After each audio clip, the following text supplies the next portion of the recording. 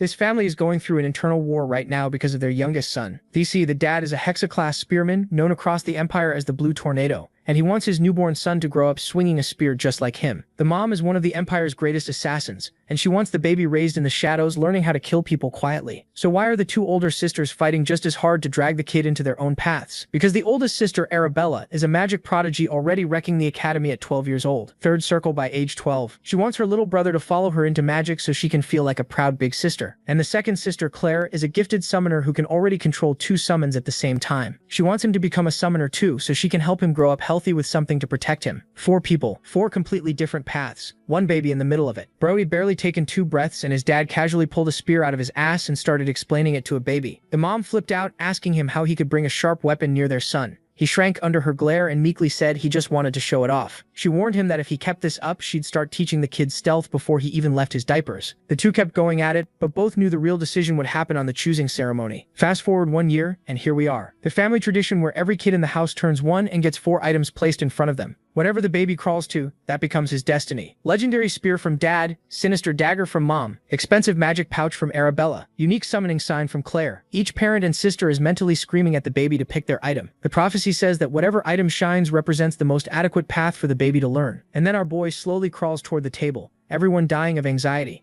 They all want to be the teacher of the youngest. But when he finally gets close to the items, all of a sudden all 4 start glowing at once. The guests lose their minds. This has never happened before in the history of the house. The baby was chosen by every single path simultaneously. The whole family goes quiet. Then his dad slowly turns to the mom and says, "Well, looks like we'll have to teach him all 4. And just like that, the war ends in the worst possible way for the kid. Instead of one parent training him, all 4 members of the household are now lining up to drill their specialty into him. Years pass like this. He's basically a one-man army wrapped in a teenage body, but all those talents come with one unexpected downside. When he finally arrives at the Imperial Academy and breaks every entrance exam record on the way in, none of the professors believe a 14-year-old can actually do everything they're seeing. The kid signs up for the autonomous department, a path that only 2 people have completed in the last 1,000 years, one of whom was the former emperor, and the entire faculty decides to test him personally to see if he's a fraud. From the head of the summoning department, this gorgeous Kafka mommy MILF with stupidly high standards that don't make sense, to the famous lazy director, a Hexa-class swordmaster, who specifically took the autonomous department position because nobody ever applies to it, meaning he never has to teach. The man's whole life plan revolved around getting paid to do nothing. And now this brat shows up and ruins everything. So his goal is to make sure this boy fails the academy entrance. And since the boy doesn't know swordsmanship, this is exactly the weakness he needs to make him fail. But boy oh boy, that's his biggest mistake. Because see, this boy is of course reincarnated, and his past life is the whole reason none of this is going to go the way the director thinks. Our boy was Agric of the Drenic Empire, a war orphan whose mother died in the chaos before he ever opened his eyes. While other kids were playing with toys, he was hauling supplies and surviving on scraps in the middle of an endless war. By the time he was 14, they handed him a sword and threw him onto a battlefield. That's where his talent woke up, mana core in his heart, speed and senses sharper than anything he'd ever known. He climbed the ranks so fast it scared people. By the end, he had mastered 4 mana cores and was 1 step away from joining the Empire's elite Hexa-class knights as one of the youngest in the highest rank a warrior could reach.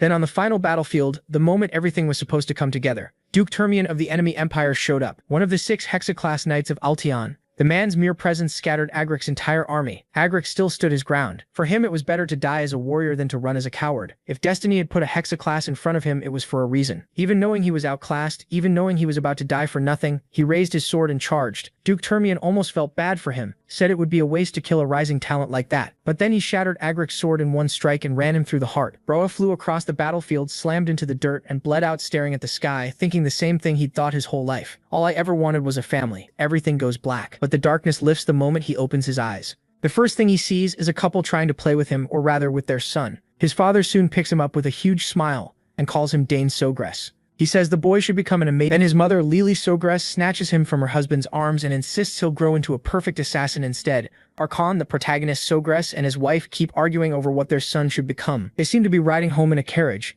and the whole trip is spent on that same debate. Lily says slipping through shadows, killing targets, and escaping clean is far cooler, while his father insists the spear is the most complete and beautiful martial art. That's how our hero's new life begins. Just when he thought he was finished on that battlefield, he somehow reincarnates. The twist is that he's reborn in the Altion Empire, his old enemy, as the youngest son of a certain count. When the carriage finally stops on the estate, his parents settle on a compromise and decide to teach him both skills. Even so, Lily still says their son will be an assassin, while Archon just laughs and insists Dane will become a spearman. The carriage driver signals that they've arrived, and both parents look surprised. They were so busy arguing that they lost track of time. The husband gets out first and offers his wife a hand. He helps her down, while Egric can't help feeling embarrassed watching his father act so whipped. Still, that feeling vanishes when his eyes go wide at the sheer scale of the castle. Once they get inside, Lily notices how happy Dane seems to be home again. And honestly, why wouldn't he be? With a house like this and parents this rich, his talents might grow more easily than he ever imagined. 2 months pass after that day, and we find Lily talking to her son as he starts to babble. She's thrilled to hear his first little sounds,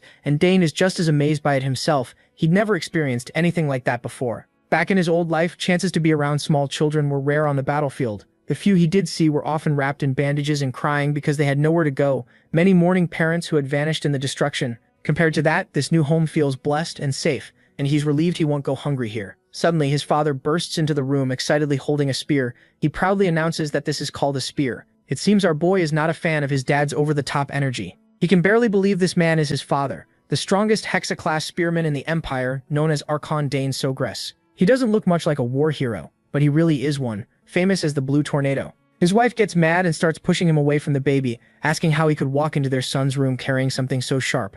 Under her glare, he shrinks and meekly says he just wanted to show it to MC. But she gives off such a deadly aura that he instantly folds, especially when she reminds him they agreed not to teach the boy anything until he was old enough. It's no wonder this grown man is trembling under that stare, because his wife is the Empire's top assassin. She warns that if he keeps this up, she'll start teaching Dane stealth while he's still little. He tries to argue that early training is normal now, and even points out that one famous magic family, House Teleport, puts a staff beside a baby the moment it's born.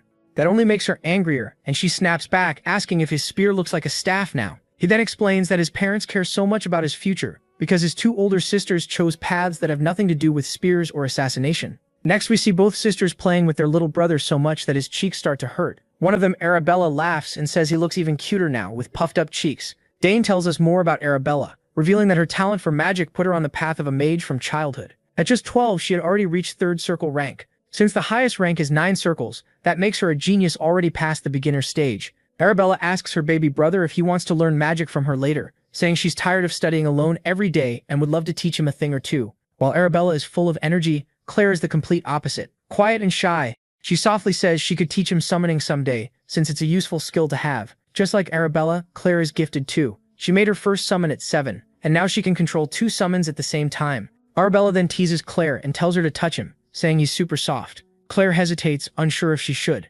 Meanwhile, Dane acts cute and friendly and thinks back to how he first assumed Claire didn't like him. Now he realizes she's probably just jealous because he's the youngest now and gets all the attention. Eventually, Claire reaches out and gently touches his nose. She lights up right away and blurts out how soft he really is. Then she touches him again and promises to teach him everything once he grows up. Dane can't help thinking it's a bit much how everyone keeps trying to push their own specialty onto him. His father is a 6th-class spearman. His mother is a gifted assassin, even if retired, and his oldest sister is a magic genius. Then there's Claire, who's also a genius summoner. The house of Count Zogras is the perfect noble family, the kind of home he always dreamed of. He starts to wonder if there's even any point in chasing revenge in this new life. Sure, his death was tragic, but that was a battlefield. It almost feels silly to want revenge on someone who beat him fairly. The whole family gathers in the hall, arguing warmly over which path would suit Dane best. Watching this loving scene fills him with warmth. That makes the protagonist smile. This is the kind of family he always wanted, and he's glad he was born here. But then things start getting out of hand and everyone begins arguing with each other.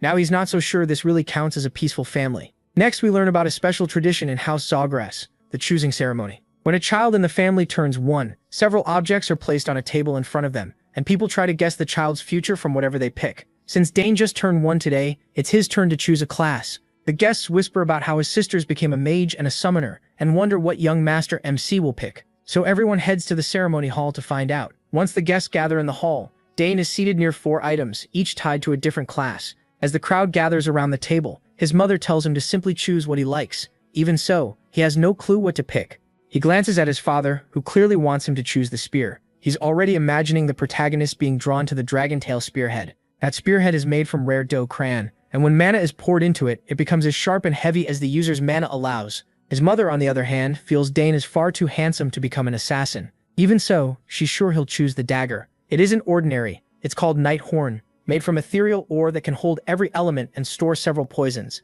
Like his parents, MC's sister is certain he'll become a great mage and choose the pouch to carry on that legacy. It's a special subspace item, something only mages or people with magic talent can use. Meanwhile, shy Claire quietly wonders if Dane might become a summoner. The item in front of him is a summoning sign, a tool used by summoners. With it, they receive a code based on their talent and use that to call their summons. But he is completely lost because he can somehow hear what all his family members are thinking. After a while, he lets out a sigh and finally makes his choice. He starts crawling toward the items, and the crowd grows more excited by the second. As he picks up speed, his parents and sisters light up and cheer him on in their own ways. His father wants him to pick something sturdy, while his mother pushes for something short and sharp. Then, as he gets close, all the items on the table begin glowing yellow. Dane has no idea what's going on, and his family is just as confused. The guests, though, quickly realize that all 4 items reacted at once, something no one has ever seen. They can't help thinking young master, the protagonist, may be a once-in-a-generation genius. Dane is stunned too. He remembers being talented in his past life, but this time he feels like he's on a whole different level. Little Arabella asks her father what they're supposed to do since this has never happened before, but both parents are just as lost, realizing they may have to teach him all 4 paths. Of course, that leaves the other 2 young ladies shocked, while MC only gives them a warm smile. Time passes, and now we're in the training hall. Weapons can be heard clashing, and the one sparring with his father is Dane. He's grown a lot since the last time we saw him. His father beams with pride, pleased that he has already mastered the technique he taught him. The protagonist thanks him, and we learn he's now 7 years old. As they share a light laugh, a man suddenly walks in. Dane looks over with curiosity and sees that the man is carrying a spear. Agric was clearly waiting for it to arrive, so he quickly takes it and hands it to MC as an early birthday gift. He says he planned to give it to him at the banquet, but wanted to do it before his mother gave hers. Agric adds that he spent 2 years preparing the spear and had it specially made by a famous craftsman in the capital. Then he wishes Dane an early happy 7th birthday. He instantly drops his old stick and grabs the spear, saying it's amazing and he's definitely going to use it. He loves the way the black shaft and silver spearhead look together. On top of that, it's shockingly light. When his father asks if he likes it, Dane says he loves it. He's so excited that he starts testing it right away. His father then asks if he knows the difference between a sword and a spear. The protagonist explains that a spear's reach lets you keep enemies at a distance and its tiny point gives it great piercing power. His father agrees, but warns that the spear can actually be harder to use than a sword once you get stronger. Its biggest weakness is simple: for an attack to work, you need enough distance from your target. Still, he tells Dane not to worry too much, since every weapon has strengths and weaknesses. Even swords, often called the perfect weapon, can fail in certain situations. Hearing that, MC says he'll remember it. His father spins the spear and invites him to train so he can show him something. Dane is left speechless by the force coming off his father. It's the first time he's seen the overwhelming power of a 6th-class lancer. The mana pouring from him is crushing. After charging up, his father thrusts the spear, and the space around the tip begins to warp. He explains that the distortion happens because he released mana through the spear, using the core's trait of focusing magical power into one point. He says he heard about that from his sister, and explains that as a person gains more cores, they can go beyond normal physical limits. That means their limits keep expanding. He also thinks back to his past life, when he had a quadruple core, and realizes all this knowledge comes from that old life. His father grins, happy his son has studied so well, and reminds him that he himself now has 6 mana cores. Dane acts shocked, though inside he thinks that if he hadn't died before, he could have reached 6 cores too. Then his father tells him to try the new spear. The protagonist hesitates a little, but his father tells him to clear his mind, forget his worries, and just thrust. Dane nods, and as he grips the spear, he remembers that in his past life, he never cared much for spears. Once he discovered his skill with the sword, he only treated them as a backup, but now he's finally ready to truly try one. After taking his stance, he closes his eyes while his father notices how solid his form is. He can't help smiling, because it took 7 years to master that technique himself. Since Dane is still so young, he doubts he can really pull it off. But the moment MC thrusts the spear, reality seems to twist, completely shattering his father's expectations. He never imagined seeing a miracle like this. Startled, he blurts out and asks his son how he knows so much. Once Dane finishes the technique, the man rushes over, laughing and praising him for doing an incredible job. He explains that when he thrust, he focused mana into a single point and pushed it into the spear tip. The instant the mana reached the tip, he cut off the flow. His father goes wild hearing that and asks if he formed a mana core. The protagonist says yes, claiming he tried it after reading a book on mana core creation and luckily succeeded. Of course, that part is a lie. The truth is, he formed it while practicing mana breathing. His father kneels to meet his eyes, unable to hide how proud he feels. He's sure his son will one day become an incredible warrior. Dane just gives a small smile, already thinking of all the surprises he still has in store. Meanwhile, his father wonders if he'll really become a mage, a lancer, an assassin, and a summoner all at once.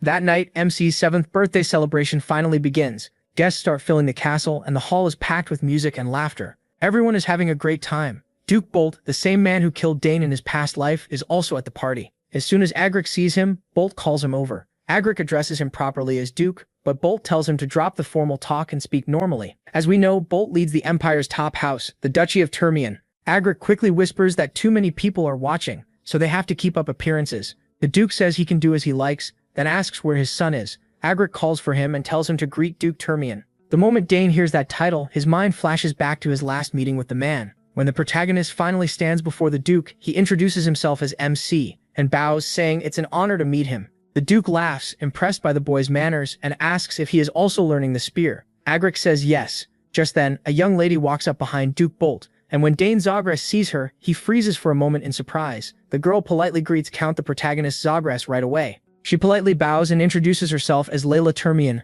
the youngest daughter of House Termian. After that, the party went on. The guests kept enjoying the music and the pleasant night, but Arkan, Dane, and Bolt couldn't relax because Baroness Termian was still sick. Bolt had tried every cure he could find, yet nothing worked. Arkan hoped it was only temporary and that his friend's wife would recover soon. Even so, Bolt warned that if he suddenly vanished, it meant her condition had gotten worse and he'd use a teleport scroll to rush back to the capital. Still, today was Dane's birthday, and the boy had somehow disappeared. Bolt thought MC was unusually sharp for his age, and wanted to talk with him more. Arkan had no idea where his son was, and he also noticed that little Layla was gone too. Finding them wasn't hard. They had gone off for a walk together. Most likely they were bored of another dull noble party. What they were talking about, though, was anyone's guess. Layla especially was chatty. She hated being dragged to noble events with her father, but this time she was glad she came. She had heard he was handsome, yet under the moonlight he looked even better, and she liked being there. He was glad she felt that way. Unlike the capital, his family's land was calm and peaceful. That was why Layla envied him. At her home, something was always going on.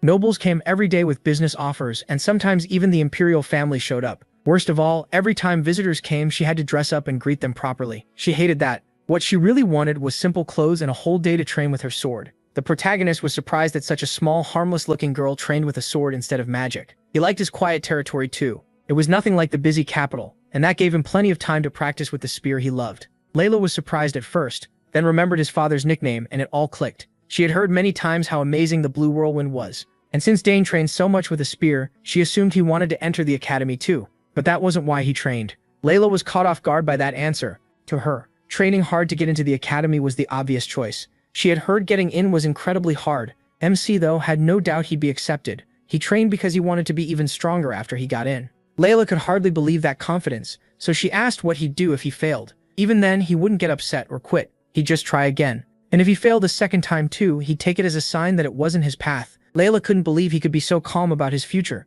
so she asked if he wasn't scared of letting down his family and home. He wasn't worried at all. Compared to his past life, this was nothing. Layla, on the other hand, could only envy him. In her family, failure was unacceptable. Even though he had spent 7 years around nobles, he was still amazed by how petty they could be over things like that. As for Layla, he had no doubt she would do well. When she heard him encourage her, she lit up and quickly offered to show him her sword skills. The protagonist was a little surprised by her excitement, but once Layla got a chance to practice with a sword, there was no stopping her. She immediately asked where the training ground was, and Dane had to take her there, hoping nothing would go wrong. At the training ground, Layla didn't hold back. She moved through one form after another like an experienced swordswoman. To a beginner, her moves would have looked flawless, but MC was far from a beginner. Watching closely, he had to admit her shifts from attack to defense and back were smooth and her timing was excellent. Still, there was one problem. After a while, her rhythm broke and she lost some of that smooth flow. Breathing hard after finishing, a pleased Layla asked what he thought. At first, Dane wasn't fully honest and told her she looked amazing, and that he enjoyed watching. Layla was clearly happy to hear that, but he decided to tell her the truth. He could see room for improvement. After the third form, for example, she was taking an extra half step she didn't need, and the same thing happened in the next forms. Those repeated half steps made the later sword forms slip slightly out of line. That criticism left Layla speechless. She even looked close to tears, and Dane started thinking he had been too blunt. He began to apologize, saying maybe he was wrong, since it had been a long time since he'd watched a true swordsman train. But he worried for nothing. Layla quickly pulled herself together and gripped her sword more firmly. Now she understood her mistake. She started the training forms again, and this time they were nearly perfect. The protagonist's advice had been exactly what she was missing. Her joy and gratitude overflowed, and she even hugged Dane. He tried to pull away, but it didn't work very well. Layla was completely amazed by how much he knew about swordsmanship. He spotted in one moment what her teachers had never pointed out. She promised she'd remember his help. Eventually she let him go after nearly crushing him in the process. Then she almost nicked him with her sword. That little lady seriously needed to learn some order. MC was caught off guard by the sudden hug, though he couldn't say he disliked it.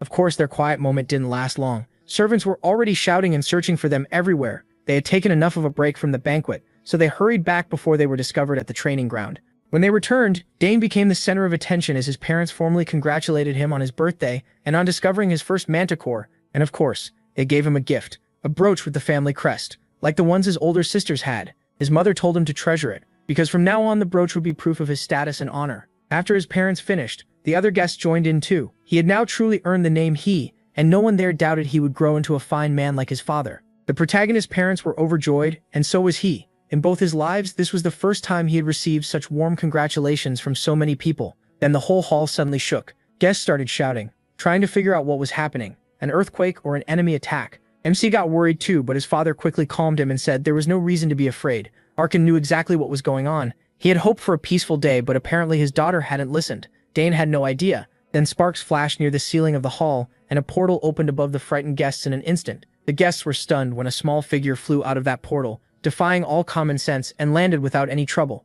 It was Dane's older sister, Arabella, and in her opinion, she wasn't late at all. The guests still couldn't close their mouths. A young lady using teleportation magic was shocking enough. Normally, even opening a small portal required reaching at least 5 chains. He wasn't impressed by her power. He was annoyed by how loud and dramatic she was. But once the guests barely settled down, an enormous monster appeared in the sky. A huge wyvern with a rider on its back. This time, Lady Claire was the one who scared everyone. She was in a bad mood though. She had been just one step too late to beat her sister. As soon as she arrived, people started whispering that they had heard she was a gifted summoner, but no one expected her to control a wyvern at only 16 years old. At last they were home again, and together they stood before their parents and brother to wish their favorite little brother a happy birthday. Dane. After those flashy entrances, the protagonist's sisters quickly shoved their gifts into his hands while wishing their little brother a happy birthday. He thanked Arabella and Claire for coming home. Even with their studies keeping them busy, both girls were excited to watch him open the presents. Duke Arkin was almost in tears over how special his son was being treated. On his own birthday, his daughters had only sent him a letter.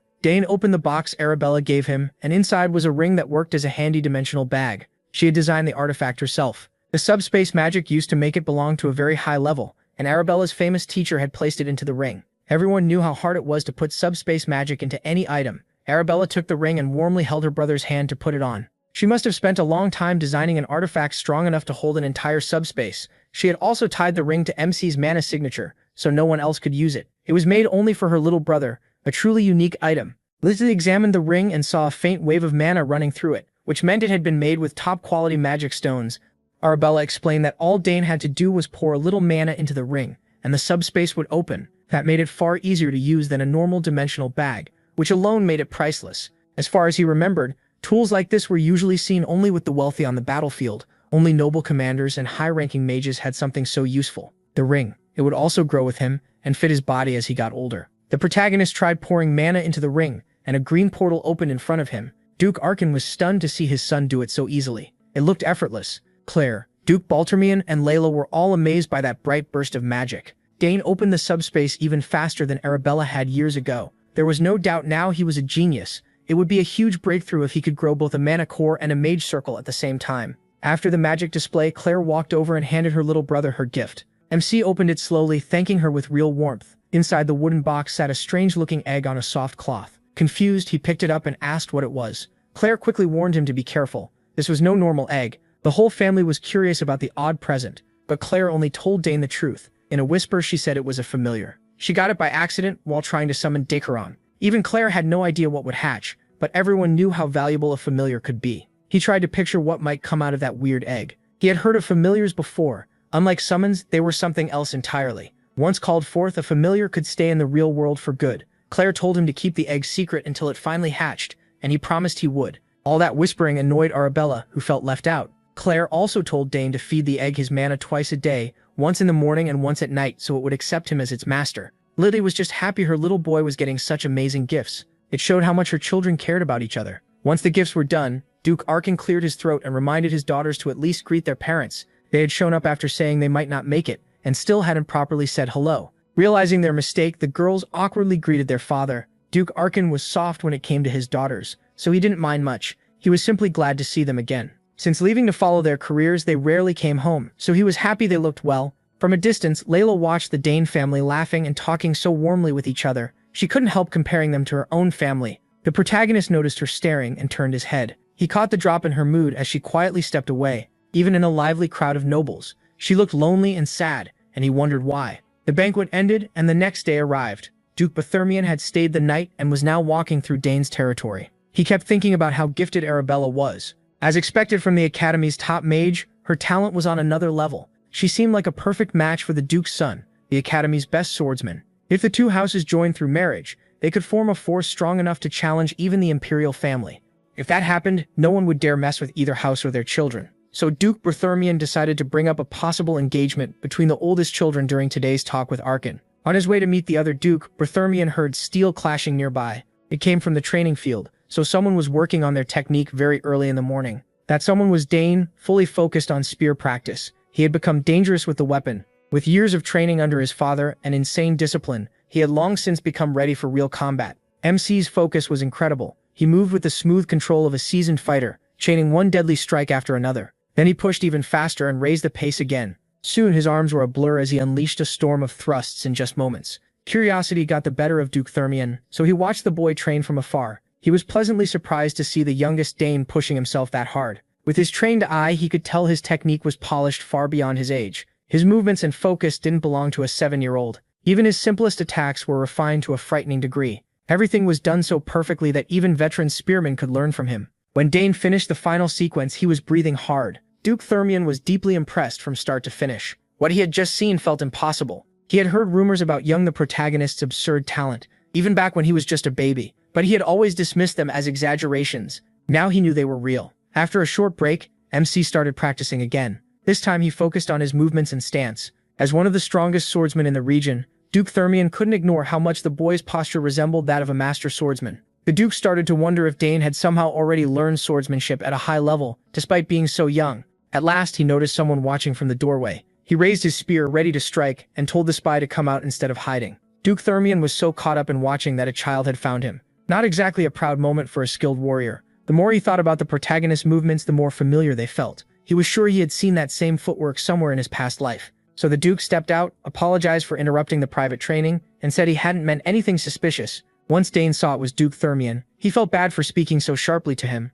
Even though he had lived in this body for 7 years, this was still the man who defeated and killed him in his past life. Remembering his etiquette lessons, MC formally greeted the Duke. Duke Thermion admitted he had been drawn in by the Rising Star's morning training and apologized again. He stayed calm and said it was forgiven. The Duke found it amusing that the boy spoke to him with such fearless confidence. Now that he was closer, Dane noticed the boy's body showed almost no shaking or real fatigue after that brutal session. At the same age, he himself couldn't have matched that. The Duke praised the protagonist's thrusting technique, saying he clearly inherited Arkan's gift with the spear. He also noted that the spear itself was finely made. Mamsie thanked him politely for recognizing his skill, and the older man smiled. This boy wasn't just deadly, he also knew exactly what to say. Compared to him, the Duke's own son had neither such skill nor manners at 7. That thought made Thermion consider arranging a marriage between Layla and Dane as well, so he casually mentioned that his daughter trained in swordsmanship too. Since they were close in age, he suggested they look out for each other when they entered the academy one day. He kept answering with perfect manners, and the Duke liked how direct he was. In the end, Thermion apologized for delaying his training any longer.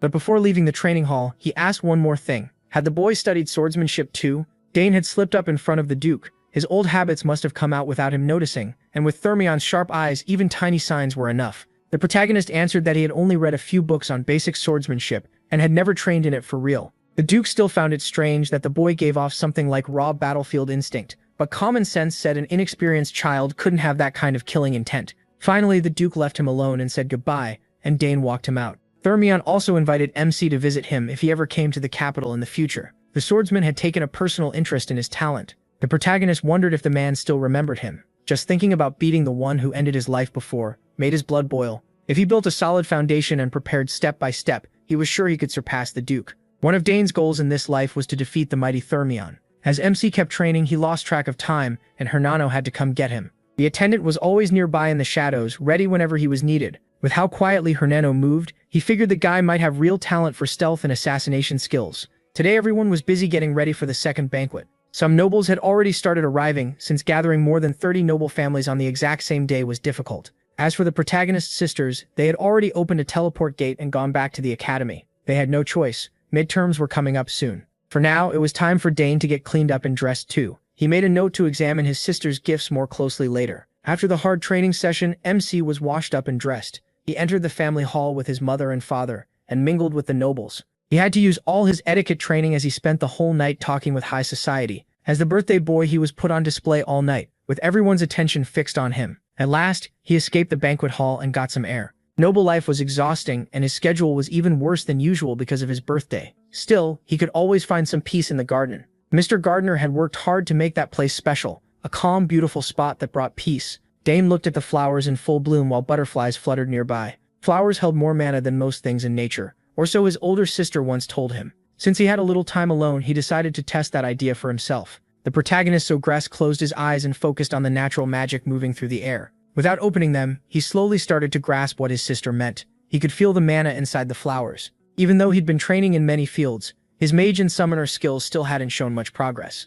That made it hard to decide where he should spend his time. Having too many talents was actually a problem right now. He was suffering from success. After a few minutes immersed in the garden's natural mana, he finally saw the flow inside the flowers. He could hardly believe something so small held such strong mana. If someone could sense nature's flow and make it their own, that power might settle in the body and form a magic circle. That was exactly what was happening now. His body's huge mana affinity made it much easier. He could clearly see what most people could only faintly sense. Just one trip to the garden had sharpened his mana sense by a lot. What used to be blurry was now much clearer. He was on the edge of understanding how magic really worked when something suddenly snapped. At the same time, two young nobles wandered into the garden, bored of the adults' empty talk. They were brothers, and the older redhead was already annoyed that everyone kept talking about the genius, Dane Sogress. He stomped straight through the flower bed, crushing flowers as he went. The red-headed brothers got turned around in the huge garden and happened to spot MC standing there, distracted. One look at his clothes and they mistakenly decided he was a servant, then started yelling at him. He did not like that disrespect at all.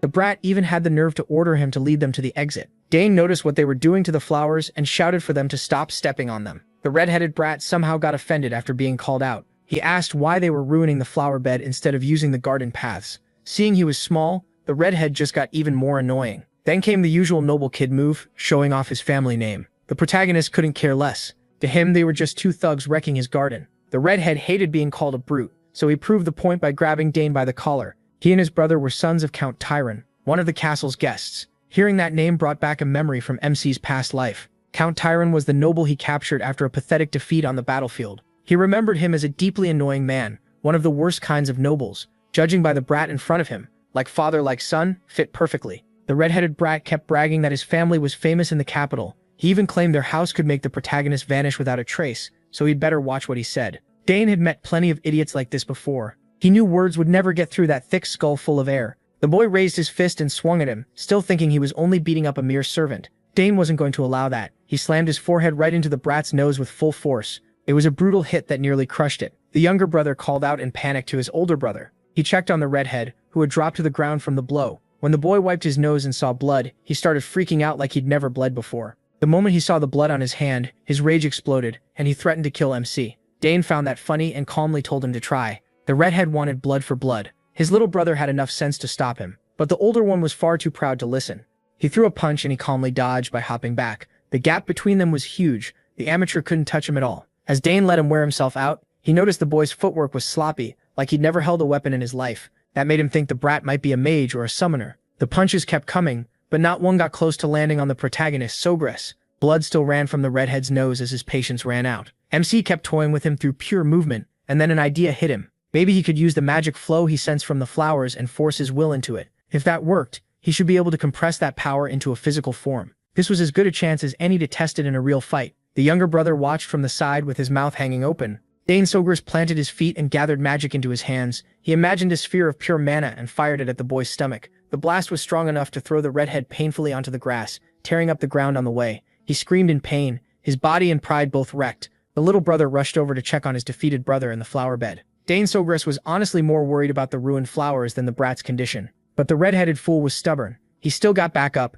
After seeing him use magic, he demanded to know who he was. The younger brother kept trying to stop him, but pride mattered more to him than any consequences. Then the brat drew on the mana in his body and began opening a sinister-looking portal. The protagonist Sogress was surprised to see something so familiar. This was summoner magic. Mana spun and thickened until a translucent wolf started to descend to the ground. It looked bloodthirsty, bearing sharp fangs as it growled. The redhead laughed wildly and called the beast Gempu. Then he finally gave his name, Digron Tyron, and said Dane was about to learn what happened when he messed with someone like him. MC Sogress heard the brat order the wolf to tear him apart, but he wasn't impressed by such a simple summon. He was used to seeing Claire call out terrifying beasts like Ivan. Digron stayed back while Genpu charged at the motionless him. Dane only looked the wolf in the eyes and didn't move. Genpu must have sensed that attacking him would end badly, so the wolf turned right around. Its aura changed at once. Like all hostility toward the protagonist, Sogras had completely vanished. The Tyron brothers were stunned. Digron's pride and joy had apparently turned against him. Now the big wolf was acting downright submissive to MC. Digron screamed for it to rip out his throat, but the beast ignored him. Instead, the big pup happily wagged its tail at the protagonist. Sensing no ill intent, the protagonist gently petted the good boy. Even he had no idea how this happened. Thinking about it, Claire's summons had always liked him too. Even Wyvern played with him sometimes. Back then, he figured it was just because they were family. But now there was no blood tie at all, and this summon was still friendly. That could mean he had an unusually high affinity with summoned creatures, or maybe Genpu's opinion of his awful summoner had hit rock bottom. Digron couldn't understand any of it. He had never heard of a summon betraying its master. Dane Sogras was winning on every front and kept taunting Digron to come at him himself. The younger brother was practically begging him to stop embarrassing himself and accept the loss, but Digron still wanted to fight. The little brother desperately needed this mess to end. Caught up in his brother's stupidity, the poor kid had wet himself in fear. He started crying, and Dija called him embarrassing. Dane Sogras only made it worse by pointing out there was a bath in the castle basement. Digikron used his younger brother's accident as an excuse to retreat. As if he hadn't embarrassed himself enough, he ordered MC to stay in the garden. He just looked at the pathetic loser in disgust. Digikron didn't even take his summon with him. So the protagonist stayed in the garden and kept testing his new understanding of mana. He tried a trick Claire had taught him before. He found what was left of the weak bond between that brat Digikron and Genpu, cut it and carefully rewrote it with his own magic. Just like that, he and the wolf became connected. Without using a proper summoning ritual, he pulled it off through nothing but his high affinity with summoned beasts. Now he had truly succeeded as a summoner. While enjoying that victory, Dane Sogras heard a familiar, annoying voice calling for him. Digikron Tyron, the spoiled brat, had run to his father and tattled that some boy in the garden bullied him, then pointed right at MC. What a coward. Holding his nose to slow the bleeding, he complained that he had attacked him and even broken his bond with his summon. The huge Mogar Tyron stomped forward and loudly introduced himself as head of the Count Tyron family, one of the great noble houses of the capital. He demanded to know if the protagonist had really messed up his son's face and stolen his summon. Dane wasn't the type to back down from a pig, so he stood firm and admitted what he'd done. He also noticed Mogar Tyron was much fatter now than when he had captured the man in his past life. Peace had clearly treated him well, even if he'd been useless on the battlefield. Mogar kept throwing his weight around, saying he couldn't let this pass. Anyone who touched his sons was not something he could ignore. He kept pressing MC with demanding questions, and finally told the boy to state his name. Our boy lifted his head proudly and formally introduced himself as him Sogras. The protagonist Sogras, the youngest son of Arkan the protagonist Sogras, Lord of the South and head of the protagonist Sogras family. The boy says, he gives them a full royal-style introduction, and it leaves both father and son stunned. Without realizing it, they had insulted the birthday boy. They had picked a fight with the famous rising star of the South. The rude pair is clearly shaken by this sudden meeting with the youngest son of House Dane Sogras. Thinking about great noble houses, he remembers how Agra captured him in the war, and how he did nothing important after that, making the other nobles laugh at him. Now he sees a chance to turn things around. Smear Count MC Sogras's name and use it to demand mining rights. If it works, the nobles who mocked him might soon be bowing to him. With that in mind, the fat fool turns to our boy and asks if he is the birthday boy, him. He just nods and confirms it. The fat man can barely hide his annoyance. He definitely did not come here to celebrate some kid's birthday. Then he points at his bratty son and asks Dane Sogras how he plans to make up for the shame he caused his son. The protagonist not only hurt a guest, he also took their summon, which he calls a serious crime. His rotten son jumps in too and backs him up. The brat tells MC this is his last day. Then the fat man threatens to speak to Count MC himself and make him answer for all of it. MC simply hears him out and says that before he goes running to his father, his son should apologize first. That sends the fat man into a rage. He demands to know what nonsense Dane is talking about, while his son grinds his teeth beside him. But he makes it clear,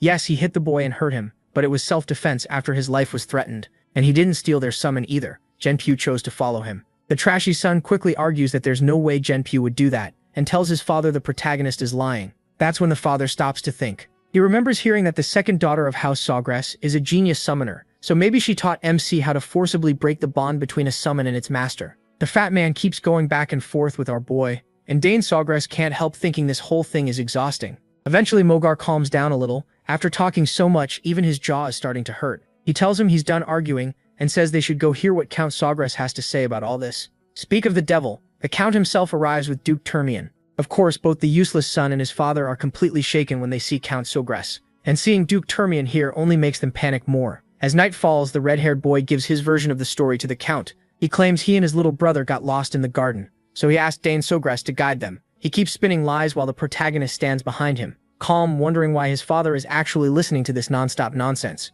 Still, that doesn't really surprise him. Count Sogress cares deeply about his family and their name, but he isn't the kind of man who takes sides without thinking. He knows how to tell right from wrong. After finishing his story, the red-haired boy claims MC suddenly headbutted him and kept using that strange move to mock him. He says he called Genpu to scare MC, but MC stole the summon and tried to strike back. As soon as Digran finishes, Mogar steps up and tells the Count he only meant to warn him. Even so, he insists that taking someone else's summon is clearly wrong and can't be ignored. At last, Count Sogress speaks. He tells Mogar he won't judge the matter after hearing only one side. First, he wants to hear the protagonist, then decide after looking at everything fairly. He also assures Mogar that if he's worried about bias, Duke Termian will give his opinion too. The Duke smiles faintly and says that if it matters that much, he can handle it. Mogar starts sweating hard, frustrated. He knows this is going badly, and bringing in Termian only makes it worse. He's not happy about it at all. Count Sogress gives his son permission to explain, and Dane Sogress begins by saying that what Mogar's son said wasn't completely false,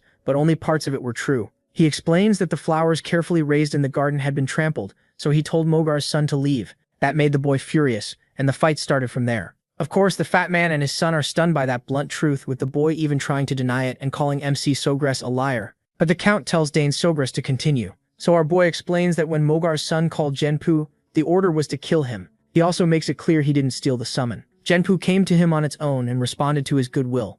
The Duke is honestly shocked to hear a 7-year-old speak so smoothly, with such calm and such careful words. Sogress once again states that he never stole anyone's summon. Mogar loses his temper, stomping the ground and calling the whole thing absurd. He says it's impossible for a summon to submit to someone who isn't even a summoner, insisting Dane Sogress must have used some shady trick. But the protagonist calmly tells him he was born with a natural affinity for summons, and one that isn't closely tied to its master could follow someone like him. Mogar refuses to believe it, while our boy simply says it's the truth. Mogar's face twists like he's badly constipated, and all he can say is that the boy is making things up. Then the Duke cuts in and suggests they prove it with the summon itself. Count MC turns to his son and asks if he can prove it, and MC says yes. Meanwhile, Mogar shoots his son a deadly look for dragging him into this mess, while the spoiled brat starts panicking because he has no idea what he'll do if he can't summon Genpu. When the brat tries to call Genpu, he fails completely, and his father yells at him right away. Meanwhile, Dane Sogress just smiles, knowing he already cut the bond, so of course there's no way the boy can summon Genpu anymore. Then he says he'll demonstrate it himself by calling Genpu, but to do that he needs the summoning sign. Mogar's son has. The spoiled boy gets angry and questions how the protagonist dares ask for his sign. He starts rambling, but Count the protagonist cuts him off, reminding him that by his own claim, even with the sign, MC shouldn't be able to summon Genpu, so there's no harm in trying. Mogar sweats, realizing he has no choice, and reluctantly tells his spoiled son Digran to hand it over. The redhead is almost in tears, but his father just tells him to hurry up. Once Dane Sogress has the sign, he starts his magic and explains that a summoning sign usually carries a unique code tied to its summoner, so no one else should be able to use it. But Genpu had already been filled with his mana, so the sign is only a tool now. And Genpu is already linked to him. The moment he calls for Genpu, the monster appears and starts licking his cheeks. The Count and the Duke are both amazed, while Mogar and Digran tremble after their lie is exposed. The Duke finds it incredible and wonders if Dane Sogress has also been studying swordsmanship. His father confirms that he has, though he admits he doesn't fully know how skilled his son really is. The fat man, on the other hand, realizes he's in serious trouble now that his whole plan has failed. The Count then turns to him and asks if he now admits he was telling the truth. The fat man quickly tries to act casual, laughing and saying maybe they just misunderstood and thought the protagonist stole their summon. He also claims his son wasn't really trying to kill the protagonist, then asks Digran to confirm it. Shaking, Digran agrees and says he only meant to scare MC, but our boy is furious watching these scumbags try to slip away from blame so easily. Before the two lords can give their final judgment on the matter, a lady steps in, surprising everyone there, especially him, Sogress, whose eyes go wide when he sees Lila. The moment she arrives, she says Digran is not telling the truth. Her father quickly asks why she's here, and she says she heard his voice while out for a walk. Before saying more, she politely greets the fat man and Count Dane Sogress. The fat man stammers as he returns the greeting, clearly shocked to run into the Duke's daughter. The protagonist gets right to the point and asks about her claim that Digran was lying. She confidently confirms it, saying she heard their earlier conversation during her walk. Digran immediately starts to panic at the thought that she heard everything, because that is very bad news for him. Then she starts laying out all the juicy details, and our boy can't help smiling, as this unexpected turn somehow swings things back in his favor. A little later, the fat man orders his goofy son to hurry up and apologize to Count MC Sogress. The boy mutters that he was wrong, but the Count tells him to apologize to MC, not to him. The fat man quickly shoves his son toward him, telling him to apologize properly at once. The spoiled boy looks uneasy and hesitates, then stammers out a weak fake apology. Dane is nowhere near satisfied. He can tell it isn't sincere, it's only forced because their lie got exposed once an outside witness stepped in. The protagonist doesn't buy it at all. He doesn't really want to accept such a weak apology, but remembering his past, he chooses the more mature path and decides to show some grace. So Danny accepts the spoiled boy's apology. The kid lights up right away, thanking him over and over for letting it go. His father also exhales in relief, realizing how close he came to losing everything. The Duke, who may one day become Danny's father-in-law, can't help thinking he was right about Danny being special. After all, Danny had every reason to stand his ground, since the other side was clearly wrong from the very start. In the end, the Count makes it clear that since Danny accepted the apology, the matter is closed. Still, he stresses that he had no intention of letting it slide, especially because Digran attacked Danny intending to kill him. The fat father breaks into a cold sweat when he sees how furious the Count is. The moment he tries to speak, the Count cuts him off and orders him to take his family and leave the castle at once. That news shakes the fat man to his core. If he's thrown out now, his reputation is finished, so he becomes desperate to stay in the castle no matter what. He grabs the Count's hand and begs for mercy, saying he'll do anything Dane asks. He just wants to be forgiven this once. But the Count quickly pulls his hand away and makes it clear he has no use for him. He adds that soldiers will arrive soon to escort him out officially. With that, he storms off with his son, leaving the fat man behind, still begging for forgiveness. Dane also tells Duke Terminian that it's time to go, and the Duke calls for his daughter as they start to leave. As they walk away, Danny looks back at them, feeling satisfied that they're finally getting what they deserve. They started this whole mess, so it's only fair they face the result. Anyway, he learned something important today. His father is actually pretty scary when he's angry. Then Duke Terminian asks if it's true that he beat Magard's spoiled son with a mana bullet, and Danny quickly confirms it. The Duke can't stop praising him, saying Danny is gifted not just with the spear, but also in summoning and magic. It's so impressive that he doubts history has seen talent like this before. Danny's proud father smiles and says he's proud to have such an exceptional son. Meanwhile, Danny quietly takes in all the praise while Layla struggles to believe what she's hearing. The Duke adds that talent alone isn't what makes Danny stand out. He's also incredibly calm. Most kids lose their heads in a fight and stubbornly insist they're right, but not him. The Duke is sure this boy will grow into a fine man. His father gives Dane a light pat on the head and says it's too soon to know that for sure. They'll have to wait until he's fully grown. He also points out that everything ended peacefully thanks to Layla. Without her testimony, things could have gotten ugly. Hearing that, Duke Terminian is clearly surprised that the Sagras family thinks so highly of Layla. He doesn't waste the chance and tries to play up her role, hinting that if the Count values her that much, maybe they should start talking about marriage. MC is caught off guard and can tell just how eager the Duke is to marry off his daughter. To get out of that conversation, he quickly changes the subject, saying the sun is going down and it's almost time for the banquet. With that, he rushes off, saying he'll meet them in the hall. Terminian then tells his daughter to head back calmly with Dane. He hurries after the Count, saying he wants a quick talk with him, leaving the two kids behind. As they walk, Layla turns to him and asks why the summon ignored its summoner and listened to him instead. She says she's watched famous summoners duel many times in the capital, but she's never seen anything like that. He shrugs and admits he doesn't really know either. It just happened. Of course, Layla makes an annoyed face, knowing the protagonist is hiding the truth on purpose even though she was the one who helped him out earlier. But he stays calm and reminds her that he also helped her before, when he assisted with her sword training. Layla thinks back to that moment and reluctantly admits he has a point, so Dane decides that since they've each helped the other once, they can do it again. He tells her she can ask whatever she wants. Instantly, the girl lights up and blurts out that she wants to learn it right now. MC is caught off guard by how impatient she is and wonders what could be so urgent, so he asks what she wants to learn. She quickly says she wants him to teach her mana bullet. Dane asks why she's in such a rush, and Layla says she wants to get stronger and fast. She hopes to form at least 2 mana cores before entering the academy. He wonders why she's pushing herself so hard when she's still so young, but he gets his answer right away. She wants to grow stronger soon to make her mother happy. Her mother loves her deeply, and Layla is sure getting stronger would make her proud. When he hears her mention her mother, the protagonist remembers adults saying Countess Terminian has been bedridden. With that in mind, he feels like he can't really refuse to help her. Layla does a little happy dance and says she's ready to start tomorrow. Honestly, she'd even start tonight if she could, especially since she doesn't know how long she'll stay at the mansion. MC just shakes his head and tells her they can begin whenever she wants. He assures her that once she understands how magic flows, learning mana bullet won't be too hard. Layla then eagerly asks what he wants in return for teaching her. Dane stays silent, making it obvious that what he wants won't be as simple as showing someone how to fire magic bullets. The scene shifts to the banquet hall, where guests are whispering about that fat father Tyron. Word is spread that Count Tyron was thrown out of the castle and everyone wants to know what he did to deserve that. Some say Tyron's eldest son caused trouble by picking a fight with young master, him and ended up getting taught a lesson. They laugh among themselves, amused that the fat man came all this way just to be humiliated and embarrassed. Another rumor going around is that young master, the protagonist, is an amazing summoner. One guest wonders if that means house the protagonist will now become a famous house of summoners. But another cuts in and says that's not all. Young Master MC can also use magic, which many of them can hardly believe.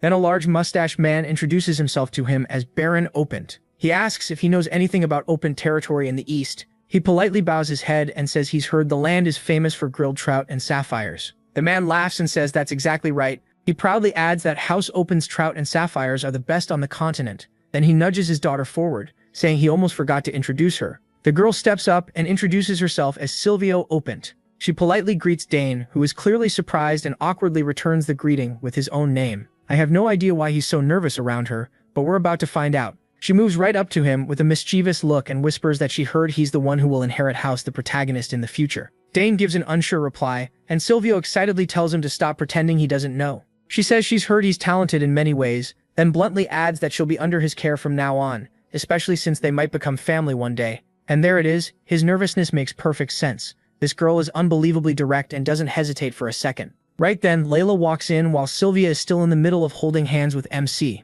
Not surprisingly, Sylvia is startled the moment she sees a possible rival, while Layla shoots him a sharp look and demands to know who this lady is. Sylvia recognizes Layla right away and warmly greets her, introducing herself as the Baron's eldest daughter, Opent. Layla tries to answer politely, but the anger on her face makes it obvious she's far from pleased, even as she says it's nice to meet Sylvia. The two girls trade smiles that might as well be trying to kill each other. Watching them reminds Dane of an old memory, and he can tell they're both completely ready to fight. Before long, Layla grabs his hand and says she's borrowing him for now because they already had plans. She gives him a hard stare and asks if he remembers. Of course, poor the protagonist has no clue what she means, but he agrees anyway, apologizes to Sylvia, and says they can talk later. Sylvia forces a smile and tells him they definitely will talk again later. As Layla pulls Dane away, Sylvia can't help feeling annoyed that this girl just snatched him from her. Layla, on the other hand, is still far from calm. She's completely irritated by that girl's nerve, acting like she could take MC away from her. MC just stands there stunned under Layla's fierce gaze. He can't help thinking that even the beloved daughter of the Duke, the second most powerful man in the capital after the Emperor, somehow can't match the young lady from the Eastern Barony. So it's no surprise that Sylvia backed down so easily. Once he and Layla are outside, she starts pressing him about Sylvia.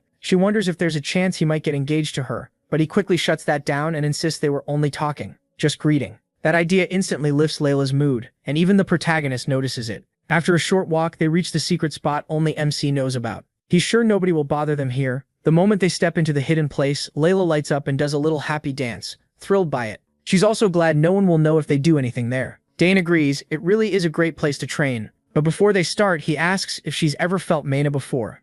Layla says she has, a little, but not enough to form a mana core. She adds that she tried absorbing mana through breathing. That tells him she still hasn't reached the emission stage. He learned to sense mana naturally on the battlefield, so he's surprised a noble house taught her even this much. So he starts with the basics and tells her the first step is feeling the mana she absorbs. Layla looks confused, and the protagonist explains that if she wants to release mana, she first has to control the mana inside her. The key is imagination. He tells her to close her eyes and picture the mana spinning inside her. After a moment, she tries, but nothing happens. From her face, Dane can tell she didn't really get it. Layla gives it another shot, but again, nothing happens. Frustrated, she asks MC why it still isn't working. He calms her down, saying that's normal for a first try, and tells her to focus again. Meanwhile, Count Dane is secretly watching the two kids. He can't help feeling proud that his son is already teaching someone at such a young age. To him, it really feels like he has grown up. Then Duke Termian suddenly sneaks up beside him and asks what the hell he's doing there. The question nearly stops the Count's heart. The Duke quickly tells him not to panic and asks if he's spying on two lovebirds enjoying time alone.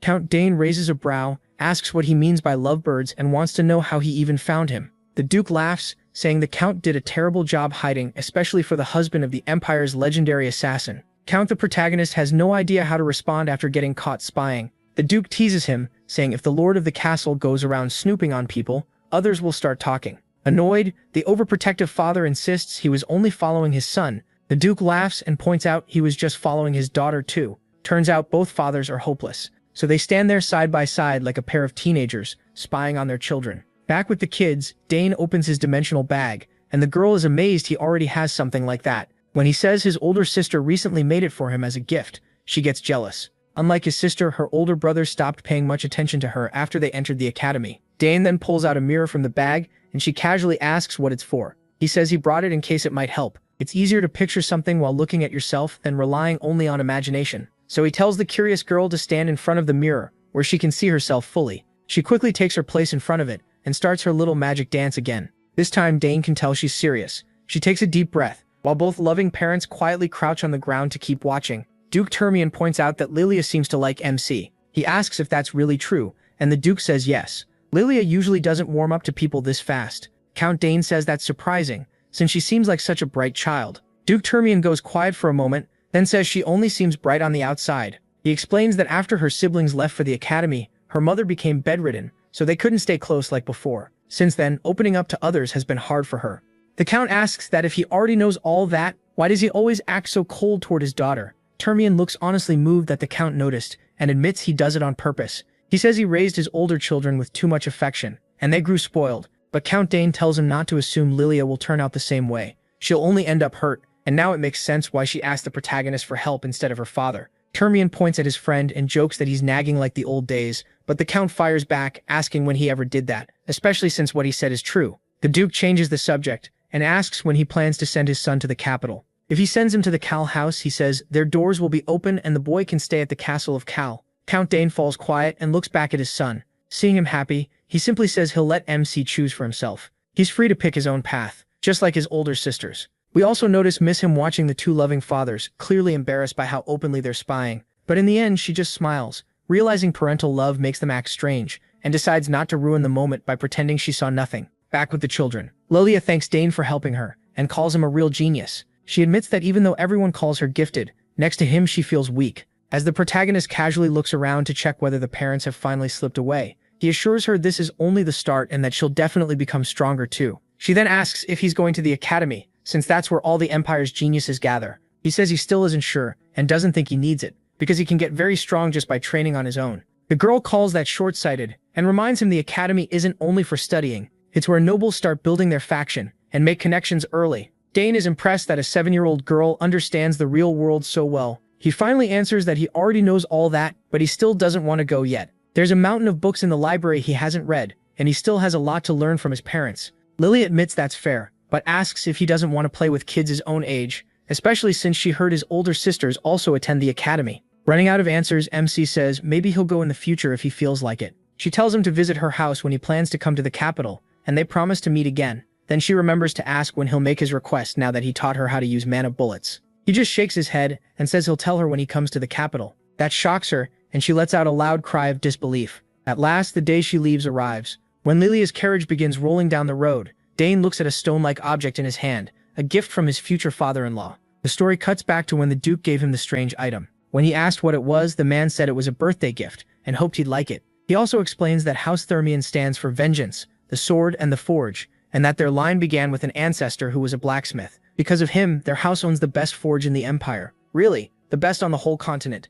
Every weapon made by the Thermians to protect the Empire came from that forge. Of course, Dane already knows this. From his past knowledge, every kind of ore in the world can be found there, and all kinds of weapons and mystical artifacts are made in the greatest forge on the continent. Then the Duke reveals that if the protagonist shows this insignia at the forge, they'll make whatever weapon he wants. So this rock-like item is actually an insignia, a certified token proving the honor and skill of the one who holds it. Count MC is completely stunned to see the Duke give away something so valuable, something even the Imperial family wants. The Duke simply pats the boy's head and tells his future son-in-law to grow well and help his father. His future wife gives him one last wave before they part. Back in the present, his mother crouches beside him. Seeing how down he looks, she asks if he's upset because they left. He admits it, saying Lilia was basically his first friend. His mother comforts him, saying that once he goes to the capital, he'll see her again, and by then he'll be even more handsome, which is sure to impress her. She's probably right. He can't stay here forever, and he'll have plenty of chances to meet her again later. So he quietly wishes her happiness until they meet again. Meanwhile, as the Duke rides in his carriage, his mind is still on Dane. He finds it strange that every time he looks at the boy, he remembers Agric, the warrior who showed the skill of a triple-class fighter at a very young age. He's sure that if Agric had lived, he might have become one of the Drain Empire's hexaclass knights. That's why he hopes to see Dane again once he's grown stronger. A few days later, our boy is sitting alone in front of the egg. He's been feeding it mana every morning and night, and now he wonders if he's overdoing it. The egg holds a strange familiar. Even someone who isn't a summoner can pour mana into it before it hatches and claim it as their master, letting them keep control of a summon that would normally be temporary. Still, he knows his mana has to match the familiar, and there are probably other hard conditions he hasn't met yet. He's heard that some eggs never hatch at all because those conditions are never fulfilled, so he hopes this one isn't like that. Even after changing the flow and strength of his mana, nothing happens. After pushing himself hard one more time, he sets the egg back down, thinking he was greedy to expect results so fast. Then the butler shows up at the door and asks if Danny is ready. Right then, the egg reacts and starts making noises. Danny rushes to it, sure he really did hear something. The butler hurries in too, asking what that sound was. Danny tells him to wait while he checks the egg first. But once again, he ends up disappointed and realizes he got excited for nothing. He can't feel any change. When the butler asks if the egg reacted, Danny says no, it was probably just his imagination. Once he gets to the training hall, he starts by practicing swordsmanship. After seeing those flawless moves, the butler lights up. He even claps and asks when Danny learned to use a sword. Danny brushes it off, saying he just wanted to swing it a little. The butler keeps praising him, calling him a genius who's talented with the sword too. Looking at the blade, Danny thinks about how fun it was to learn a new weapon like the spear, but he also missed using a sword. His father watched him too closely for that, so he's glad he hasn't lost his touch. The butler quickly goes to get snacks and comes back with a full tray, telling Danny to eat something before training again. Meanwhile, we move to Count Dane Sogress, staring out the window, lost in thought. He's been a little worn out from arranging this banquet every year, but at least it showed him that many nobles are watching the South. Most of them want a good relationship with him now, which is a nice change. Since the war ended, the South has enjoyed great weather and all the comforts nobles can't resist, so maybe that interest should have been obvious. Even so, it's nothing compared to the attention Danny is getting. The trouble with Count Tamien's eldest son went far beyond Dane's expectations, yet Danny handled it calmly and like an adult. He laid everything out clearly for the grown-ups, and then confidently showed off his talent. He can't help thinking his son is too mature for his age. Sometimes he wishes Danny would act a little more like other kids and relax a bit. As the time for training gets close, he heads to the training hall. He takes the legendary spear, Dragontail, planning to let Danny hold it today. But the second he steps in with the spear, he freezes when he sees Danny wielding a sword. Now he starts wondering why his son chose a sword, and his mind jumps to the past. He's sure that cursed Duke must have said something. Otherwise, there's no way Danny would be using a sword after all that spear training. He just stands there watching his son pull off amazing moves with the blade. Seriously, Danny looks like he knows exactly what he's doing. The power he shows is something even skilled swordsmen would struggle to match. It makes Dane wonder when he learned all this. One thing is clear, Danny is gifted with the sword too. At last he calls out and asks when Danny learned those moves. Looks like Danny's secret is finally out, so he decides it's better to tell his father the truth. He admits he never actually learned any of it. That only leaves the protagonist even more confused, wondering if this is another hidden talent. He starts thinking out loud. Danny can handle the spear, magic, assassination, summoning, and now swordsmanship too. Then he adds that if it were anyone else, he'd never believe a child could be talented in all those fields. So he asks Danny if he's curious about the world beyond these walls. Danny looks confused, unsure what his father means. Then his father tells him that if he wants to see the outside world, he should go. He truly believes this country may be too small for his son's huge talent, and if Danny stays here, he'll be the one who loses. A wave of sadness hits Danny when he realizes his father has accepted he can't keep him forever. So he finally says he'd be happy to learn about the world outside. Hearing that, his father smiles and gets straight to the point. It's time to prepare his son for the real world. He admits it hurts a little to see his son leave, but he knows he has to respect Danny's wishes. Then he shows him the spear, saying he brought something special today. It doesn't take Danny long to realize what it is, and his father clears up any doubt by reminding him this is Dragontail, the spear that reacted to him on his first birthday. He holds it out and tells Danny to take it. The moment Danny grabs the spear, it reacts, and he feels an incredible surge of power running through it. His father laughs and says it's reacting far more strongly than when Danny was only 1 year old. And honestly, who could blame it? Then he proudly tells his son he plans to make him master the spear before he leaves, so he'd better be ready. He promises that one day Dragontail will be his, but first he has to become strong enough to wield it with pride. Danny eagerly promises to work hard and honor his father's teachings. Later, back in his room, Danny's mind is racing with thoughts about the outside world. He's always been curious about it, even during those long days on the battlefield. As a soldier, all he really knew was war, setting camp, cleaning weapons, eating bland food, and waiting for the next battle. The only ways out were for the war to end or for him to die fighting, and honestly, those felt like his only choices. But now a normal life is finally in front of him, and he can barely imagine what exists beyond the battlefield. Still, as Dane Sogress, he knows he has to take this chance. He has no idea how the world will use his talents, how people will receive him, or what he might achieve out there, but for the first time, he can travel, explore, and chase whatever he wants. At first, all he wanted was to stay and enjoy the warmth of this place. But after his father's question, his thinking changed. He finally chose to step out into the world, and he's truly excited about it. As he's thinking about that, his mother walks into his room, catching him off guard. He asks when she came in. She says he was so deep in thought that he didn't even hear her knock. But honestly, she's probably lying. She's an assassin, so she likely slipped in without a sound. Then she asks if he really is curious about the world outside the country, and he says yes, explaining that his father told him it would be a waste for him to stay here. After thinking it over, he admits he wants to see the outside world too. Then he starts apologizing to his mother, but she hugs him and says there's nothing to be sorry for. He reminds her his sisters aren't here and worries about leaving for the wider world. She reassures him that it's fine, because she knows how amazing his talents are. She adds that even if he chose not to go, the outside world would call for him anyway. She admits it would be wonderful if he could stay with his mother longer, but the world won't allow that, so she tells him to go and chase what he wants. He promises that even after leaving home, he'll come back often and tell her about everything he sees. His mother thanks him and says it sounds like she finally needs to teach him before sending him into the world, just like his father is about to teach him. When he asks what kind of lessons she means, she excitedly says she'll teach him everything about assassination. She keeps going on about all the skills and knowledge she has, and Danny can already tell this is going to mean several exhausting days before he even leaves. Overall, she says she'll teach him a lot, and he assures her he'll do his best to learn. As he looks at her, he can't help thinking he's about to get special lessons from his mother, full of love. Many years pass, and the scene shifts to the southern region of the Alteon Empire, the county of Sugri, a land known for its warm climate and rich natural resources. This place became one of the Empire's key regions, helping keep it strong during the war. Thanks to Count Sugri's generous rule, it is peaceful and welcoming. Now that the war is over, the last small rebel forces have been captured, bringing lasting peace to everyone. On a bright day, people chat excitedly about how young Master Dane Sugri visited one of the shops recently. They can't stop talking about how the shopkeeper's oldest daughter literally fainted when she saw him. The ladies gossip that he gets more handsome every day, and say they'd love to see his face at least once. There's even a rumor that he's still single, giving them a little hope. But one friend quickly reminds the other that he's only 14 and tells her to stop drooling over an underage boy. One of the women then says people are starting to doubt Dane is really just 14. He's already as tall as Count Sugri, and some even say he could pass for a 20-year-old. Anyway, that's enough gossip. Let's see how much our boy has grown. We shift to the outskirts of MC's county, an area filled with ancient magic called the Forest of the Last Days. Dane is there on a special mission his mother Lily gave him. He carries a spear in one hand and a piece of cloth in the other, likely some kind of map. Whatever it is, he's already picked his route. With only 3 hours left before sunset, he knows he has to get out before dark, so he starts moving through the forest with ninja-like speed. The key to this mission is simple: don't get caught by his enemies. Dane has to avoid the traps and nests his mother set while making it through a forest packed with danger. After moving for a while, he finally lands on the ground. He takes a deep breath, pulls in the air and energy around him for a moment, then lets it out again. Once he blends into his surroundings and focuses on staying hidden, he starts noticing traps all around him. Thin, nearly invisible wires stretched across the area.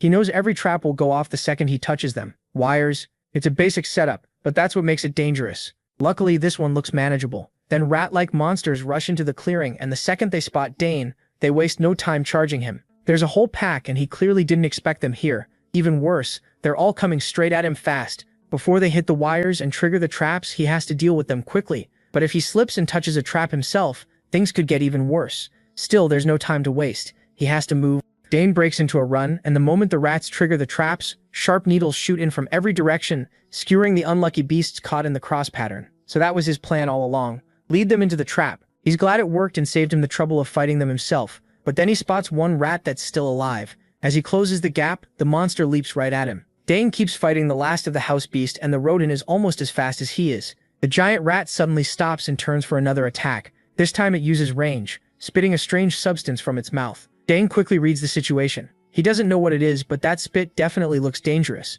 He spins his spear and knocks the attack away. Gritting his teeth, he realizes he can't waste any more time on this tough rat. Blocking will only slow him down, so now it's time to strike back. A blue aura gathers around his body as he locks onto the target. Then, with a burst of blinding moves, he shows off his incredible spear skill. He moves freely through the air while tracking the enemy perfectly, and the beast's head is split clean in two. Dane doesn't even stop to look, he just leaves at once and continues the mission. By sunset, he reaches the endpoint of the test. He's completely drained, gasping and doing his best not to throw up. At least he finally made it out of the forest alive. Suddenly, he feels a fierce presence coming from the woods and worries the fight isn't over. He jumps to his feet, regretting that he let his guard down to rest. Just as he's about to face it, he stops. It's only his mother, Lily. She let him censor on purpose to test his reaction, and he passed. On top of that, his total time was 3 hours and 30 minutes, even faster than Lily's old record. She had watched the whole time. After all, no mother would leave her son alone in a place that dangerous. Lily knew better than anyone how gifted he was, but being his mother made it different. After this test, which Dane basically mastered, Lily couldn't find a single flaw in his survival skills or adaptability. She gently pinched his cheeks and said that, at this rate, he could already be recruited as an assassin. To celebrate his successful run, Lily brought out her most treasured possession as the Empire's greatest assassin, her dagger. She felt it suited her son better now. From this moment on, Dane would be the owner of Nighthorn. With a bright smile, Lily handed the legendary weapon to him, since she had no more use for it anyway. Nighthorn was forged from the mysterious etriol ore, a material that can take on the properties of any object. If he wanted, he could use it to store every poison in the world, mixing and absorbing them for his own use. The protagonist sincerely thanked his mother for such a precious gift and promised to take good care of Nighthorn. That also marked the end of his assassin training with Lily. Just as they were getting ready to head home, the mother and son heard a rough scream nearby. It seemed to come from deep inside the forest, so they went to check it out. A few days later, inside the Annex Tower of Danes County, a man wakes up in one of the guest rooms, coughing and shouting in terror. With long white hair and a beard, he looks totally lost, struggling to catch his breath. Once he finally looks around the fancy room, he wonders where he is. The last thing he remembers is eating a mushroom in that cursed forest. The door creaks open, and Dane walks in, carrying water. He tells the man not to move much because he's still going through detox. MC explains that the old man must have accidentally eaten a red-nosed poisonous mushroom. Luckily, he and Lily found him in time. The old man remembers seeing those mushrooms but never thought they were that deadly. If they had arrived a little later, he'd already be rotting.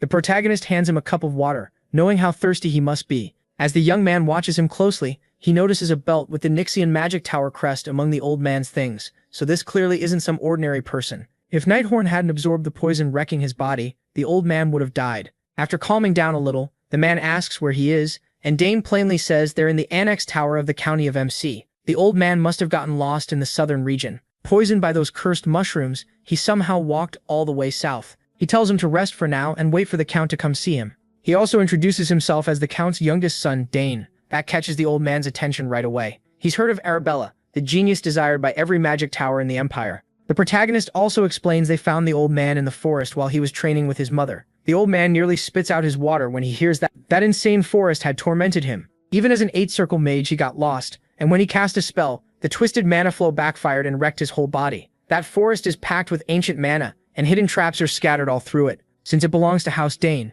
it's naturally dangerous for anyone outside the family. And because of that ancient magic, the mana flow is completely different from what modern mages are used to. For one of them, it's the worst possible place to be. The old man finally realizes he truly would have died if MC hadn't saved him. He also sees that the boy in front of him might be a once-in-a-generation talent if he can train freely in that hellish place. He even made the antidote he desperately needed to survive. From his looks, the boy was still in his teens, yet even at that age he was able to make an antidote that required deep knowledge and exact preparation skills. The old man couldn't believe how blessed House Dane was. They already had 2 generational geniuses in magic and summoning, and now even the youngest son seemed like a monster. If the continent were still at war, House the protagonist could easily have become the strongest noble house in the Alteon Empire. The old man thanks MC and admits he owes him his life. He's a little taken aback by the boy's bold attitude, but says he always repays his debts. First, he introduces himself properly. This old man is Sidron Gauss, the former head of the Nixian Magic Tower. Proud of his name and rank, he tells Dane to ask for whatever he wants. He only smiles at that show of modesty.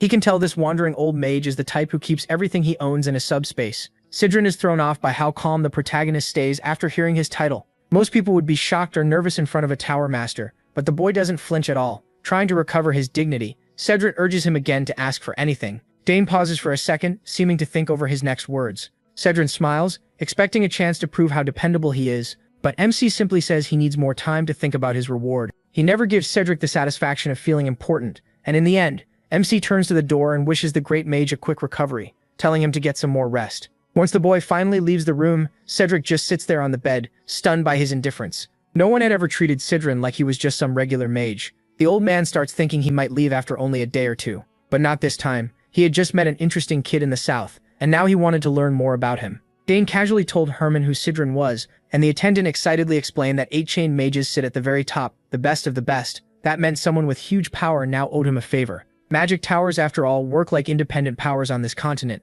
almost like sovereign nations. So Cedric was an incredibly important person. Even so, it was strange that the head of a magic tower had been wandering through that forest. Then again, this was no normal forest. Mages treat it as forbidden ground and call it the Forest of Last Days. Just hearing that name tells you regular people should never go near it. Dane looked at the sword in his hand and told Herman to get him a new one. The ones he had been using were already too short and too light for him. Luckily, they had plenty of weapons from the war trophies the Count brought back. By tomorrow, the protagonist could start training with a proper longsword. For now, he would finish training with the lighter blade. Then he remembered the crest Duke Turman had given him, a free pass to forge any weapon he wanted. 7 years had passed since then. Looking back, Dane remembered those days fondly. If he ever went to the capital, his first stop would definitely be the Duke's land. After training, MC met his father outside the hall. He had thought his father still had business away from the castle, but to his surprise, he came back early. Things had wrapped up faster than expected, so the Count rushed home to check on the head of the magic tower, recovering in a guest room. He hoped Cedric Goss could help Arabella. After all, she would need a strong teacher. Dane had thought the same thing. Maybe the Tower Master could guide his sister, but he wasn't sure the old man could handle her attitude. He had heard Arabella once punched a senior for being annoying. Either way, Count Hisagras praised his son for saving a life. Sure, he had only done what needed to be done, but it was still something not everyone could pull off. The protagonist had truly grown into an amazing young man. As the years passed, it got harder and harder for Count Dane Sogras to even catch a glimpse of his daughters. Arabella had finished her extended term and was choosing a magic tower, while Claire had become an assistant professor. That's the price of having exceptional children. Of course, Claire and Arabella were outstanding on their own, but the Count also had big hopes for his only son. He often wondered how the world would deal with a man carrying so many gifts. The Count looked forward to the day his rival, Balt Termian, would see how far Dane had come. It had been years since he was reborn as the son of House MC Sogras, yet the thought of crossing swords with Duke Termian still fired him up. Anyway, he also wondered how Layla was doing in the capital. Her last letter had come maybe a year ago. He was looking forward to seeing what she had been up to once he reached the capital. A few days later, Cedric complained he was going crazy in the guest room. He still hadn't fully recovered. The doctor told him not to go far and strictly banned him from using magic. His mana backlash still hadn't been cleared, and the poison in his body wasn't fully gone either. He needed more time to rest. Cedric didn't have much choice. He hadn't been unable to use magic in a long time, so this was at least a change of pace. Still, staying locked up all day was too much, so he left the room even though he didn't know the annex. The doctor worried the old man would cause trouble, and that he'd be the one dealing with it. In just a few days, the maids had already started rumors about the strange old guest. People say mages are either geniuses or crazy. Some servants saw Cedric walking up and down the annex stairs over and over, and now he was spending hours just staring at the flowers in the garden. They had heard he was supposed to be a mighty mage, but to them he just looked like a weird old man. They even worried about young Arabella. Cedric, meanwhile, was completely charmed by the beautifully made garden on the estate. He never would have guessed it had been arranged with such amazing magical skill. Dane walked up to the old man. He had searched all over before finally finding Cedric in the garden. Cedric clearly didn't enjoy being stuck in a strange place until he was fully healed, but everyone was only trying to help him. Even so, the area really was a nice place to rest and recover. He could see why so many nobles came south during vacation season. Dane loved the south, so it was a shame he would be leaving soon. Curious, Cedric asked the boy where he was headed. The protagonist casually said he would soon be going to the capital, and Cedric assumed he was bound for the academy. After all, both of his sisters were already well known there. While the daughters of House MC Sagras were famous for their incredible talent, Cedric was even more curious about MC's gift, so he poured mana into his eyes and decided to check for himself. Inside the boy's body was a raging wave of raw power. Cedric's eyes widened. He had never seen mana this dense. The boy's power was on a whole other level. If other geniuses his age were streams, Dane was a rushing torrent tearing through everything in its path. Normally, that much power in someone so young would be unstable and ready to explode. But not here. He quickly noticed the old man inspecting his mana without permission and called it rude. Cedric awkwardly stopped and praised him for catching it. He apologized and admitted it may have been thoughtless. Inside, though, he still couldn't understand how Dane kept such wild power under control. In all his years as an archmage, the boy was a one-of-a-kind case. Confused by the old man's reaction, the protagonist wondered what he had seen. Cedric had been so focused on the amount and density of MC's mana that he only now realized the boy didn't have a magic circle. With that much mana, forming one should have been easy. The old man's face twisted in horror as he realized what must have happened. Looking closer at his heart, Cedric saw 2 mana cores. Sure, making 2 mana cores at that age was unbelievable, but the old mage looked furious that he had chosen this path. To him, having that insane amount of mana and using it just to handle a spear was madness. Cedric thought turning that power into cores instead of circles was almost a crime. In his eyes, Dane had turned away from the greatest magical talent he had ever seen. Confused, the protagonist asked if he couldn't simply use both mana cores and magic circles. That only made the grumpy old man even angrier. He grabbed his head in frustration, overwhelmed by all that wasted potential. He didn't even know where to start explaining how badly MC had trapped himself. Cedric asked if he knew why magic swordsmen usually have short lives. It's because they carry both mana cores and magic circles at the same time, and those two systems keep clashing. When that happens, compressed mana from the core flows into the circle. If the circle can't handle that force, it shatters into pieces. Dane understood the idea, but he hadn't realized it could be that serious. Cedric had gotten so irritable because he was watching the world's greatest talent get wasted on training with a spear. Worried, he asked if that meant magic was impossible for him. Now, Cedric said it wasn't impossible, but casting spells that need refined mana without a circle was, in theory, nearly impossible. On top of that, many had tried this path, and every case Cedric had personally seen ended in failure. Even so, the protagonist wasn't discouraged. He had never really tried it properly before. He just felt he could cast spells without refining mana through a magic circle. Cedric thought the boy had lost his mind. Dane didn't waste time. He used what he already knew and started reshaping a magic code. After adjusting the runes and the mana in the air, everything came together smoothly. Once the code was rearranged, he produced a fire spell with a strong blast. Every doubt in his mind vanished the moment it worked. It was only a basic one-chain spell, but he had cast magic without a magic circle. Cedrin's jaw dropped. Common sense said someone without a magic circle shouldn't be able to cast spells. In all his years leading the Nixian magic tower, he had never seen anything like it. Dane kept going, changing the code again and creating a mana barrier around his body.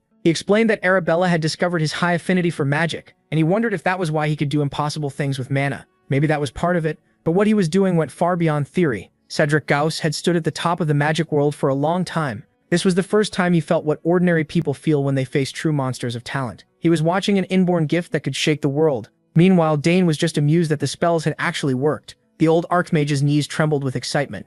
MC had unmatched mana affinity and power, purer and denser than anyone else in the world. The boy was truly extraordinary, a once-in-a-lifetime genius. Cedric couldn't hold back anymore. Right away, he asked him if he wanted to become his personal disciple. The old man pushed hard, trying to convince Dane to accept his teaching, because letting that kind of talent go unused would be a loss for the whole world. The protagonist was starting to get tired of his persistence when Cedric asked if he knew any two-chain spells. The boy had never learned two-chain magic codes, so he couldn't cast a higher-level spell. Cedric laughed and bragged that if MC became his student, he'd be casting 8-chain spells before long. Even so, MC politely turned him down. Cedric's patience was running out when Agric stepped in and laughed at how close the Archmage was getting to his son. When asked what they were talking about, Agric honestly said the old man kept trying to make Dane his disciple, even after being refused several times.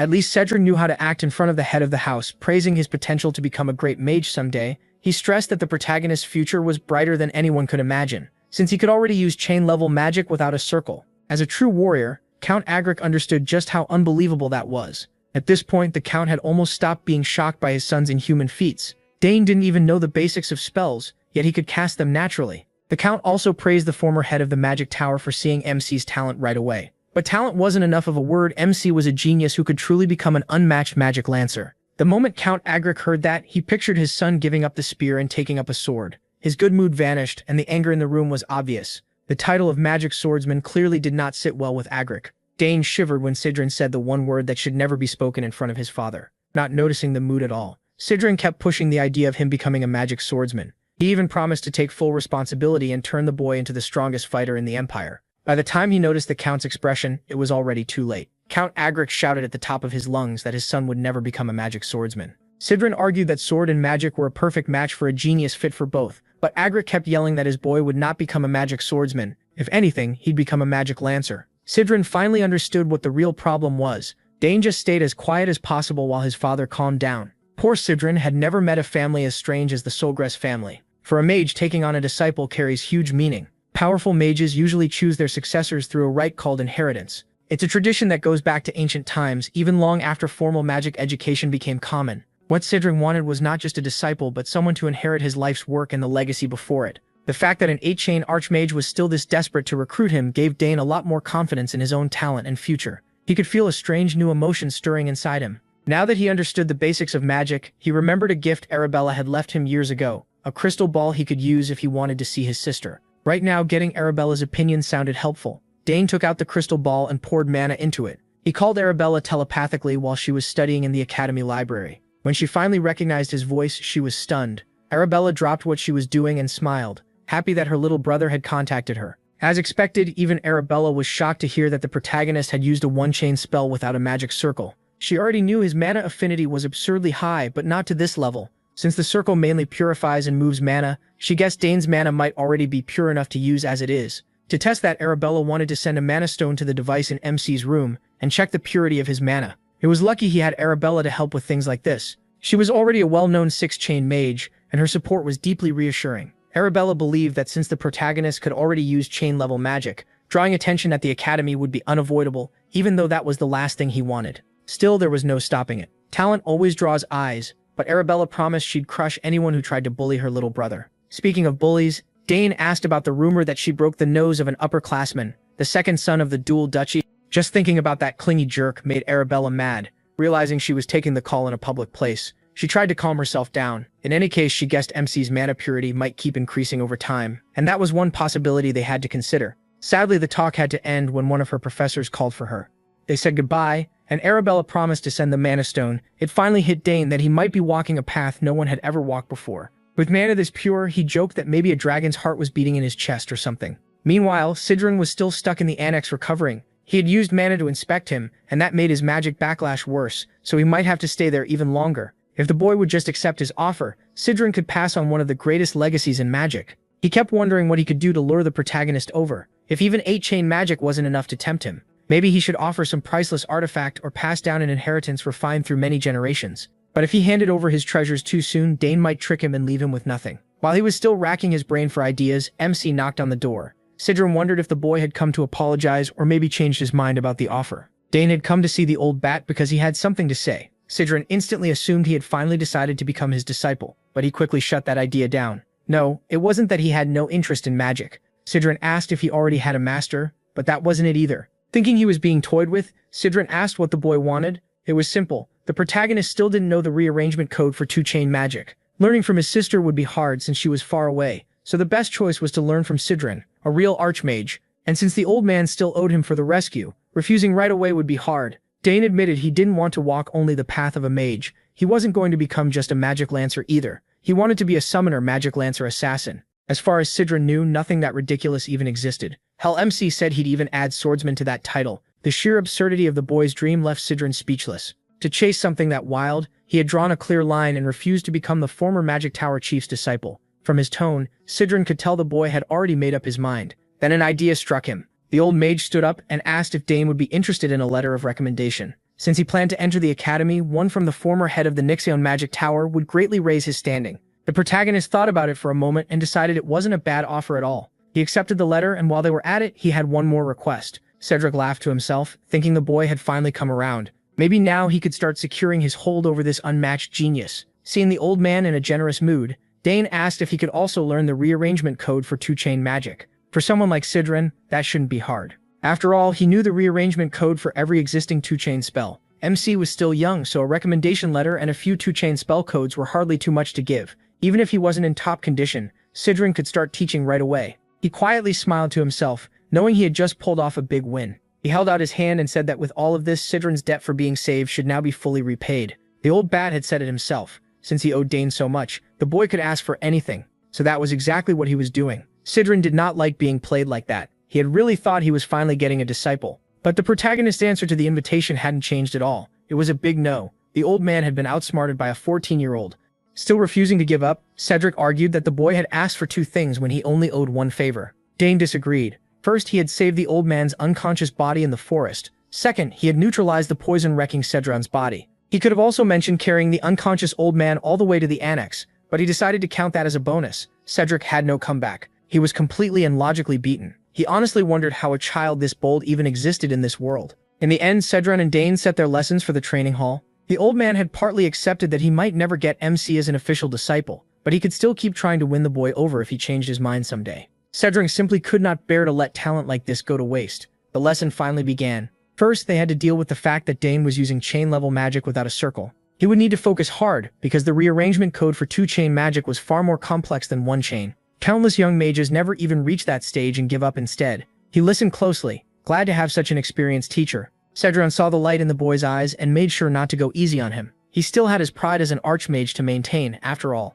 2-chain codes are on a completely different level, because the caster has to calculate the mana amount personally. The magic density in the air and even the state of the body both matter at the same time. Magic is so hard and complicated that most people quit. Cedran gave the full complex explanation, expecting Dane to ask for a simpler one. When he asked if the boy needed anything explained, the protagonist just smiled and told him to keep going. For MC, learning not only how magic codes are rearranged, but also things he had never known before was eye-opening. To make sure he truly understood, Agric asked him to explain the laws behind magical rearrangement. From Dane's notes, the first law was this: coexistence. Magical power can exist in the physical world and alongside other sources of mana. Through that coexistence, mages use both their own power and the mana around them to cast spells. The second law was conservation. If magical power gathers enough elemental matter, it can show different traits through that stored energy. Dane didn't just understand magic deeply, he was already adding his own ideas to it. Most people would think magic theory was boring, but that wasn't true for him. The boy had talent, tools, and a real hunger to learn.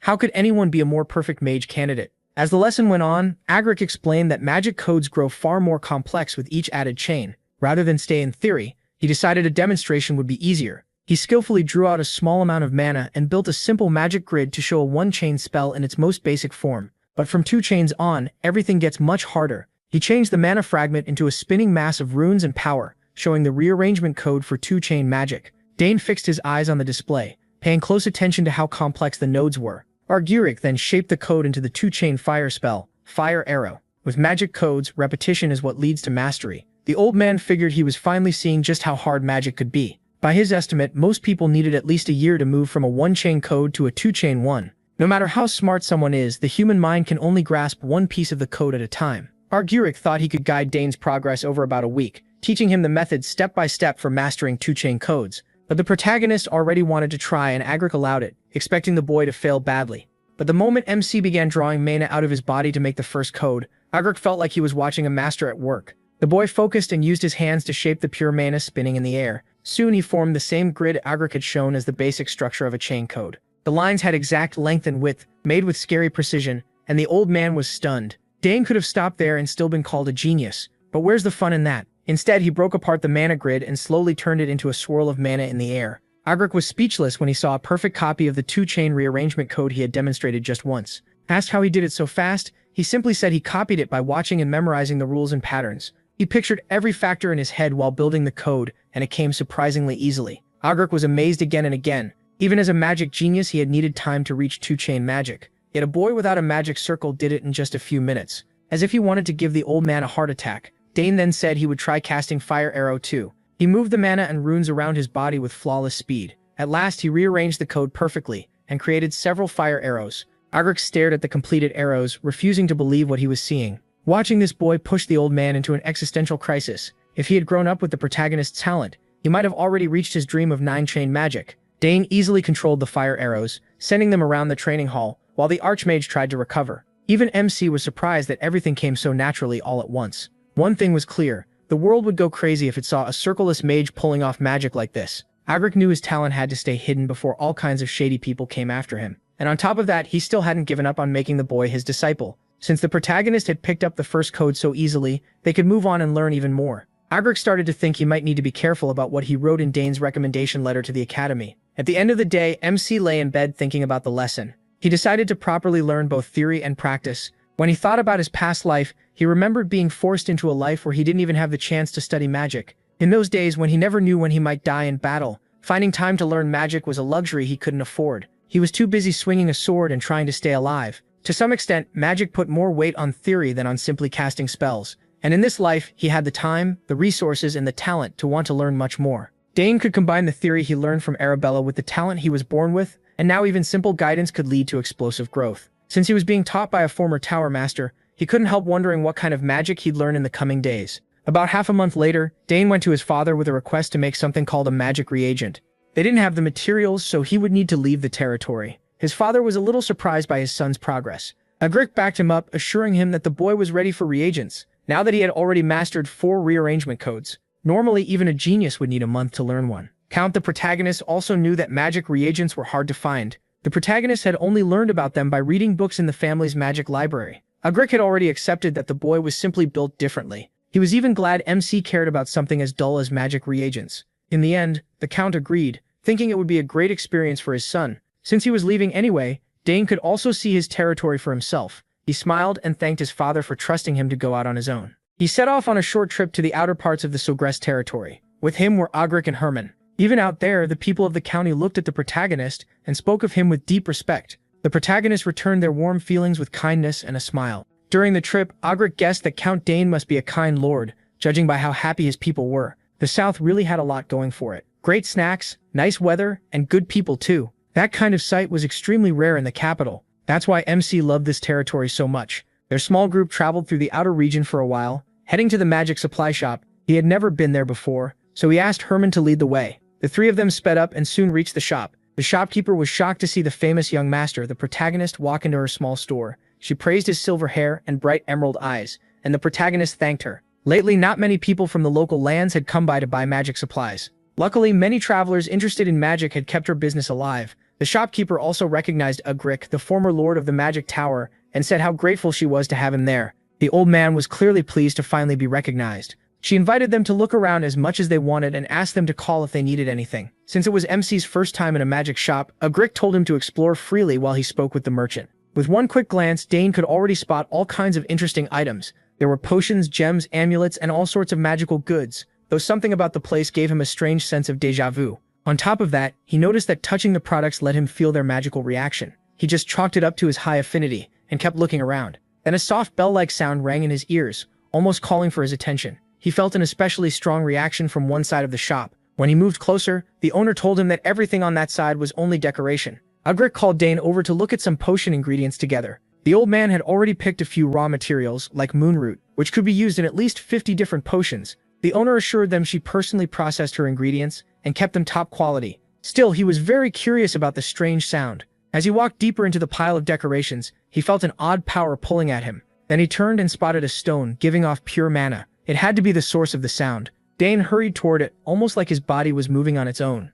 Seeing his young master act strangely, Herman rushed over in concern. To him, the protagonist was only staring at an ordinary stone fixed to the wall as decoration. MC didn't know what was happening, but the stone was clearly calling to him. He pulled it from the wall and held it in his hands. Just as he suspected, pouring more magic into it made the reaction even stronger. It was possible the object was reacting only to his magic. Meanwhile, Agric was still picking out raw ingredients all over the shop. Dane went to the owner and asked about the stone he had just removed from the wall. Like she'd said before, it was only decoration. But what kind of decoration gives off a stronger magic reaction than anything else in the store? Agric asked if she had been tricked into buying it, and she admitted that a few years ago, a traveling merchant had given her a large package as payment. When she excitedly opened it, she found only that plain stone inside. She still held out hope and asked a mage to appraise it, but it was confirmed to be ordinary. Based on how Dane reacted to it, this clearly wasn't an ordinary stone. The shop owner urged the young master to pay attention to her real stock instead of wasting time on a rock. She tried showing him all kinds of rare magic items, but he was still fixated on the strange stone in his hand.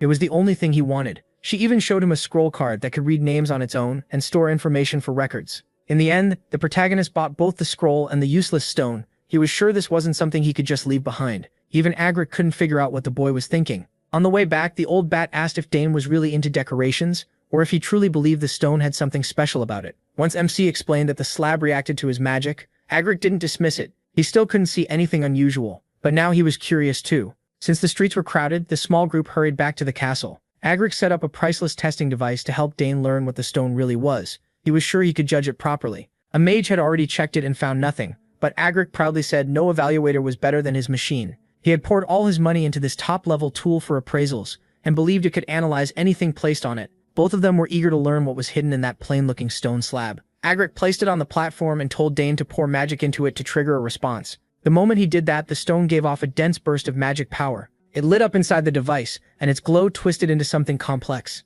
Agric watched the flare closely, his eyes locked on the slab. Seeing his tool finally uncover the stone's secret, Agric could hold his head high again. After being shown up by the boy so many times, mana streamed out of the slab and formed runes in the air. Dane understood right away what they were seeing. Since Agric had been teaching him about this for weeks, there was magical code inside the stone, but the old bat said this was no normal code. It was amazing. Floating around them was a structure unlike anything they had seen before, maybe as complex as a 6 or even 7-chain code. So the magic stone had hidden code inside it, and the protagonist mana seemed to be the key. It only reacted to him. They had managed to pull the code out, but figuring out what it was and why it answered only to Dane's magic was a whole different problem. Even Agric, skilled as he was, had never seen this kind of magic before. Still, his pride as a mage made him determined to crack it. If he could, they might learn what made MC's magic so different. While he and Agric worked hard to decode the magic at the training grounds, Arabella was busy with research of her own in a private lab at the academy. It was packed with books and magical tools, all neatly arranged from her many studies.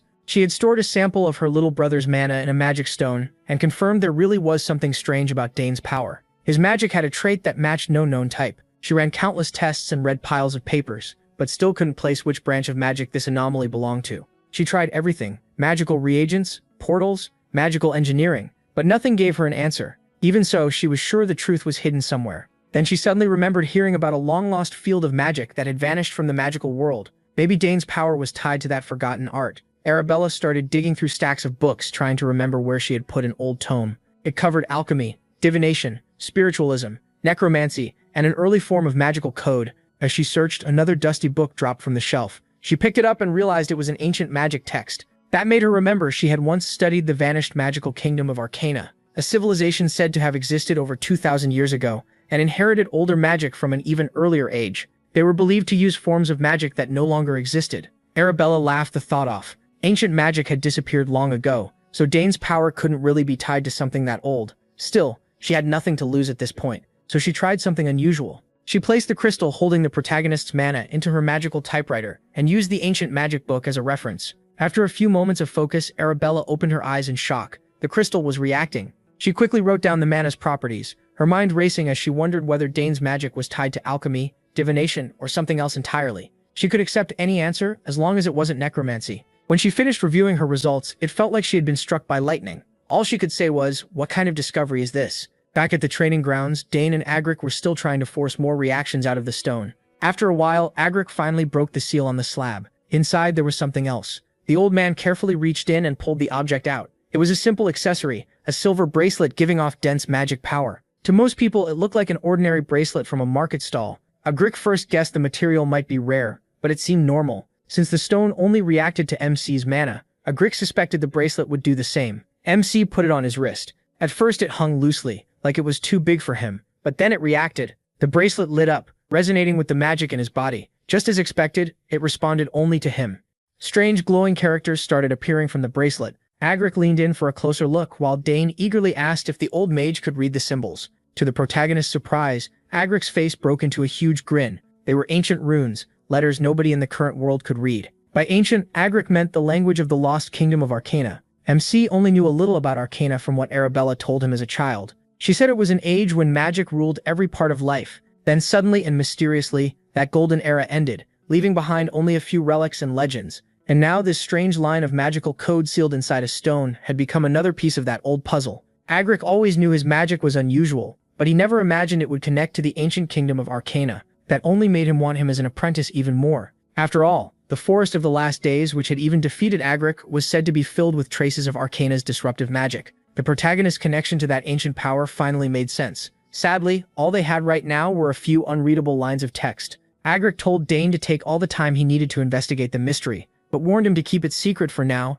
Then their quiet study was interrupted by a terrible sound echoing across MC's territory, making both of them freeze. Something awful seemed to be coming. The familiar alarm caught them off guard, and the old man quickly assumed it was a monster attack warning. That was enough to get him excited. Now that his body was almost fully healed, he was eager to test himself again and repay the kindness his household had shown him. The old man eagerly told the protagonist not to just stand there and to grab a spear or anything useful, but the protagonist stayed still, barely showing any reaction. Then he quietly slipped a hand inside his coat and pulled out a pendant. Agric raised a brow, asking what he was holding and why the alarm sound was coming from it. MC then told the excited old man it had nothing to do with monsters. It actually meant his older sister was trying to contact him. The old man's excitement instantly deflated, and he grumbled that he should have said so sooner. Dane only laughed awkwardly, reminding him that it should already be obvious there was no reason for monsters to be in this area. With that cleared up, the protagonist answered his sister's call while the old man stood there looking disappointed. As soon as the connection opened, she asked why he took so long. MC apologized and asked why she had called.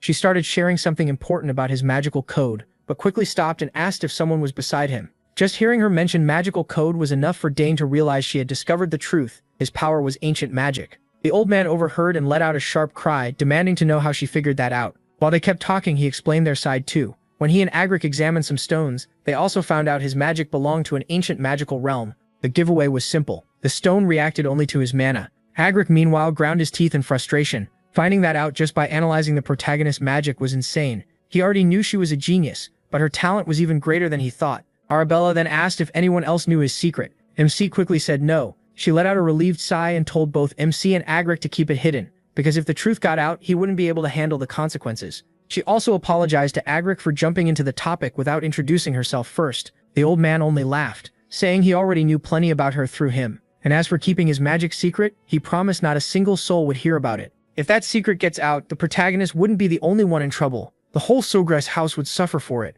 Arabella praises the old man for catching that right away, saying that's exactly what she'd expect from a wise mage. Cedric then asks if this call is being recorded, and she says it isn't. She explains the moment the call ends, it'll be erased at once. That eases him a little, and he adds that he plans to return to the magic tower to look into this himself. Arabella thanks him, but he brushes it off, saying he's only doing what any mage should do, so she doesn't owe him anything. Then he brings up the magic tower again. He heard she's been looking for one to join, so he asks if she's decided which one she wants. Arabella instantly catches what he's hinting at and tries to dodge the question, saying she isn't considering Nixon Magic Tower since it doesn't focus on the field she cares about. That annoys the old man all over again. He was already wondering where Dane got his brains from, and now it's obvious his sister is just as sharp. Still, he keeps that to himself and only laughs, saying she doesn't have to join their tower anyway. Watching this, MC gets a little nervous, especially after how blunt his sister was. Anyway, she ends the topic by saying they can talk about the details later. After a quick exchange of goodbyes, she cuts the connection. Sidrid remarks that their sister has grown into someone pretty amazing, and Dane agrees,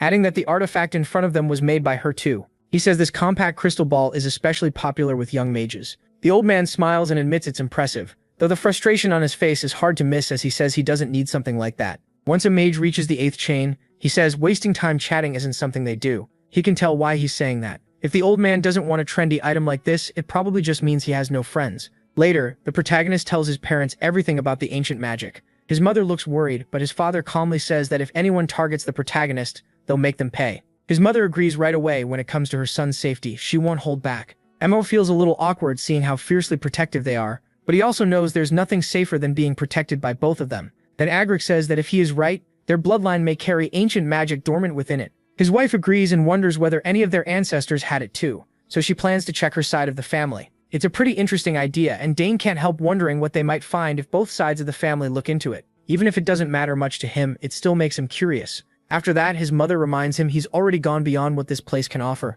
If he stays longer, it could slow his growth, so he should start thinking about going to the capital. That mention of the capital catches him off guard, and his parents remind him he has to be at least 14 to enter the academy. Now that he's finally that age, there's no reason to wait. Arabella admits he wanted to keep Dane home for another year or two, but there isn't much left for him to learn here. His mother gently rests a hand on his and says he can leave whenever he wants.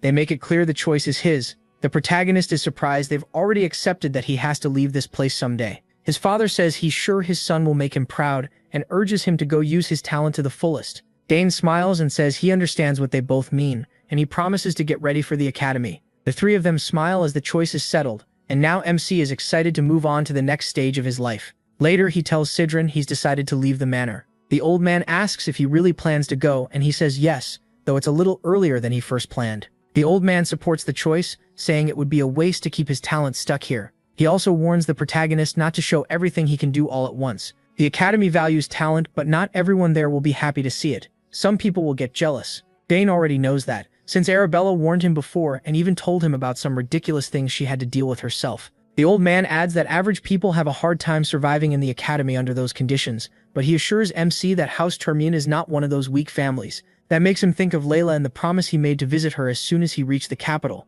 He knows that if he doesn't, she'll be really disappointed in him. He also remembers the crest Duke Termian gave him, so he decides to think carefully about what kind of weapon he wants before heading there. The old man then reminds him that only 3 months remain before the academy starts, so he should leave in about 2 months. Dane agrees and then asks what the old man plans to do. Sidrin says he's going back to the magic tower because there's something he needs to handle. He thanks the protagonist for helping with his boredom, and to return the favor, he'll pass along any clue he finds about this ancient magic. MC is honestly grateful. The old man says that with so little time left, lessons should come first. He wants to speed things up so they can finish before MC leaves, but warns him that the 3rd chain is much harder than the 2nd. He promises he'll study hard to reach that level. Then he says he prepared a gift for the old man. Sidrin perks up at once, clearly curious about what it could be. Dane pulls out a box and says his sister sent it yesterday through teleportation magic. He explains that it's a very popular item among young people right now. This version is a brand new compact crystal ball that hasn't even been released yet. Arabella designed it herself, and he managed to get one as a favor. The old man snatches it up right away, and looks thrilled to have it for himself. He praises how pretty it is, and even though he insists he doesn't need something like this, he still says he'll gladly accept the protagonist's gift. No matter how much he denies it, his face makes it obvious he's completely excited to own it now. Dane then spends his time teaching the old man how to use the crystal, like any teenager explaining something to their grandparent. Later that night, back in his room, he thinks about how much he still has to do in the 2 months he has left. He admits his main interest is summoning, so he decides his goal will be to take summoning classes, receive a summoning sign, and get the chance to take the qualification exam. Since Clary is an assistant teacher, he hopes he'll get to see her often while attending those lessons. Thinking about summoning reminds him he almost forgot to feed magic into his familiar, so he quickly picks up the egg and pours some of his magic into it. For 7 straight years, Dane has carefully infused that egg with magic every morning and night, and still nothing has happened. Even so, the magic isn't disappearing somewhere else. The familiar is absorbing it, so he's sure the egg will hatch someday. The next scene shifts to the academy, where students are talking about the entrance exams. There are two parts, a general test and a specialty test. The general one covers things like the Empire's culture, history, and similar topics, but Dane shouldn't have any trouble with that. Arabella explains all of this to her brother through the crystal, and assures him that doing well on this part matters, because it affects his admission score. After that comes the specialty exam. As the name suggests, he has to choose a field and take a test in it, and the content depends on the teacher. Arabella is sure that part will be easy for him too. MC remembers that she passed hers without much trouble, and she just grins, saying it was easy for her. Then she reveals that once he picks a field, he can't change it, so he needs to choose carefully from the start. She adds that she'd really love it if he chose magic. While Dane swings his sword on the training grounds, he gives an awkward smile, realizing she still hasn't given up on trying to pull him into the magic program. To get her off his back, he says he'll think about it, and asks if there really isn't any other way to change specialties after enrolling, like she said. Arabella explains that's usually how it works. The only real option is to graduate and come back, though he can still take classes in other fields. But once he reaches the third year, students usually aren't allowed to take advanced classes outside their own track. In other words, he gets one real chance to choose. She also mentions that for someone as talented as him, there's a self-directed course system. Dane is immediately interested and asks how that differs from the normal courses. His sister casually says that unless he plans to fail, she wouldn't recommend it, because no one has ever passed that exam so far. That only makes him more interested, and the way he pauses for a moment tells his sister he's seriously thinking about trying something bold. Still, he quickly assures her he won't do anything reckless, and says he'll contact her again later. Once the call ends, Arabella wonders if she's pushing too hard about the magic program. Even so, she still believes it's the best choice. That's still the best path for him. Just then, a student comes over to tell Arabella that the professor is looking for her. Later, Sidran keeps his promise and prepares a recommendation letter for Dane. The protagonist is genuinely happy to see that Sidran really wrote it. The old man proudly says he didn't just throw together a basic letter. He took extra care to make it stand out and show the protagonist real talent and potential. For Sidran, this was a sincere effort, so he tells the protagonist he should feel a little honored.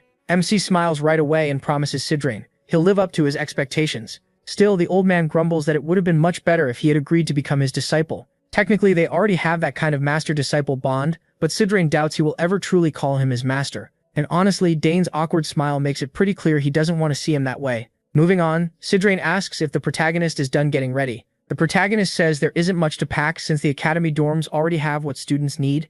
Cedric agrees the place is excellent, but adds that only a small group really gets the best of it. Even so, there's no way MC should lose to those arrogant nobles. He lets out an uneasy laugh, since from what he's heard, the academy is full of spoiled noble troublemakers. Cedric warns him to remember one thing: that place is full of kids ready to bare their fangs the moment they think he's looking down on them. The protagonist thinks it over and realizes it sounds just like the law of the battlefield, something he knows very well. He assures the old man he'll remember. Cedric then tells him to contact him anytime he needs something. Now that he has that compact crystal, he should make good use of it. Hearing that, MC figures Cedric must be leaving soon, and the old man quickly confirms it. Surprised, MC guessed right. He reminds him that staying here would be awkward, since his father offered him a spot as mage advisor. Still, that's something to think about later, when he has nothing else to do. Cedric is sure he understands, especially since there's plenty of work waiting at the magic tower. It doesn't take the protagonist long to realize he must mean research into ancient magic. The old man then thanks MC, and our boy thanks him back for all the time he spent on a kid like him. The two share a smile, both hoping to meet again soon, and Cedric can hardly wait to see how much Dane will grow in the future. With that, he starts to leave and tells him not to come out and see him off, since that would feel a little awkward. He wishes him a safe trip, but he can't help feeling a little sad inside. He's grown pretty close to the old man. The next day, the protagonist's father asks if he'll be leaving now that Cedric has safely departed. MC says all his preparations are done. His father then remarks to his wife that with their son leaving too, the castle will feel empty. She quickly tells him not to be so down about it. In fact, she's relieved MC is finally heading out. What worries her most is not wanting her son to run into trouble on the way to the academy. Her husband assures her that since Dane will use the teleport gate Arabella prepared, nothing should go wrong. The loving mother smiles and admits she's worrying for nothing after all. Still, she feels proud of the children she raised, especially compared to other houses, where the kids are too busy fighting each other over the succession. His father says that day will come for House Sogras too, and they'll have to choose. Even so, he believes any of the siblings would be fit to inherit. Right then, the protagonist walks into the room and his parents greet him warmly. His father asks if he's ready to leave, while his mother asks if he's bringing Nighthorn and the token she gave him.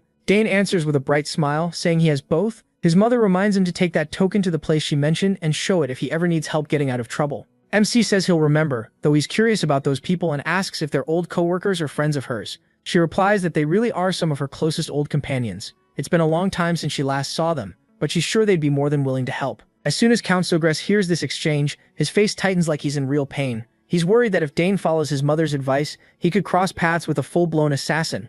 So he quickly cuts in, telling his son to find the Duke instead, and stay with him until he enters the academy. Hearing that, his affectionate mother starts tearing up, sad that her son has grown so much, and is now leaving. Her husband gently tells her there's no need to cry, and says she should send him off with smiles and kind words. Meanwhile, the protagonist gathers his resolve. He'd always planned to leave, but part of him still felt reluctant. Now though, it's finally time to go. Herman escorts him to the teleport gate while his father watches from the window. At the same time, a suspicious figure moves under Count Sogress's orders. The Count tells his man Dillad to follow Dane carefully and make sure he reaches the teleport gate safely. Dillad accepts the order and moves out. Elsewhere in the castle, MC's devoted mother has also summoned her familiar Shadow. Just as expected, she gives the same order. Make sure he teleports away safely. Shadow accepts and leaves at once. When Dane arrives at the teleport site, Herman is stunned, seeing the huge machine for the first time. The protagonist also admits it really is impressive. The butler comments that Lady Arabella must be incredible, and MC agrees, saying he understands why it took her a whole year to build it. Excited, Herman asks if stepping onto the platform is enough to trigger the teleport. He tells him yes. He then reflects on how much work she must have poured into it, because teleport magic isn't like other kinds. It needs exact code placement, and magic has to be fed into it the whole time while the code is rearranged before the spell can work. The gate Arabella built is a flawless device where all the conditions for teleportation have already been met. Herman wishes him luck and tells him to stay safe. Dane thanks him back and starts to walk toward the gate. Once he steps in, he pours magic into it to activate it, just like his sister instructed. The portal opens at once, and blue arcane energy wraps around him as the teleport begins. The next moment, the scene shifts to a busy street with people going about their day. In the middle of it, our boy appears on horseback. A big grin spreads across his face when he realizes this is the entrance to the capital city, Artenia. As he moves through the crowd, an unfamiliar voice calls out, saying it has been waiting for him. The man in front of him looks like a knight and introduces himself as Luik Asmar, captain of the 1st Knight Corps of House Termion. The protagonist is a little overwhelmed that the captain himself came to greet him. He never expected that.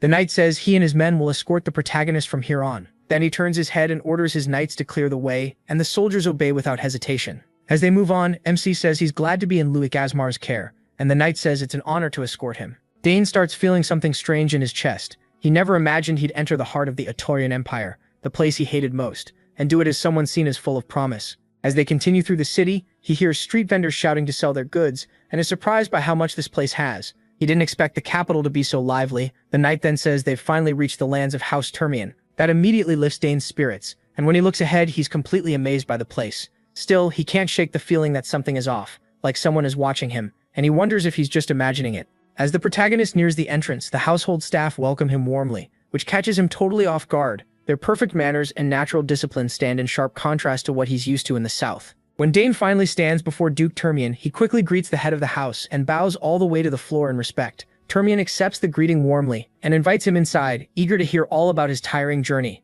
Once inside, Termion comments on how much Dane has changed since he last saw him 7 years ago. He says even children a year or two older wouldn't match MC's presence and bearing, and adds that Count Sogress must be proud. Though this place may not compare to Count Sogress's castles, he still tells MC to enjoy his stay until the academy entrance exam. He also promises to assign a servant to handle anything he needs. He thanks him and quickly asks about Layla, wanting to know how she's doing and what she's been up to. Termion says she's mostly fine, then asks if the protagonist has had any recent conflict with her. MC asks what he means, and Termion explains that lately, whenever MC's name comes up, Layla always seems a little upset. MC quickly says he doesn't remember any disagreement with Layla. Termion thinks Layla may just be stressed about the academy exam, though he's sure she'll pass without much trouble. Dane wonders what made her act so oddly, and figures it might just be puberty. Then Termion tells him to get some rest for now and says they can talk again later, adding that he should be nice. The protagonist has no idea what that means, but Termion just says he'll understand soon enough. A servant leads MC to his room, and he looks around thinking he'll be staying there for a week until the entrance exam. Still, the room feels way too fancy for a guest room. He drops his bag, starts unpacking, and plans to find the training grounds after that. Right then, someone walks into the room without knocking. She says she'll take him to the training grounds. The moment Dane hears that voice, he knows exactly who's behind him. When he turns around, he sees Layla. She's grown a lot since the last time they met. Looking annoyed, she asks why he took so long to get here. Clearly upset that she had to wait all this time. He can't hide how happy he is to see her, and he quickly asks how she's been. Layla says she's been great, but before they catch up, he has to deal with her anger. She's still mad that he didn't send her any letters for a long time, even though he promised he would. She asks why he never wrote over the past few years, or at least told her when he was coming. Dane, clearly caught off guard, admits he totally forgot and apologizes. Of course, Layla isn't buying that weak excuse. He tries to remind her that at least he really showed up like he promised. He says he was so busy getting ready for the capital that everything else slipped his mind, then begs her to let it go just this once. She pouts, still obviously annoyed, and the protagonist can see it all over her face, so he asks how he can make it up to her, apologizes again, and promises to do whatever she wants.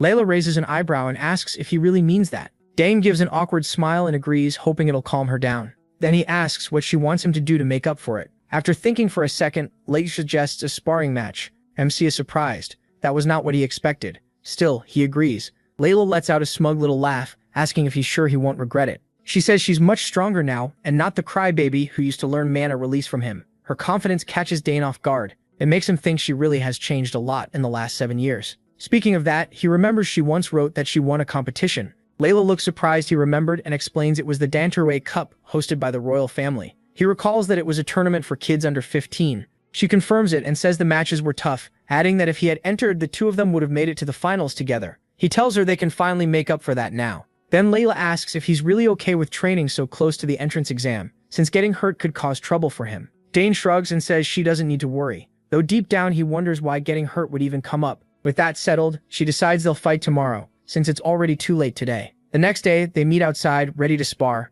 Layla asks if he brought a practice weapon, because she doesn't want to hear that he's still using a blunt weapon. Dane reminds her this is only a light match, so training weapons makes sense. He also points out that no matter how much she's trained, she can't prepare for every situation, and asks what she'd do if she got hurt. She confidently says not to worry, the best healer in the Empire is right here in the estate, but the protagonist brings up a fair point. What if something serious happens before the healer can do anything? Layla stumbles for an answer, and he tells her that if she wants to use a bladed weapon, she needs to be mentally ready for the risk. She wonders why he's making such a big deal out of a simple spar. In the end, she gives in and agrees to use practice weapons, then tells a servant to bring them. While the servant is gone, Dane looks at her and feels honestly glad to see how confident she's become. Just like the rumors say, it may not be long before she reaches the level of her two older brothers who are both active knights. There's even a real chance House Termian could soon have its first female leader. MC wonders if teaching her mana release was the turning point that helped her grow this much. It really seems that way. From Layla's side, she feels thankful to him. Because of his guidance, she learned the basics of magic control much faster than others her age,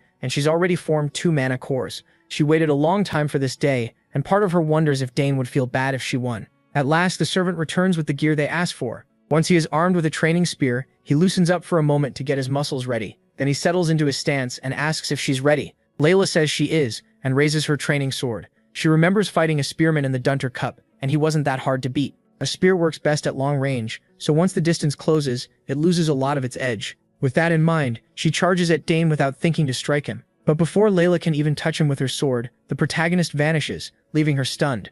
Before she can even figure out where he went, his spear is already on her, marking the hit. The match ends before it really begins. She spins around and asks when he got there. Dane reminds her she's lucky they're using practice weapons. If those were real blades, she'd be in serious trouble. Layla refuses to accept that she lost because she's sure her sword reached him first. Just betraut that I'm MC beat. MC immediately offers her another try, but warns that the same trick won't work twice, so she'd better move carefully. Layla steadies herself, telling herself she only lost because she was nervous after not seeing him for so long. This time, she swears she won't hold back at all. Then Layla notices her father standing on the balcony watching everything. Dane sees the Duke too and is surprised he came just to judge his daughter's ability with his own eyes. He understands that kind of protective father. After Layla won the Danter Cup, the Duke was probably worried about how hard she'd been pushing herself. He believes this match will ease those worries once the Duke sees her real potential. Layla feels even more driven with her father watching, and wants to prove herself by going all out in this final round. Dane nods and tells her to show him everything she's got. Once they start again, their exchange becomes incredibly fast.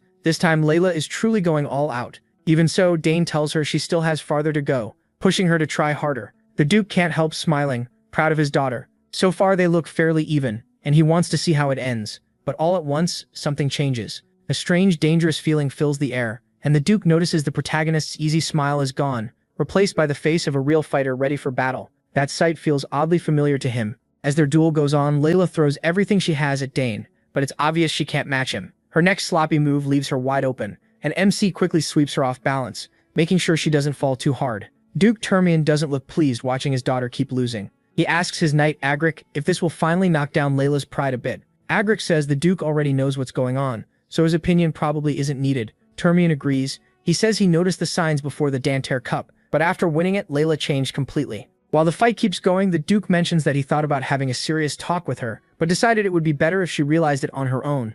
Agric agrees with that. Then Termian asks his knight once again how many manticores Dane might have absorbed. Given his talent, Agric guesses at least 3. Termian quickly disagrees, saying it's probably 2, with only a tiny chance it's 3. Agric asks why he thinks that. Termian tells him to look closer. What's crushing Layla isn't Dane's spear skill or even his greater speed. It's his tactical movement, something Layla has never faced before. The focus shifts back to Layla, who's completely thrown off by how the protagonist answers every move she makes. MC explains that her slow actions make it easy for him to read what she'll do. Every one of her attacks is too easy to predict, giving him the advantage, the upper hand. Watching the match, Termian asks Asmar if he can see the spirit of a seasoned swordsman in Dane. Asmar agrees right away, but says it makes no sense. How could someone this young have that much experience? Termian admits he's wondering the same thing. He then thinks back to Layla's biggest growth spurt, which happened 7 years ago. It was after they returned from an inspection in the south. Meeting him back then changed her a lot, and Termian is sure this time will too. Asmar agrees and says the boy surprises him too.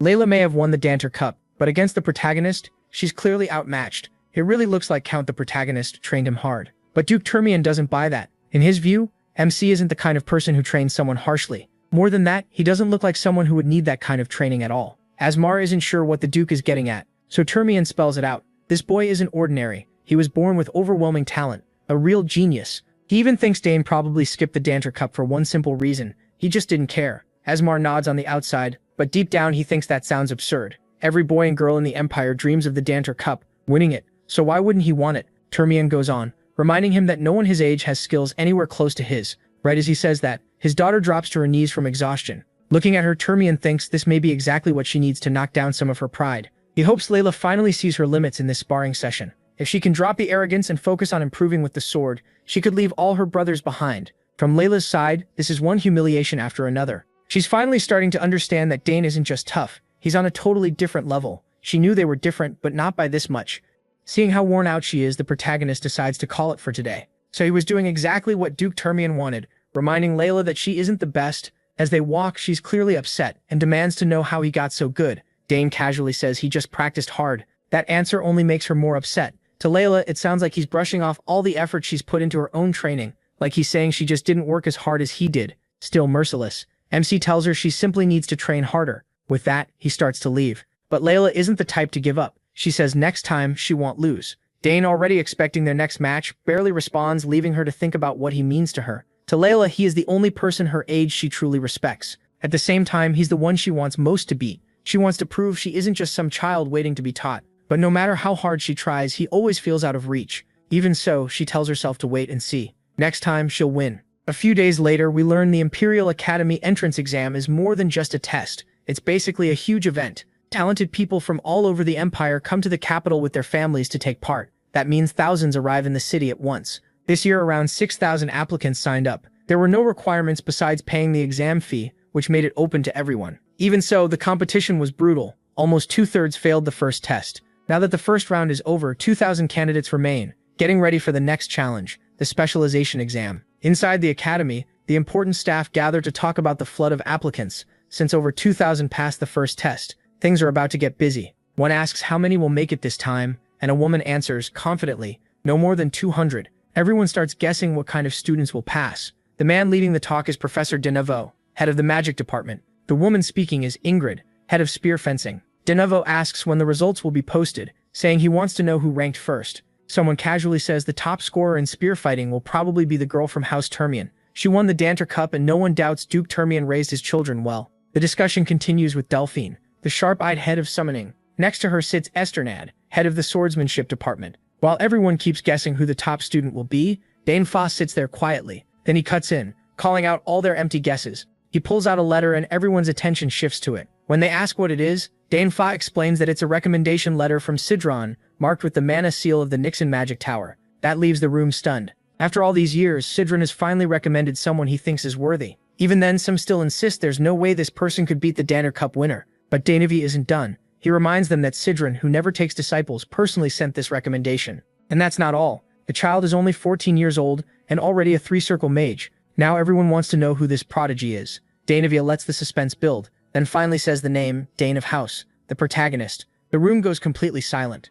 What makes it even more shocking is that there are already 2 geniuses from House Dane enrolled at the academy, and now a third is coming. Everyone knows that will definitely draw attention. Esternad points out that House MC is famous for spear skill, so getting a recommendation from a mage makes no sense. It looks like MC may become famous for magic instead. Lady Ingrid thinks the same. She assumed he would apply for spear fencing, so this is a pretty big twist. Denevo, on the other hand, is thrilled. With his sister Arabella already in the magic department, he would make it even stronger. After all, the Imperial Academy is best known for its magic. Suddenly, a woman rushes into the meeting to announce that the test results are in. The results show 1,367 students admitted to swordsmanship, 227 to magic, and only 152 to summoning. The swordsmanship department's numbers are huge, especially compared to the others, and everyone is impressed.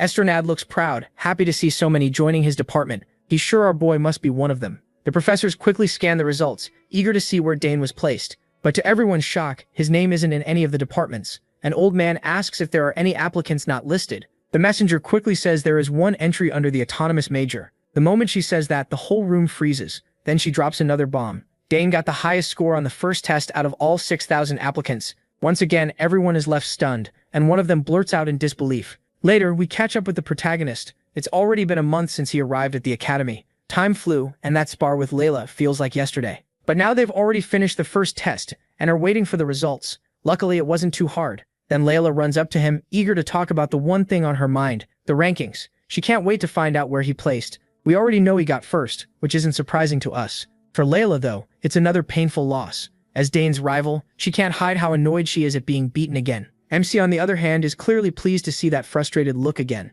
He still wants to knock down this bold girl who acts like being number 1 belongs to her. Still irritated, Layla asks how he managed to study so well. He says he focused on old exam questions his sister sent him. Even then, he says it was tough, especially the military science part. Still, Dane had one clear advantage. Military science wasn't new to him. He had lived through battle in his past life. Layla, though, can't understand why 14-year-olds are being tested on war strategy and military politics. The protagonist only makes it worse when he casually says he thought it was fun. That annoys her even more, and she asks if he hit his head. As far as she's concerned, military science, art, music, and even the history of the Drenic Empire are things no normal 14-year-old should know much about. MC fires back in his usual blunt way, saying this is his field. He learned plenty while living on the battlefield. Then Layla asks what he picked for the second test. To her surprise, he says he chose number 3. That completely catches her off guard, because it means he signed up for the autonomous major. With every new thing she learns about him, she gets more worked up. She demands to know what other talents he's hiding besides spear skill and summoning magic. He just smiles and dodges the question, promising he'll tell her soon. Frustrated, she tells him to say it now and asks why he picked the autonomous track. No matter how she looks at it, she can't understand his choice. The protagonist calmly says it's because he wants to study all of them. Layla quickly reminds him that the autonomous course has a terrible pass rate. Dane stays calm and says he heard students in that course can take any class they want, even in the moosh, until graduation. They also don't have to lock into one major, and they can even do research with professors from any department. Layla narrows her eyes and asks if he really thinks people fail just because they don't know those perks. She even wonders if he picked it just to avoid being in the same department as her. He denies it, which only makes her push harder. She demands to know how he plans to pass and what other skills he's hiding besides spear work and summoning. Seeing how stubborn and worked up she is, MC briefly thinks about telling her more. Honestly, he just finds her annoying and wishes she would talk less. The scene shifts to the academy, where the teachers are talking about Dane. To pass the autonomous major exam, a student has to clear tests from 3 departments, so all the professors had to gather. They're shocked that he really plans to take it: spear throwing, magic, and summoning. Those fields clash so much that passing all 3 is almost impossible. Professor Delfinaso says some students have passed 2 tests before, but most fail every one. Donavo agrees, saying it's smarter to focus on one path: spears for a spear user or magic for a mage. Applying to just one major is the safest and smartest move. The autonomous major has existed for 200 years, and almost nobody has passed all its tests. Back when it was first made, the standards weren't this harsh.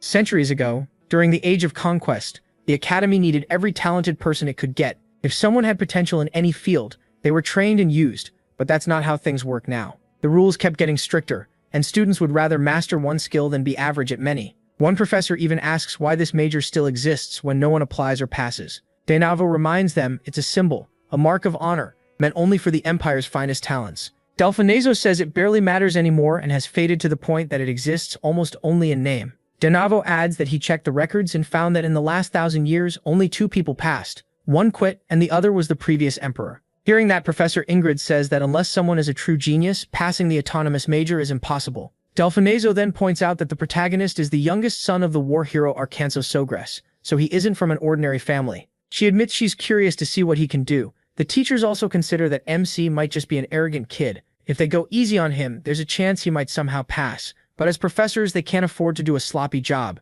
Either way, Denavo is interested. If Dane is bold enough to challenge one of the Academy's symbols, he wants to see it himself. At last, the second exam begins. Standing before the teachers, he gives his name and says he applied for the Imperial Academy's Autonomous Major program. Denavo asks if he understands how serious that choice is. The protagonist clearly did his homework. He answers with confidence that he knows he must pass the exams for the 3 majors he picked. Ingrid reminds him it's still not too late to back out. She respects Count Mimsy Sagres, the Empire's greatest spearman, and doesn't want his son to fail and go home in shame. Dane thanks her for the concern, but makes it clear he came here ready to do his best. The teachers expected that. If he were the type to quit after a few warnings, he never would have applied in the first place. With that settled, Denavo explains that the exam will have 3 separate tests tied to the majors the protagonist chose. If he fails even one, he automatically fails the whole thing. Now that the rules are clear, Denavo signals the head of the summoning department, Professor Delphine Iso, to begin the test. She steps in front of Dane, and he remembers her reputation. From what he's heard, she reached the top among summoners in the Alteon Empire and holds the record for calling 3 creatures above 2nd rank at the same time. She finally speaks, saying, the summoning test is simple. MC just has to impress her, however he can with his summoning skills. That excites him. He was hoping for an open test without strict rules, but instead of showing off some flashy trick, he asks if she can summon something. That catches her off guard. She immediately asks what the hell he means. Even the other teachers are confused. No applicant would normally ask a professor to perform a summon. It also makes Denavo wonder what he is planning. Since he has no mark, he expected him to talk about summoning theory, but now he thinks he may want to see a real summon up close. Delphine Iso doesn't like this brat telling her what to do, but she agrees to grant the request. Still, she warns him that this isn't something he sees every day, so he better watch carefully. Then she begins the spell, and as the huge magic circle forms, the pressure from it pushes everything around aside. Even the teachers are impressed when the beast finally appears. The mad summon, Huter Arc. One terrifying roar from the monster is enough to make everyone rethink their life choices. According to Dane, this creature is the fiercest among 3rd-rank summons, and is known for attacking anyone it sees except its summoner. He honestly didn't expect to witness something like this in an entrance exam, but now things just got a lot more interesting. Now that she did what he asked, Delphinopole tells the protagonist to show her what he had in mind. The people watching are stunned too, because even among 4th-rank creatures, the Huter Arc is one of the most savage. Even several double-class knights attacking at once would struggle to bring it down. Even Ingrid can't understand why Delphinazo summoned something this extreme. Meanwhile, Dane simply keeps walking toward the beast, which makes Delphinazo panic. She quickly tells him to get back because the monster will obviously attack if he gets too close. MC ignores her. After stepping dangerously near it, he calmly says he's trying to prove his skill as a summoner. Delphine gets that, but says she never told him to throw himself into danger, just to prove it. Dane only raises a hand and tells her not to worry about the command. With a firm gesture and a few words to the beast, that massive monster that looked so terrifying suddenly bows and starts acting like a tame pet under his control. Everyone is left speechless as Dane keeps petting that terrifying creature like it's just a stray cat. Even the beast's owner, Delphinazo, reacts the same way. After all, there's no way fierce Huter Arc should be tamed that easily. Then she suddenly notices the mana thread linked to Huter Arc. Even though the color is faint and it isn't full submission, it completely erased the beast's hostility. They're seeing it happen right in front of them, but still can't fully believe it. Delphinico wonders if Dane analyzed the mana thread in an instant as he approached Huter Arc, then made a similar one to connect himself to it. Since the protagonist has no mark, this would be the best method for him as a summoner. She realizes this boy has incredible talent. It even goes beyond the praise she once got from her own teachers. With talent like this, she can only imagine how far he'll go. At last, she steps forward and tells MC that's more than enough to judge his ability. She praises his courage, calm judgment, and strong basics before officially passing him. The other 2 teachers are deeply impressed. This is not something they see often. Later that night, when Dane returns to Duke Termian's palace, he tells Layla what happened. She's stunned to hear the test ended in just 20 minutes. As much as she hates to admit it, she grudgingly accepts that he's now the top student. He quickly reminds her that she ranked first in the swordsmanship department, so she's an amazing student too. Of course, Layla refuses to accept that, and can only sulk in frustration. The protagonist tries to cheer her up by reminding her that her father even threw a party to celebrate her passing. But Layla can't get past how huge the gap between her and the protagonist feels. To her, Dane doesn't seem like a rival anymore. He feels like an unstoppable force of nature. In the end, she just walks away without a word. Later, MC meets Duke Termian, who tells him to leave her alone if she wants space. He worries that sulking like this may not be good for her, but the Duke assures him Layla will get over it with time.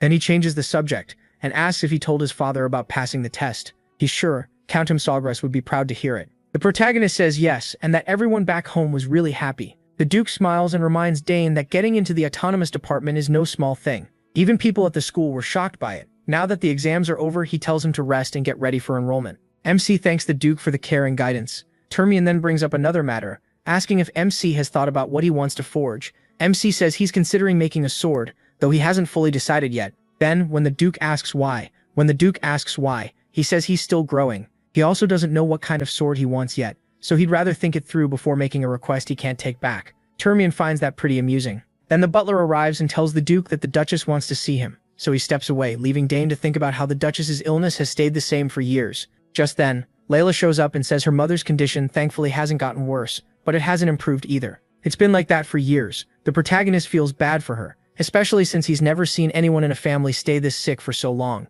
Still, he doesn't dare pretend he knows exactly how Layla feels about it. 2 days later, we're back at the academy. The host welcomes the new students of the Imperial Academy and introduces himself as the headmaster, Archibald Homet. He praises them for reaching such a respected place after fierce competition, saying the Empire's future looks bright with talents like these. This year, he says, there are many outstanding freshmen, but among them is one truly special student, someone who passed the autonomous department exam. Including this new student, only 2 people have done that in the last 100 years, and Dane passed with unanimous approval from the Deans of Magic, Spear, and Summoning.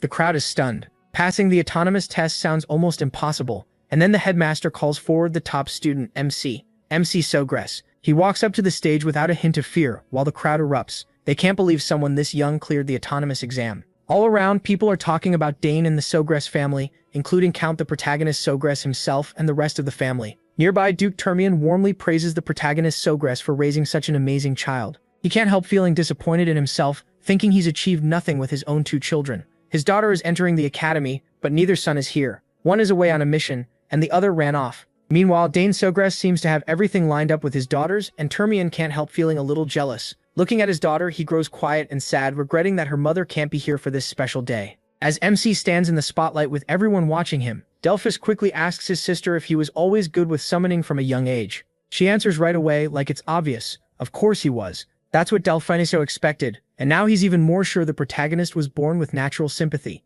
To him, the protagonist is a rare case, far better than most summoners even without any visible summoner's mark. Then MC's sister wonders out loud if his high sympathy could let him summon beings from beyond the horizon. That refers to another world, the place summoners originally came from, and the link to it was lost over 100 years ago. After thinking it over, Delphiniso says it might be possible. If summons can choose their summoners, then he may really be able to do it. Meanwhile, the headmaster comes over and finally meets the protagonist face to face. He hands him a paper and says he has high hopes that this remarkable student will show his full talent at the academy. Dane takes it proudly and thanks him with a smile. After that, the students gather into lines for the oath ceremony, led by the first-year representative. Later, MC gets lost in his thoughts, enjoying the shine of his first big achievement. He finally made it into the academy, and it took a lot to get here. Now he refuses to waste this second chance at life. This is only the beginning, and he plans to go much further. The next scene moves to the academy's main hall. A few representatives wrap up their opening speeches, and the students get a short break before the next event. They're told to grab some snacks and rest for a bit. During the break, Layla starts lecturing Dane like a worried wife. She warns that after his success, lots of people will be watching him, some with good intentions, some with bad ones. She tells him to be careful with any offers and think before acting. He brushes it off, saying he can handle himself, but Layla keeps going and brings up clubs. He makes it clear he's not interested in any of them. By now, older students are already hunting for talented freshmen to recruit into their clubs and groups. Thinking about it, Dane remembers his older sister saying the academy had a lot of fun clubs. Then suddenly, an excited upperclassman shouts the protagonist's name, trying to recruit him. A crowd forms almost instantly, and everyone starts yelling over each other to get MC into their clubs. In just minutes, the whole thing turns chaotic, but Layla quickly grabs his hand and runs, dragging him along as they try to escape the madness. Sadly, their way out gets blocked by more desperate students trying to recruit Dane for their own clubs. The whole place falls into chaos, with students shouting non-stop about how great their clubs are, while Layla keeps running like their lives depend on it, pulling the protagonist behind her. Even moving that fast isn't enough. The crowd keeps chasing them. MC, while running, can't help thinking this feels oddly familiar. He's used to being chased by enemy soldiers, but getting chased for being the top student is definitely a new experience. Then the story shifts to another part of the academy, where we meet Keltus Redfield. He's walking along calmly, minding his own business. Nearby, some older students whisper as they watch him. He clearly has a reputation, and we're about to learn what kind. It turns out Keltus returned from serving as commander of the Imperial Knights, and immediately took the role of professor. Around the academy, he's respected as one of the best and most impressive teachers. The funny part is that Keltis has no interest in being some perfect professor, and his easy life is about to end. The reason is simple. For the first time in decades, the autonomous department has a new student. Until now, Keltis had it easy. He could casually write papers and still do fine. But now he'll actually have to prepare real lessons. From Keltis's point of view, he's quietly thinking freshman orientation should already be over. He clearly isn't happy that someone joined the autonomous department, especially while he's the acting head of it. Then he notices Dane standing outside his office. He calls out to him, surprised that he came so early. As always, he greets his teacher respectfully. Once they settle into the office, we hear Keltis's thoughts and he's obviously annoyed. He worked hard to reach this position just so he could enjoy some peace. Teaching students was never the goal. If he wanted to train people, he would have stayed with the Knights. Still, since there's no turning back, he asks the protagonist why he chose the autonomous department, and the protagonist says he doesn't want to be locked into one field yet. Keltis asks if he plans to choose one later. MC says yes, eventually he will. But for now, he doesn't want to waste the rare chance to study in the autonomous department. That answer makes Keltis even more bothered because it sounds like he really will be stuck teaching Dane. Then he remembers he skipped the swordsmanship test. To Keltis, that probably means the boy isn't confident with a blade. Seeing an opening, he asks if the protagonist knows anything about swordsmanship. The question catches the protagonist off guard, so Keltis quickly says he's not trying to insult him. But as a student of the autonomous department and with Keltis as his teacher, he thinks MC should know at least something about the sword. It's a strange request, and he can tell his teacher isn't thrilled to have him here, so he answers plainly. He's not interested in swordsmanship. That's exactly what Keltis wanted to hear. He immediately says he wants to test the protagonist's skills. You see, Keltis has the right to evaluate him, and if Dane's sword skills are as bad as he thinks, this lazy professor can use that as a reason to push him out of the department. So Keltis heads to the training grounds to test MC's talent in swordsmanship. Once they arrive, he points to the swords on the wall and tells Dane to pick whichever one he wants. He looks through the collection, and while he checks all those blades, he wonders why a place meant for scholars has a room like this at all. There haven't even been autonomous students in decades, so why keep so many weapons here? After a moment, the protagonist shrugs and picks a sword at random. Keltis asks if he's sure, and MC says yes without any hesitation. With the weapon chosen, Keltis explains the rules. If he can touch him even once, he passes. To make it easier, Keltis limits himself to no more than 2 steps during the fight. Dane accepts the terms right away, and the two take their positions. Keltis feels relieved, but also uneasy. He's glad the protagonist agreed so quickly, yet that confidence is unsettling. Almost like MC thinks he can actually win. The moment the match begins, Dane rushes straight at Keltis. He swings his blade, trying to tag his teacher, but Keltis slips aside with ease. Even so, the teacher notices something right away. He is fast, faster than he expected. For a second, Keltis wonders if this kid really does belong in the autonomous department, but there's no time to dwell on it. The protagonist keeps pressing, his attacks relentless, and more accurate with each swing. At one point, Keltis comes within inches of getting hit, and that sends a chill down his spine. When Dane swings again, Keltis has no choice but to draw his own sword and block. If he had reacted even a little slower, the match would have ended right there and not in his favor. What shocks him even more is MC's swordsmanship. It's rough, almost wild, but clearly effective. Keltis is now sure this boy really can handle a blade. This isn't beginner's luck. MC is unpredictable, and that makes him dangerous. After the quick exchange, Dane steps back, breathing hard.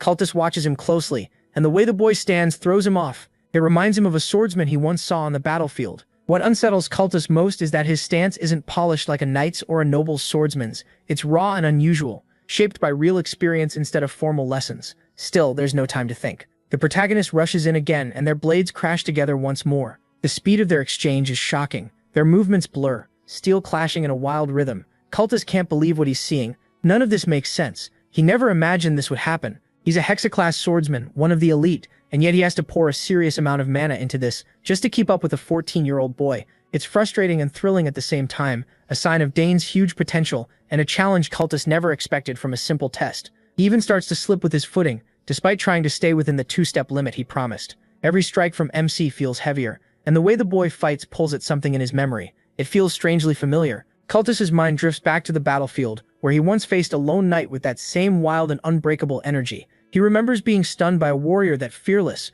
someone who fought with reckless abandon, carrying no crest or banner. That madman tore across the battlefield, a force of chaos. Everyone struggled to stop. As the memory fades, Keltis snaps back to the present, just in time to feel the cold touch of Dane's blade against him. He was tagged. He gives a small smile at the win, but he doesn't laugh, especially since that would insult his teacher. Instead, he innocently says, "I think my sword hit you." As much as Keltis hates to admit it, a promise is a promise. He has to keep his word, so Keltis reluctantly lets Dane pass. The protagonist finally relaxes too. Keeping up with Keltis wasn't easy. If the teacher hadn't limited himself, the protagonist knows he wouldn't have stood a chance. Cultus feels just as overwhelmed. He can't deny the absurd talent hidden in this boy. Even with a handicap, MC should never have been able to push a hexaclass professor like him this far. Now he understands why he wasn't worried about the swordsmanship test. With talent like this, it's no surprise. Turning to the protagonist, he asks why he didn't join the swordsmanship department instead. The protagonist simply says he thought his family would be upset if he did, and that leaves Cultus confused, since that answer doesn't make much sense.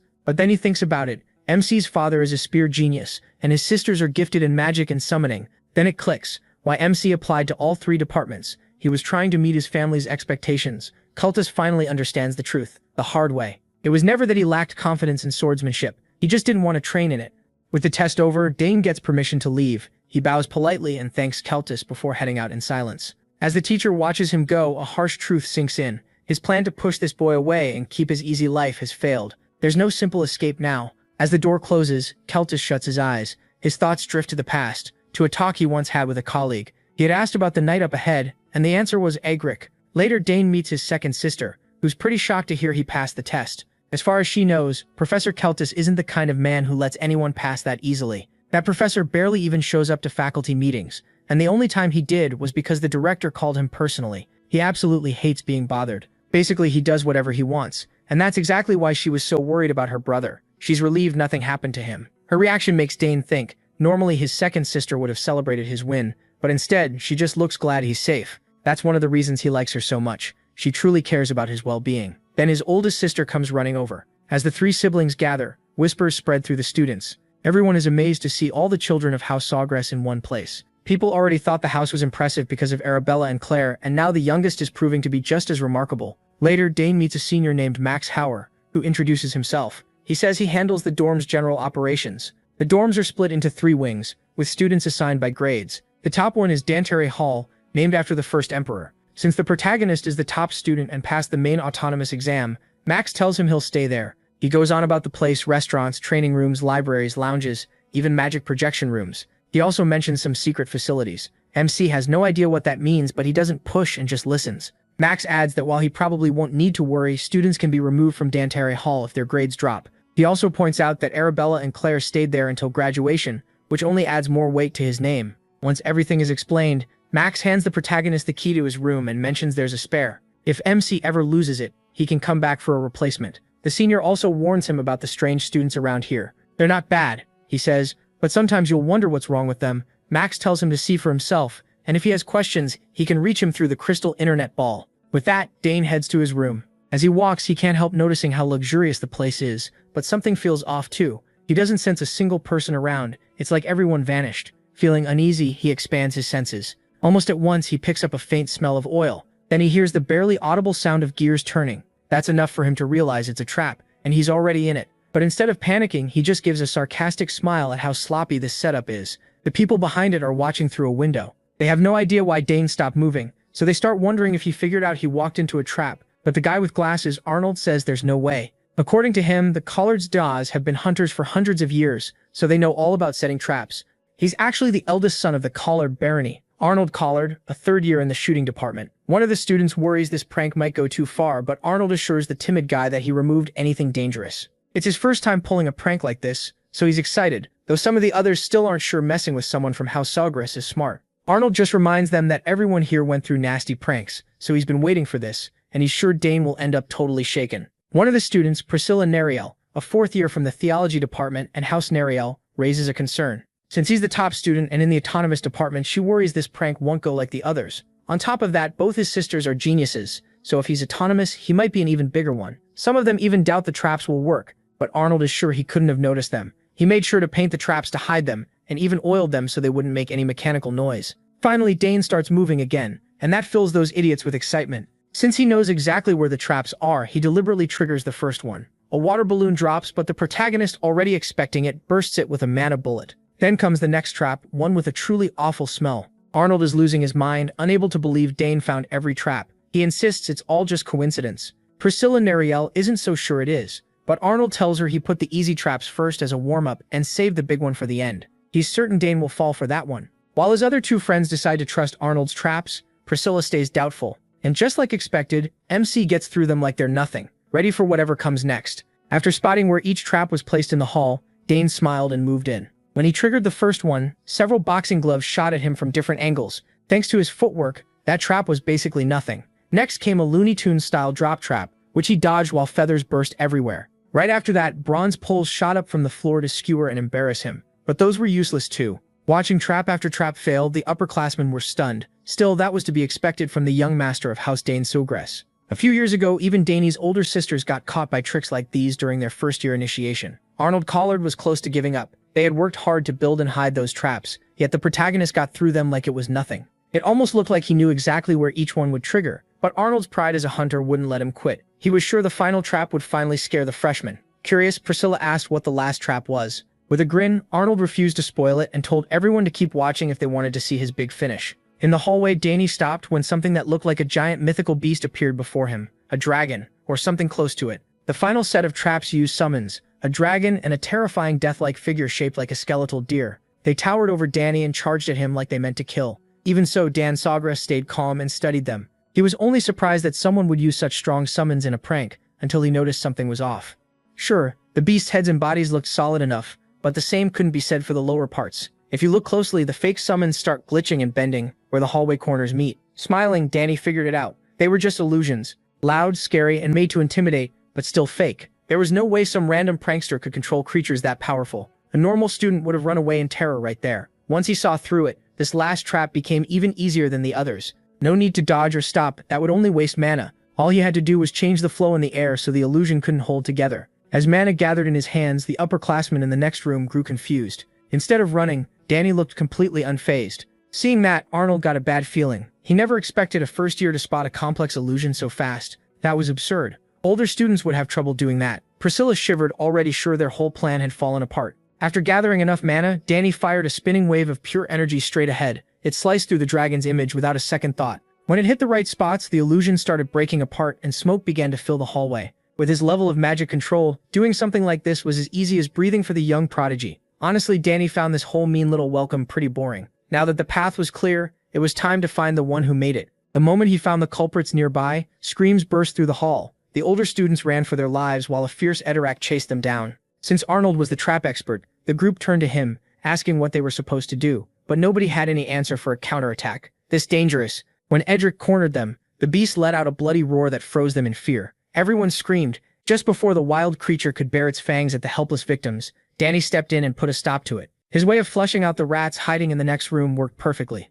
The instant they heard his voice, the upperclassmen turned to Danny in shock. They begged him to do something, realizing this was probably his doing. They promised to apologize for their childish prank if he would just save them and get that furry, bloodthirsty monster away. Danny lifted a hand as strange runes filled the air and mana swirled at his command. A huge portal opened behind Edirak, locking down its movement and slowly pulling it in, monster and all. With one more wave, Danny shut the portal and Edirak vanished like it had never been there. Arnold and the others were speechless. The proud heir of the hunting clan even wondered if that beast had been another illusion. After a few seconds, the upperclassmen awkwardly got back on their feet. One of them cleared his throat and admitted the initiation had been a total disaster. Then the guy with glasses stepped up and introduced himself as Dragan Valentin, a fifth-year alchemy student. He casually added that he was the only direct heir of Marquis Valentin and offered Danny a handshake. Dragan even threw in a few compliments, saying Danny was handsome and well-built, which made sense considering how famous Danny's sisters are for their beauty and talent. Not sure what this guy was going on about. Danny chose to stay polite, shook Dragan's hand and returned the greeting. The glasses guy kept praising Danny for how well he spotted and avoided every trap. Everyone had heard he was the first student in the independent department in decades, so really they should have expected to lose. Then Dragan slyly pointed out that Arnold had set everything up. He went on to say Arnold was the heir of House Collard, famous for its skill in hunting. Hearing that, Arnold looked embarrassed. Danny smiled when he learned who the mastermind was behind the trap-filled hallway in the dorm. Trying to smooth things over, Dragan asked everyone to introduce themselves properly. The blonde girl was Priscilla, a fourth-year theology student. Dragan warned Danny not to bother the lady, since she dreamed of becoming a cleric, not waiting for anyone else to speak for her. Priscilla declared that she was a kind and beautiful young lady and the abandoned child of House Nariel. She explained that joining theology meant giving up adult dreams and everything that comes with them. Danny smiled awkwardly and stammered out a polite reply. When their hands touched, Priscilla's eyes widened like she had seen a ghost. From that tiny bit of skin contact alone, she felt a mana density unlike anything she had ever known before. No one Danny's age should have that much power. It was ridiculous, so overwhelming it shook everything. Priscilla thought she understood about magic. She stared at her hand in disbelief. while Danny seemed to expect that reaction. Still annoyed that his traps had failed, Arnold was frustrated. He refused to believe they were making such a big deal out of mana density that was just above average. Meanwhile, the others switched into damage control mode. Charles Hasbro stepped up and introduced himself as a second-year martial arts student. He quickly made it clear that he was nothing like those gross pests from the physical beauty club. Danny remembered seeing those buff gym rats trying to recruit people earlier. Charles added that while muscles matter, martial arts isn't just about showing off giant biceps. He even invited Danny to check out the course if he was interested. The only one who still hadn't introduced himself was the trap maker. The others urged Arnold to swallow his pride and greet the freshman like a normal person, but the heir of House Collard stayed sulking like a spoiled kid. A moment later, he finally gave in and shook Danny's hand. Arnold Collard and Dane Sawgrass looked each other in the eye. It was obvious Arnold was upset that Danny had wrecked all those carefully made traps. Danny thought about praising him a little so he'd stop pouting. He told Arnold the traps were actually very good and praised his solid knowledge of trap mechanics and trigger placement. Still, to MC's trained assassin eyes, they weren't hidden well enough. He said the paint was the real problem. Arnold was shocked to hear someone criticize his work like that. He went on saying that next time, instead of plain F6 black, he should mix F3 silver and D6 black in a 4:6 ratio. With the shine in that hallway, that mix would be much harder to notice. After thinking it over, Arnold had to admit Dane made sense. Aside from the paint color, the traps were excellent. Any other student without trained eyes would have fallen for them. The others were stunned. Who would have thought a freshman would teach Arnold something about traps? They knew they were seeing greatness in action. With introductions done, the upperclassman offered to take the protagonist to his room. They walked him through the hall to the place he'd be staying for his school life. Even though they had pranked him, MC felt like these older students might actually be fun to be around. Watching their banter, he couldn't help feeling like he had already found a few playful friends. All in all, things were about to get a lot more interesting. The next morning, Layla scolded Dane for signing up for 6 major related classes in one semester. It made sense in a way. He had 3 tracks and needed 2 classes for each, but with general studies added on top, his schedule was packed. At this rate, he might not even have time to sleep. Most freshmen only take 4 classes at max. Layla urged him to think it through and drop some before the day ended. He assured her he'd be fine. He had even gone further by adding 2 humanities classes and military science too. He was really picking hard mode. Layla couldn't relate at all. Military science had traumatized her back during the first part of the entrance exam, and she lost a ton of points because of it. Still, that was just like the academy's top student. Dane actually liked military science. After that, the two said goodbye and agreed to meet later in swordsmanship class. For first period, Layla was heading to a general studies course. She had chosen cosmetic and skincare studies. Even the fiercest swordswoman of her generation is still a young girl. When the protagonist arrived at his first class, his classmates were already curious about the top student. They couldn't understand why he picked this subject for general studies. Most planned to talk to him after class, but they were worried he might be cold and distant. None of them even tried to hide their whispers. First period was Introduction to Military Science. From what Dane had read the day before, some parts matched what he already knew, while others clashed hard with real war. Theory and practice don't always line up. If they did, no country would ever lose a war. The fact that military science was still taught in a time of peace only showed how important theory and basics really are. When the professor stepped up to the podium, the whole class stood. The big man quickly told everyone to sit down. After a short greeting, he flipped through the textbook. He was middle-aged, with white hair and the look of someone who had seen real war. His name was Francisco Gavios, a military theory instructor. Before anything else, he called attendance, and then began the lecture. From his seat, Dane quietly studied the old man. Right away, he could tell this guy had spent plenty of time on the front lines. That only made MC more excited for the class. The first thing Gavios did was criticize military theory. On a real battlefield, he said, theory alone doesn't work. Soldiers have their own will, and commanders have to weigh victory against the lives of their men. Even so, theory still matters. It gives you the base you need to understand war. This class would help them fix mistakes and learn how military science is really used.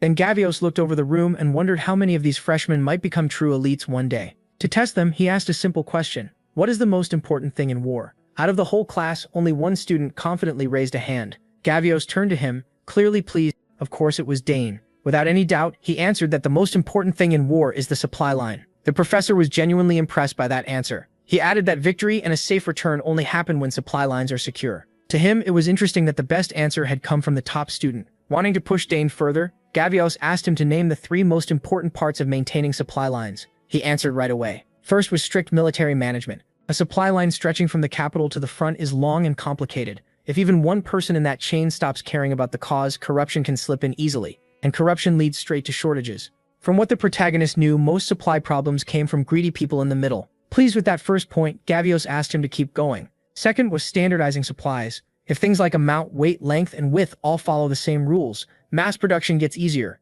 Standardization also speeds up delivery and keeps frontline units from getting confused, which helps them fight at their best. As Dane kept giving confident answers far beyond the textbook, the other students started whispering in confusion. Even Gavios was caught off guard by how sharp his answers were. For the last key point, MC said local procurement mattered most. The longer a war drags on, and the more the first two rules break down, the worse the supplies become. Getting supplies locally lets soldiers stay at least a little self-sufficient. They can grow food themselves or buy it from nearby areas. The amount and quality might not be great, but it's enough for emergencies. Dane answered from things he had seen and lived through, not from books. After hearing all that, the whole class was stunned. Gavios was thrilled by such a clear summary of supply line principles, so he asked what year he was in. When he learned he was only a freshman, he was shocked. He couldn't understand how a new student knew so much about war. So Gavios repeated Dane's answer for the rest of the class. What the protagonist described sounded more like the thinking of seasoned soldiers and officers who had lived through many battlefields. Since MC was still so young, there was no way he should know that much.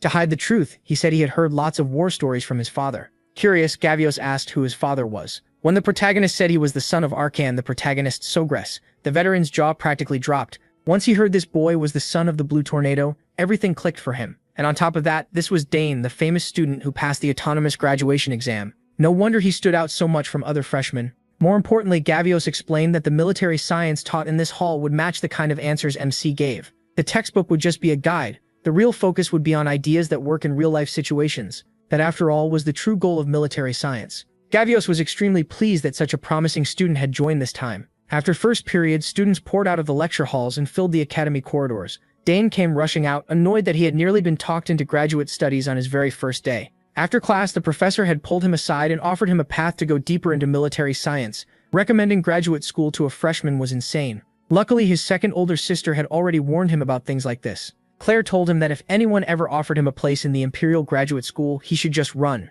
And judging by this, Gavios wasn't the type to give up easily. Pushing that problem aside, Dane took out his map and planned a route to his next class. It was still his first day, so he didn't know the campus well. That wasn't helped by how huge the academy was. He had agreed to meet Layla at the central fountain, which was pretty far from where he was. After checking the map, he finally found the spot. It looked like going through the Mist Garden would be the fastest way to reach his destination. A few minutes later, the protagonist arrived at the so-called Mist Garden.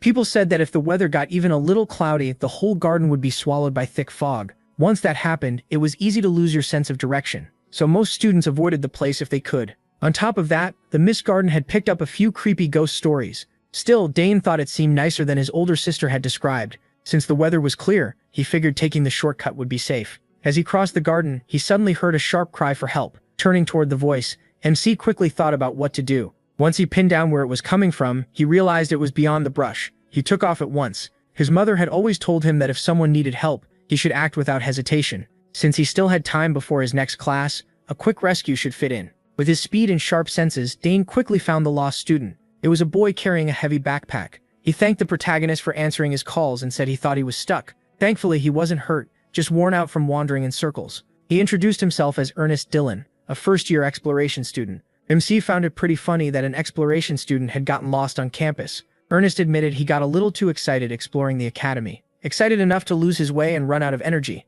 From what Dane remembered, Baron Dillon's house was a Western noble family, whose crest showed a ship and a sailor. Ernest was impressed that he knew his family. They were famous for exploration. For generations, his ancestors had crossed wide seas and pushed into unknown lands. Still, looking at Ernest, he didn't exactly seem built for grand adventures, considering how thin he was. Since the protagonist recognized his family, Ernest looked proud and politely asked for his name. The protagonist introduced himself, and when Ernest learned he was the first autonomous department student in 50 years, he nearly fainted from shock. His eyes lit up as he praised his luck for meeting someone so amazing. MC gave an awkward laugh, but then he noticed something around Ernest's neck. The boy said he wasn't hurt anywhere, but there were clear marks on him. Dane spotted bruises and scars around his neck and hands. From what he could tell, they didn't look like the kind of injuries someone got from exploration. Still, he chose not to ask, since it was probably personal. Instead, he steered the talk back to exploration. Ernest eagerly explained that he was obsessed with discovering anything new: people, things, places, you name it. He was always ready to dig deeper. Then he opened his giant backpack and happily showed Dane all his exploration gear, stuffed inside in a messy heap. For now, his goal was to explore the whole academy.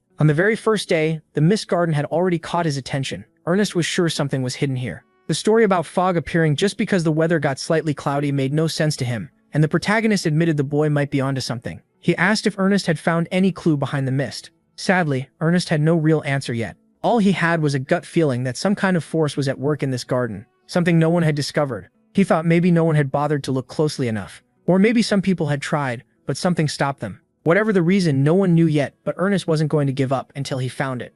Maybe it was tied to a lost ancient kingdom or a call from beyond the horizon. His excitement about the unknown started to rub off on Dane. Then MC remembered he still had to meet Layla so they could head to class together. They needed to move fast. While Ernest packed up his gear, the clear blue sky slowly became covered with clouds, and rain began to fall. Rain started pouring, and in seconds the whole garden was hit by a sudden storm. That was bad. From what they'd heard, heavy rain makes the fog swallow this place much faster. Escaping would become almost impossible. Just like they feared, the strange mist began rising from the ground itself. This fog could steal a person's sense of direction, and Ernest quickly pulled out a compass, already bracing for the worst. But the strange force made the needle spin wildly, so they had no way to tell which direction to go. Ernest started freaking out. Without the compass, they could wander forever and never make it out. Dane told him to rely on his explorer skills, but this place was beyond him. In a normal area, Ernest might find a way out. The misty garden was different. Something unknown was controlling it. That's when it really hit him. On his very first day, he might actually be trapped here. Already tired, Ernest was getting even slower under the rain and fog.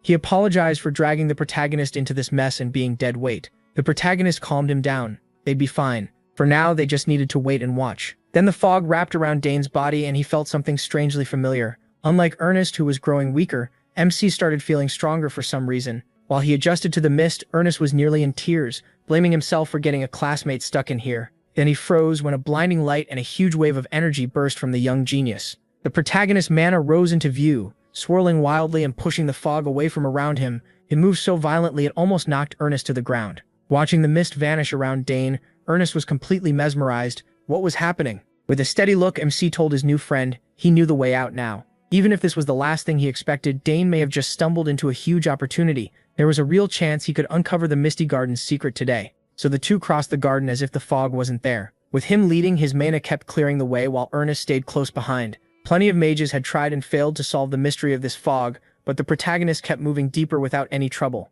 Wherever he went, the mist simply broke apart. At that point, Ernest was sure he was standing beside a true genius. After a few more minutes, they finally reached their destination. Ernest first thought they had escaped, but they were nowhere near the exit. Instead of returning to the normal campus grounds, they had gone even deeper and reached the center of the Misty Garden. There, resting above a pool, stood a richly crafted fountain. Ernest never imagined they'd find the magical fountain hidden here. Most students who enter this place come looking for this spot. They gather around it because of a legend Dane had never heard before, so Ernest explained it. People say that if you reach the fountain before the fog fades, you'll be tied to the person you want most. It sounds like just another romance tale wrapped in fantasy, but MC could tell the fountain was unusual. He wondered how its magic had lasted this long. If it's so hard to reach, how does it keep working with no upkeep? Hearing that, Ernest couldn't argue with the logic.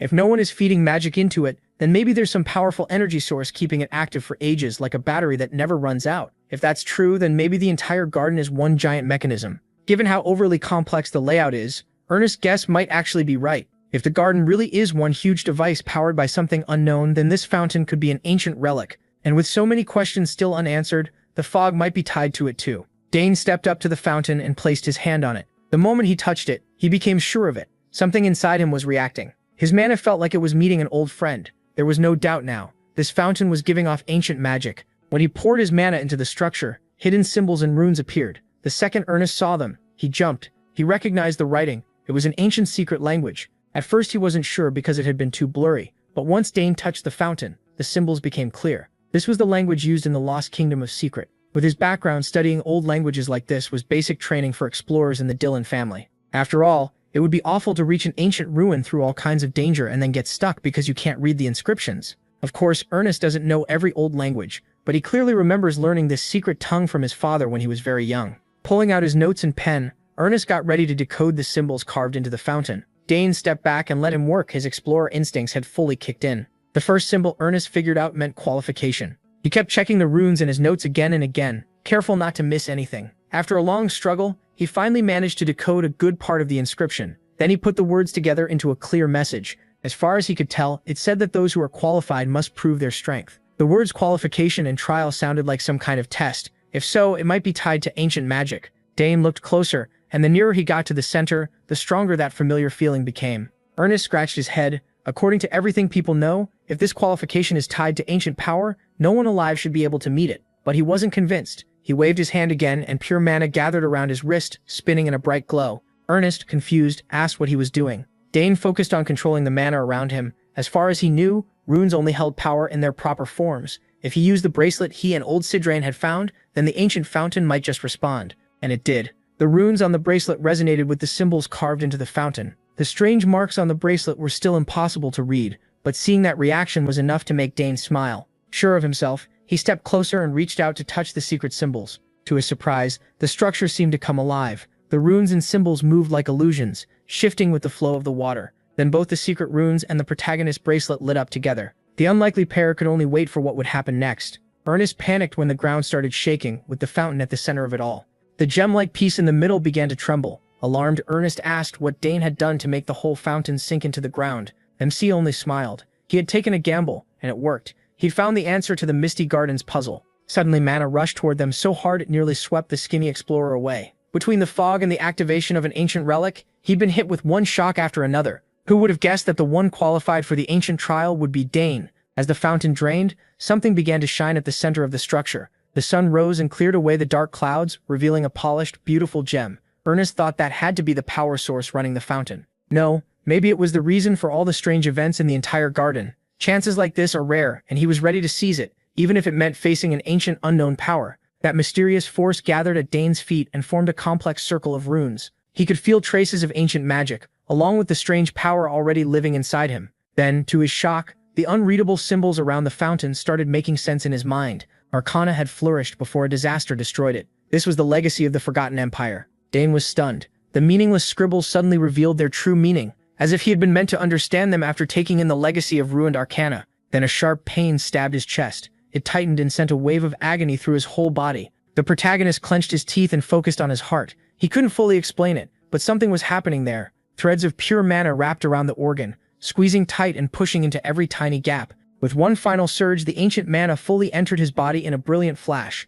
As the pain faded, MC realized he had just formed a magic circle. Here's the problem. A core and a circle normally can't exist together in balance, inside one person. Their roles are opposite, almost made to clash. It's extremely rare for someone to have both. The result is poor efficiency, and the body pays the price. That's why magic swordsmen, strong as they are, often suffer heart problems and shorter lifespans. That was exactly why Dane never wanted to form a circle, meant only for magic. He already had his cores, and even if he could build a magic circle, it wasn't worth the risk. Now the old empire's legacy had been forced into his heart. Seeing his troubled face, Agric asked if he was okay. He looked pale, and clearly shaken. The protagonist forced a smile and told his new friend he'd be fine. He just had a lot to think about. The young explorer asked if he had really absorbed that wild power from before. Even with Ernest's untrained eye, he could tell the fog and the runes had somehow linked themselves to Dane. Of course, Ernest had questions. He'd watched the whole thing, but for now, it was better to keep him in the dark. MC used his magically gifted sister as an excuse, telling Ernest he handled the strange event the way she taught him.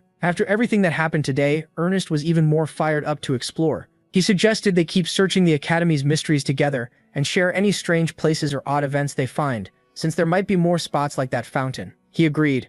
With the mist gone and things finally calm, Ernest reminded the protagonist that he still had class. After gaining that ancient legacy, MC had completely forgotten he promised to meet Layla before class. He quickly said goodbye to Ernest and apologized for rushing off. He was already running late. If he missed the meeting spot, that wild girl would definitely chew him out. So Dane left his new friend behind and dashed toward his next class. Ernest watched him run off with a smile. He definitely met an interesting friend today, and he had a feeling that exploring with the protagonist would lead to even crazier things. Once he was sure he'd gone far enough from Ernest, Dane pushed his speed as far as he could. Something felt different. Moving was much easier now, and strong waves of mana wrapped around him, boosting his already fast body. He could clearly sense both the circle and the cores inside his body. Even though that should have been impossible, they worked together perfectly with no pain at all. Normally a circle would disrupt core energy and lower its power, but that wasn't happening. No matter how much magic he drew around himself, there was no backlash and nothing felt wrong. If anything, it was the exact opposite. His mana kept flowing through the circle and then returned to the core again and again, making the energy inside even purer. With this huge and unexpected change, Dane's first thought was to contact his older sister as soon as he could. A moment ago he was scared of heart problems. Now he was excited by everything this could mean. Thanks to his new speed, MC reached the sandy grounds of Hangston District in no time. He arrived just in time to meet Layla and walk with her through the famous area. After a short stroll, they finally reached the entrance. The entrance had a strange design. Layla explained they were about to pass through the Academy's famous magic barrier. She added that this odd structure was made by Saul Hangston, a legendary mage from the academy. Once a year, it activates for gifted freshmen. When a student passes through, a light appears. The color shows the type and level of their magic talent. It was first built to catch dark mages sneaking into the academy, but after dark mages vanished, the barrier was reused to rank students. Curious, Dane asked what each color meant. Layla happily explained that if someone has no magic talent, nothing changes. If their talent is decent, the barrier shines yellow. Strong talent gives off blue light, while truly gifted people produce red. Layla had studied the academy long before they enrolled. She wanted to know everything about the place where the next chapter of her life would begin. She also mentioned that Dane's sisters, Arabella and Claire, both gave off red light, which made sense considering how terrifyingly gifted they are in their own paths. Layla could barely hold back her excitement and ran to the barrier to see what color she'd get. The moment she stepped into the district, a bright red light spread across the wall. With talent like hers, that result was no surprise. She smiled, clearly pleased, as the red glow reflected in her eyes. Dane, proud of his childhood friend, congratulated Layla, wanting to try it for himself. He studied the barrier for a moment. Then he calmly walked toward the district entrance. In his head, he expected to see red too. He was sure that after taking an ancient magic, he might even surpass a normal red light prodigy. But when he turned to check the result, he froze. A bright green light. That wasn't supposed to happen. Green wasn't even part of the ranking system. And even Layla, who knew the academy well, was stunned. She stared at Dane and asked why he could never just be a normal genius for once. He had no idea either, so he could only give an awkward smile back. After entering the district, he and Layla headed to the lecture hall where many departments had gathered.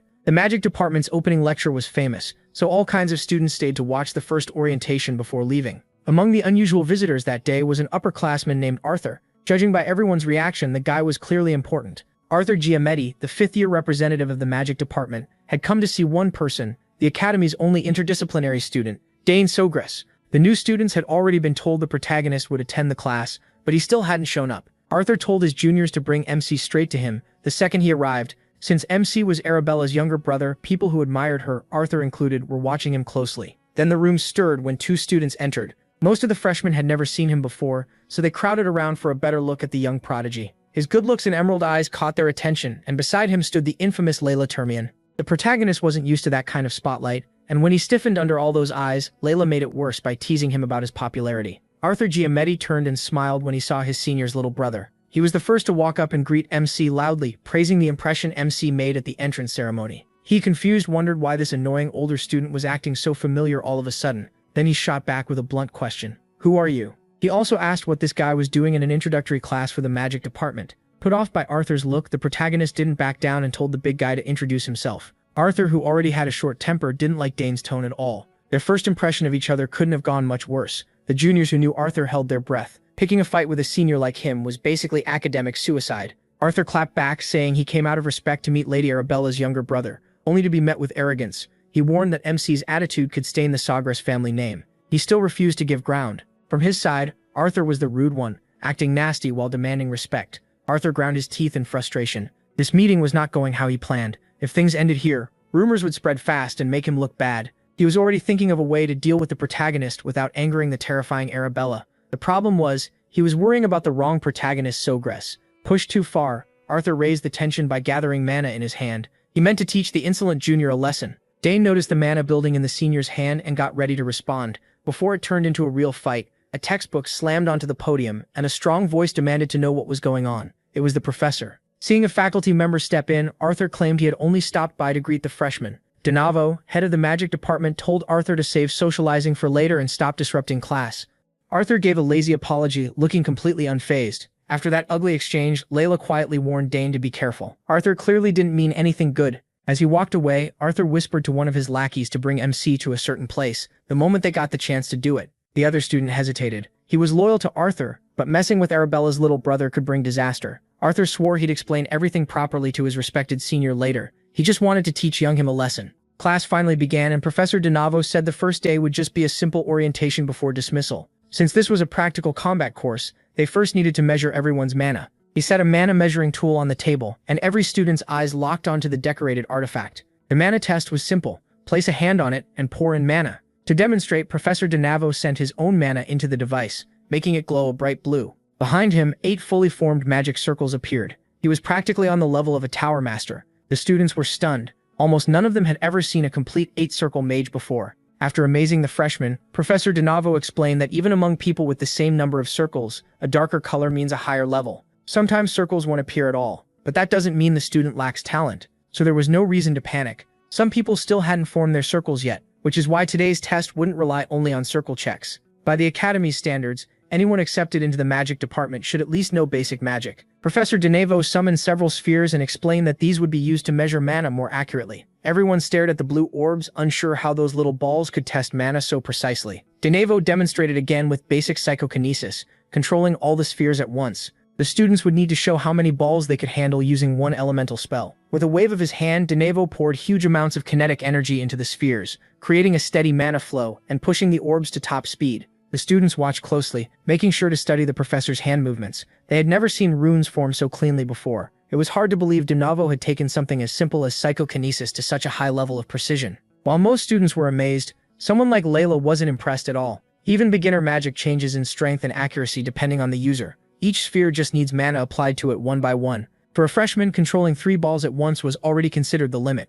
Layla turned to Dane and asked if he could handle more than 3. Before he could answer, Professor DeNarvo called Arthur from the back. The 5th year was only watching the class, but DeNarvo saw a perfect chance to show the freshman what a top student looks like. Arthur gladly stepped up, excited to show off in front of the new students. He also wanted to make that arrogant freshman look small. The protagonist was curious too. He wanted to see what the so-called grown-up could actually do. Arthur walked up and poured his mana into the measuring device. The room burst into chatter when 4 circles appeared, their color dark and dense. DeNarvo praised Arthur for improving again, and Arthur answered with fake modesty. DeNarvo was all smiles. Usually reaching 4 circles before graduation is rare, so Arthur was proof that real talent stands out. The professor kept praising him and told the freshmen to stay close to the 5th-year representative, since his advice might help them become proper mages. Arthur soaked up every second of the attention.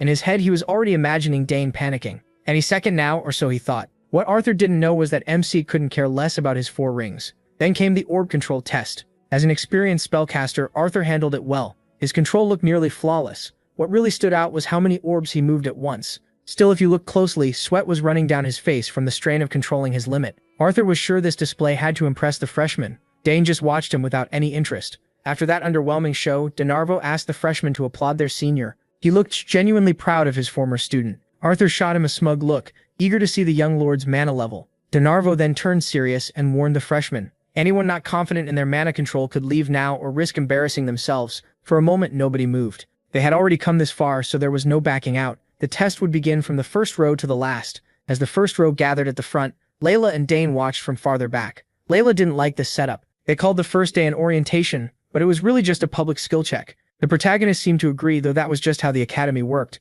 One by one, the students stepped up and measured their mana while the professor took notes. Some lit up with joy just from seeing even one circle appear. Others, of course, didn't have enough mana to show even that. The orb test was even harsher, making it clear how hard true psychokinesis really is. Arthur and his friends stood off to the side, laughing at the clumsy freshman who kept messing up the test. Then one student stepped forward and caught all their attention. Dane extended his hand, touched the device, and let his mana flow steadily into it. Arthur was still waiting to see the boy's confidence break once he realized the gap between them. After what happened in the Nebula Garden, MC was curious too. Since absorbing ancient magic, something inside him had clearly changed. The artifact lit up as thick, rich mana poured from his hand. DeNarvo focused on Dane much more closely. The boy had handled the self-study exam perfectly. So with all that theory knowledge, DeNarvo wanted to see how many circles he had. As the seconds dragged on, everyone kept staring at the year's golden child. Then suddenly, a brilliant light burst out, stronger than anything before it. Dane felt like he was losing control as the device pulled mana from the circle in his heart. When the light reached its peak, an error message flashed. His mana could not be measured. No one had ever seen that before. The device could read up to 8 circles, so the whole room was stunned. The protagonist reread the red warning again and again, but he had no explanation either. Layla, Arthur, and the rest of the class held their breath. DeNarvo's eyes narrowed with a conflicted look. The students still waiting in line started complaining that Dane had broken the device before they got their turn. They didn't buy the impossible-to-measure result and assumed he just had no circles. Meanwhile, MC wondered if the ancient magic in his heart had interfered with the reading. DeNarvo had used this test for years and trusted the machine completely. It could even expose people hiding their real level, so seeing unable to measure was new to him. He doubted anyone there had seen this happen before. Trying to calm the room, DeNarvo said it was probably just an overload. For now, they would move on to Dane's orb test. Arthur, of course, took the error message as proof the brat had no real magic talent. He was disappointed by the failed reading, but at least he still had the orb test, though he wasn't even sure his power would work normally here. He closed his eyes and pictured the psychokinesis spell with full focus. Then he raised his hand and countless raging threads of mana shot out. Copying DeNarvo's earlier movements, he lifted every orb from the container,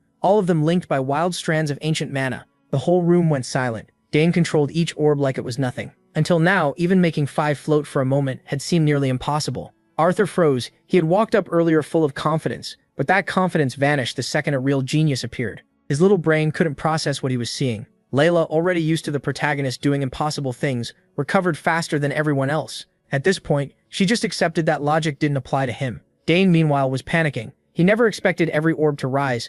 It seemed absorbing ancient mana had changed him that much. Once he got over the shock, he slowly moved his hands. Since everyone was watching, he decided he might as well do something flashy. He fed the orbs more ancient mana and made them speed up until they looked like blinking lights. Now he was doing things even DeNarvo had never seen. With his sharp sense for magic, the professor was the first to notice the boy was rearranging the orbs with the clear goal of drawing an image. At last, the swirling mana shifted shape and formed a picture in the air. A lion and a snake. Everyone knew those two beasts were the crest of the great Dane family. MC smiled at his little masterpiece, while DeNarvo was almost terrified. Even Arabella, a genius mage, had never looked this unbelievable. Layla, on the other hand, was annoyed. She was up next, and there was no way her turn could compare. After the orbs were set back down, DeNarvo praised him again and again. Now he understood why a tower master who had never accepted a student took such interest in the boy. Dane bowed politely and thanked his professor. Hearing that, the freshmen nearly fainted when they learned the protagonist had been taught by a tower master. His image among them was quickly turning favorable.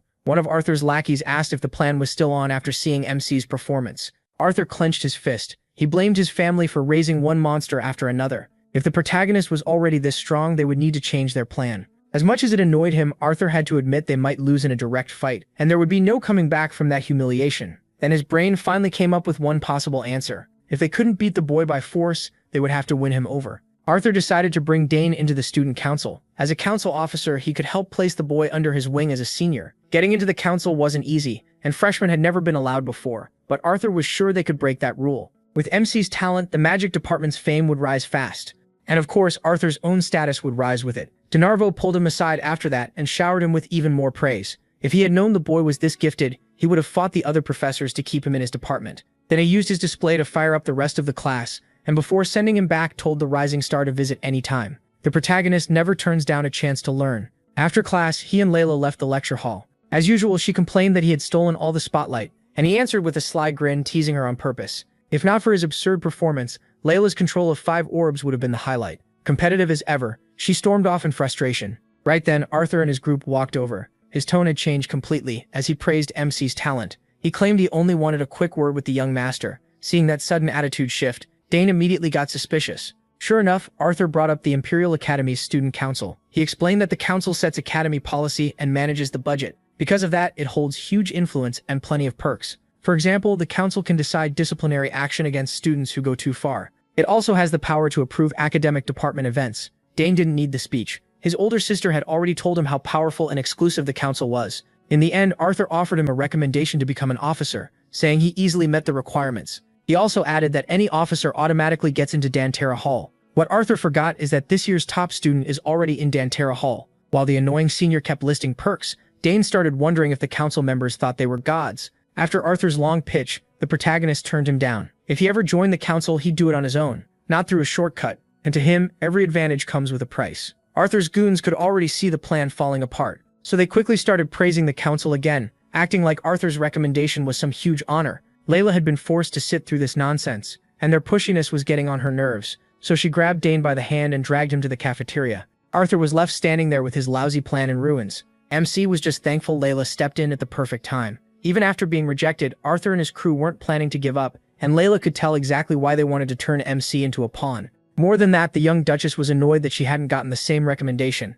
By now, Layla had accepted that when it came to talent, Dane was on a whole different level. Then the two headed for the Imperial Academy cafeteria, hoping the sweet pies were still there. Meanwhile, Arthur went to meet Professor DeNarvo. In DeNarvo's opinion, he might be even more gifted than his older sister Arabella. Magic is too broad to judge perfectly, but in raw potential, the protagonist was a monster. Hearing that shocked Arthur, especially since he admired Arabella so much. Then the professor told him to gently push the young Sogress heir into focusing only on the magic department. Ever since MC arrived, everyone had seen the same thing. The boy's talent was impossible to ignore. Arthur admitted he had already tried to recruit him into the student council and got rejected. DeNarvo still couldn't let it go. Talent like that was too valuable to waste. Changing topics, Arthur asked if there was any recommendation letter for him. The professor brushed it off, saying that in 2 years magic towers would probably line up for Arthur after graduation. But Arthur could tell what Denarvo really meant.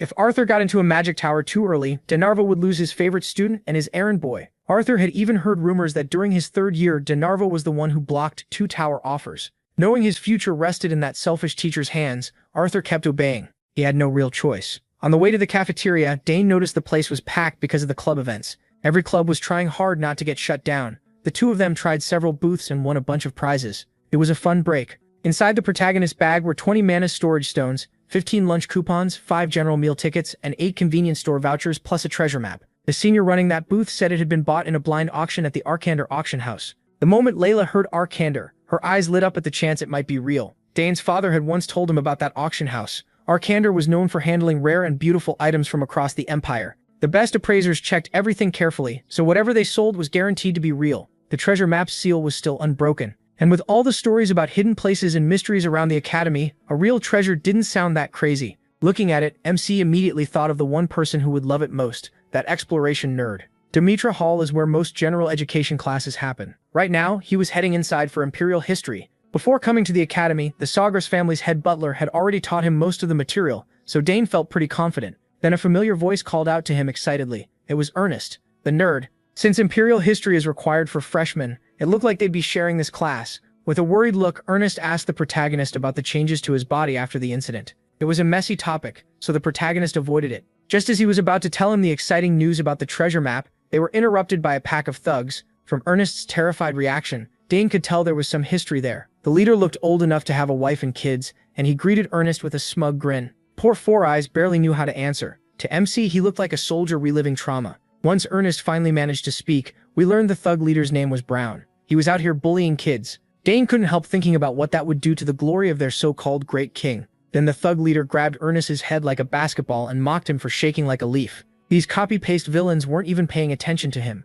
Since they had found their old errand boy, they figured they might as well restart the old servant boss routine, and Brown demanded a sandwich. When Ernest tried to refuse, the thugs laughed, and Brown shot him a sharp glare. Only then did that overgrown student finally notice Dane. Since Ernest called the protagonist his friend, Brown assumed he was just another errand boy, same as Ernest. That attitude reminded MC of the worst trash he'd seen on the battlefield. Before things could get uglier, a hall monitor spotted them and shouted for everyone to get to class. Like an experienced bully, Brown smiled and answered politely. But before leaving, he shot Ernest a look and invited him to a little talk after class. Four Eyes shrank back in fear as all his old problems came rushing back. Brown, meanwhile, was just happy that school life was about to get a lot less boring. Even after Brown was gone, Ernest was still trembling. Dane helped him up and the poor guy apologized for dragging his new friend into trouble with bad people. Ernest admitted he had a rough history with Brown back home. He thought the academy was so big that he'd never run into him again. He told him it was fine. Honestly, he couldn't stand watching his new friend get pushed around by trash like that, so he offered to walk with Ernest for now. He could already tell this dummy would go right back to being a servant if he listened to whatever Brown ordered. If that happened, Ernest would just repeat the worst part of his younger days. He had seen Dane transform at the spring, so there was no need to worry about safety or any of that. Even knowing how strong the protagonist was, Four Eyes still felt bad about pulling him into his personal mess. As soon as classes ended, Ernest and Dane were ambushed by Brown's copy-paste thug club. When MC told Brown to shut up, the bastard only barked louder. Realizing words wouldn't scare him off, Brown started to feel threatened. Like every other rotten noble, he threw around his family name, the Sawa family, claiming he was heir to the strongest house in the West, as if that meant anything. The protagonist just raised an eyebrow and smiled. He had never even heard of such a nobody family. That only made Brown angrier, and his lackeys started yapping like the dogs they were. Acting tough, Brown ordered them to beat Dane up. The nameless extras grinned like they'd been waiting for that all day. They swaggered toward Ernest and MC, and Ernest tried to calm things down by saying they should just run. He warned him that Brown had been called a sword genius since childhood. Hearing that just made Dane more interested in putting that bastard in his place. He turned to his scared friend and told him to fight one of the goons too. One punch to the chin should end it. Ernest couldn't keep living in fear. He had to hit back. When the first thug rushed in, the protagonist barely paid attention. He read the attack easily and took the punch without raising his guard, twisting his neck with the impact. The bald thug looked very pleased with himself. Even Brown felt proud, like his men were experts at intimidation. The bald one threw another punch, but this time Dane raised his guard. He had only taken the first hit so that whatever happened next, no matter how brutal, could count as self-defense. The thug ignored the warning and swung a hook, but MC dodged it easily and fired back with a fast strike to the liver, sending awful pain through the guy's whole body. Then, just to make it worse, Dane swept his leg out from under him. The thug slammed his head on the pavement hard enough to need good health insurance. Ignoring the first victim, he moved on to the second. His defense was terrible, so Dane caught him with an easy palm strike to the jaw. A shoulder shove sent that thug flying into the third. While still a few steps away, the protagonist formed a manosphere in his hand and launched the blue orb straight into the third thug's face. In just a few seconds, all three had been dealt with. They hit the ground and passed out. Dane broke the silence by complaining that he'd hit the third one a little too hard. He still wasn't fully used to his old mana core. Layla stood there with her mouth open, while Brown and the rest of his crew could hardly believe what they'd just seen. Their boss snapped at his men for being useless idiots, and they warned him that the white-haired kid was anything but normal. Brown told them to shut their mouths. Losing to a freshman was already humiliating enough. That only made things worse for him. Dane then taunted the big guy, telling him to back up all the bragging from earlier. The only thug with half a brain tried to warn Brown to stop and back off, but the idiot refused. Brown couldn't stand the thought of bowing to some brat, so he fired up his mana and opened a portal. MC didn't look impressed by the flashy display. From the portal, Brown pulled out a rough-looking sword. He swung it around like it was something amazing. Since they were alone, he figured he could cause a bloody little accident with no witnesses. Ernest shouted, but Danny didn't even flinch. The smart thug tried to calm Brown down, warning that in weather like this, crimes could disappear without a trace. Brown snapped at him to shut up, then told him to go after Ernest, turning it into a 2-on-2. Danny assured Ernest that against some low-level thug in a straight fight, he could win. After all, Ernest is obsessed with exploring. His legs should be strong. He just needs to time it right and send the guy flying.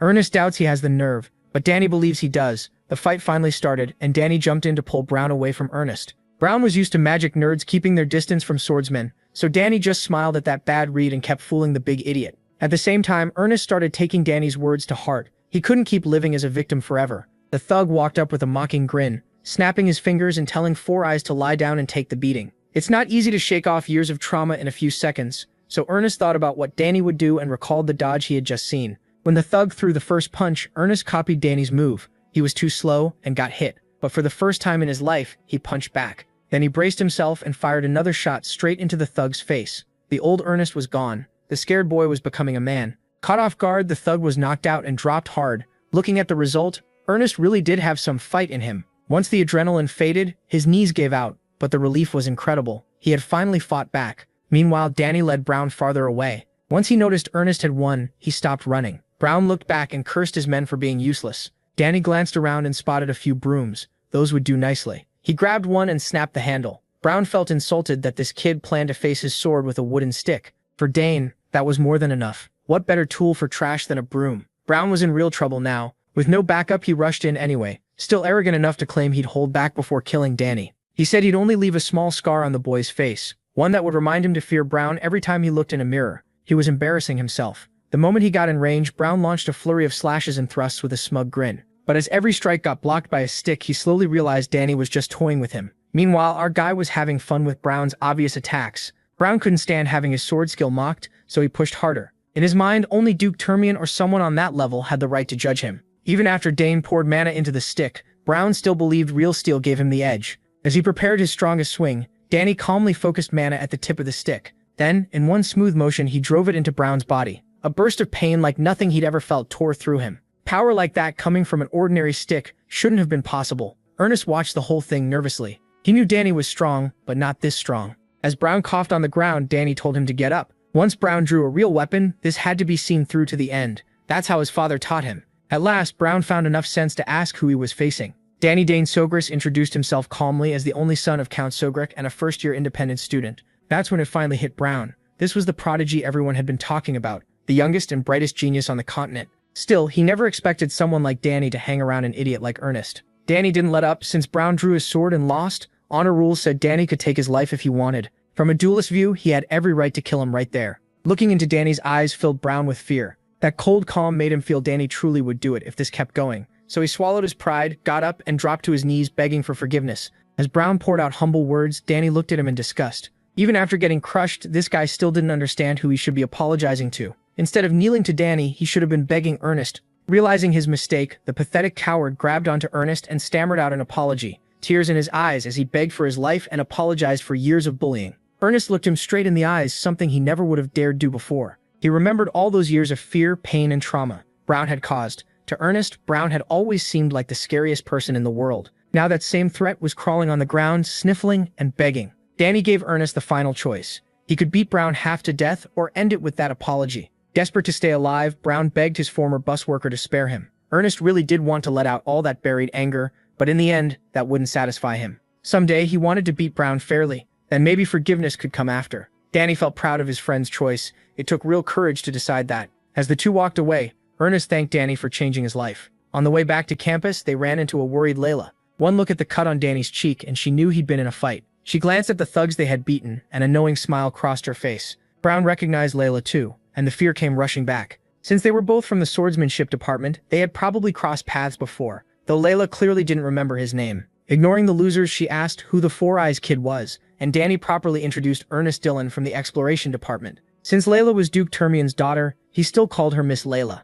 She told him that Danny's friends were her friends too, so they could drop the formal talk. Danny bragged that Ernest's family was famous for exploring ruins and hidden secrets. Hearing that, Layla excitedly brought out the map they had won. Danny explained they had picked up a treasure map during one of the club events. Ernest had heard some lucky student won something like that, but he never guessed it was his friend. The second treasure map came up, Ernest's shy side vanished and got replaced by full-on obsession. The three moved somewhere private and opened the map to study it. Even with Ernest's trained eye, he could barely make sense of it at first. The one thing he did notice was that it pointed to a specific place inside the academy. Strange writing also covered the scroll, so it had to be some kind of code. For now, the best move was figuring out who made the map. If they knew the creator's habits and style, they might build a rough decoder. The only sure thing was that the map showed somewhere inside the academy, since the shapes used were unique to the campus. The problem was the architectural style was wrapped in old magic that only Saul Hankston could use. Ernest was referring to the legendary mage who founded the academy itself. In other words, they were dealing with ancient magic not seen in centuries, since Saul never had direct students. Layla knew using the map would be hard, but not this hard. In the end, all they could do was dig into the map's creator and start cracking the code from there. After that, they could work together and find the real treasure. Ernest was always ready for an adventure, and Layla had never traveled outside her family's control. Of course, they were excited for a treasure hunt. Ernest would naturally lead the research, so Danny was confused when Four Eyes handed the map back to him. Ernest assured them he had already memorized everything, which shocked both Danny and Layla. For some reason, codes and maps just stuck in his head. That would be pretty useful on tests too. This was the first time Ernest had chased a mystery with anyone besides his father, and he felt truly grateful to Danny. To celebrate becoming an official team, Layla suggested they grab some food. After that long day, Danny headed back to his dorm. He cleaned up a little and unpacked his things, making sure the items from his family stayed where he could see them. The only thing he couldn't put away was the familiar egg. He couldn't store living beings in his subspace. When he picked up the giant egg, it suddenly started shaking hard. In 7 years of feeding it mana, that had never happened before. The mana around the academy was strange, but it shouldn't have been that different from before. The only real change was the ancient magic he had absorbed in the garden. To test that idea, Danny poured more mana into it. The thought of finally hatching his familiar filled him with excitement. After a few more minutes of feeding it mana, Dane felt like he was trying to fill a bottomless well, even after 7 years of doing this. He was putting out so much mana that his room was starting to become unstable. Back in the dorm, stopping now could mean missing a huge chance, so he quickly wrapped up the egg and rushed off to the Claire's lab. She's a genius with summoning, but even she was thrown off by what the egg was doing. Even after he stopped feeding it mana, the weird shaking didn't stop. While they try to figure it out, Claire worries Dane will miss roll call at the dorm. With a sly grin, he tells her he already took care of that. Back in the halls of Danter Hall, Albert from the discipline committee stormed in right on time to check the students' attendance. The top students of Danter Hall were lined up neatly outside their rooms. Roll call is done the same way in every dorm at the Imperial Academy. Arnold, the trap-loving kid, started getting nervous because there was still no sign of Priscilla or Dane. Albert announced the rules: 1 penalty point for being late to monthly roll call, 2 for missing it. 3 late arrivals in 1 term can lead to discipline and dorm service. 2 absences mean forced demotion. He ordered everyone to stay still and keep quiet. Even in Danter Hall, the rules would be enforced. To help the committee, they recently added magical surveillance cameras, and Priscilla had already been caught trying to sneak out before. They confirmed she left the dorm grounds 5 minutes ago. Normally, the committee doesn't inspect rooms, but with Albert in charge, room checks have become the new normal. That means points are going to drop hard this term. After carefully checking Priscilla's room, they gave her the proper penalty for being gone without permission. The only other person missing at the first roll call was the freshman, Dane. A few of the protagonist's new dorm mates tried to cover for him, but Albert wasn't having it. When he and his team stepped into MC's room, they were met by the boy himself. Dane scratched his head and apologized, saying he'd been busy unpacking. Albert couldn't really argue with that, so he left with only a warning. But the real he was still in Claire's lab. He had used an MK1 illusion projector built by Arabella. It could project his image into a slot inside his room through a small generator. Since it's remote controlled, the link can get shaky. If the flow breaks, it shows right away. The protagonist tested it a few times for fun, and found a perfect use for it tonight. Claire doesn't approve of his tricks, but she's a little impressed. As for the egg, Everything points to a strong chance that it will hatch tonight. Claire can't be fully sure, but these reactions are clearly a good sign, so she suggests putting the egg in a magical stabilizer before giving it any more mana. Since her lab is protected by magic shields for sensitive research, it's the best place for the egg to hatch. After setting it on the stabilizer, Claire added a few magical filters. Even though Dane's mana is already very pure, he once again poured everything he had into the egg. It was draining him fast. What the hell is inside that thing? Even if someone with enough money can buy a familiar egg, Shokaram is a whole different story. No one really knows the exact conditions for every kind of egg. The only sure thing is this: the user's mana and the unknown familiar inside must match in magical frequency. In other words, it's pure luck and a lot of it. Whatever happens next depends on Dane. Claire knew her little brother was gifted, but seeing him work and feeling his mana made her tense. At last, cracks started to sound from the egg. Claire shouted for him to keep going and push harder until it came out. When MC reached his limit, bright blue mana whipped through the lab. Then the egg burst, throwing shell pieces everywhere. Claire and him were both hit by the blast of mana. When the light faded, a small creature covered in primal slime stood where the egg had been. Claire rushed over to her brother, who had been tossed away like a rag doll. Forget the dizziness from mana drain and smashing into the walls, the egg had finally revealed what was inside. It had a white-scaled body, tiny wings, horns on its head, and curious eyes. Claire guessed some traits matched a wyvern. Then the little goofball started spitting fire like it was trying to show off. Claire pushed her brother to get closer to his familiar.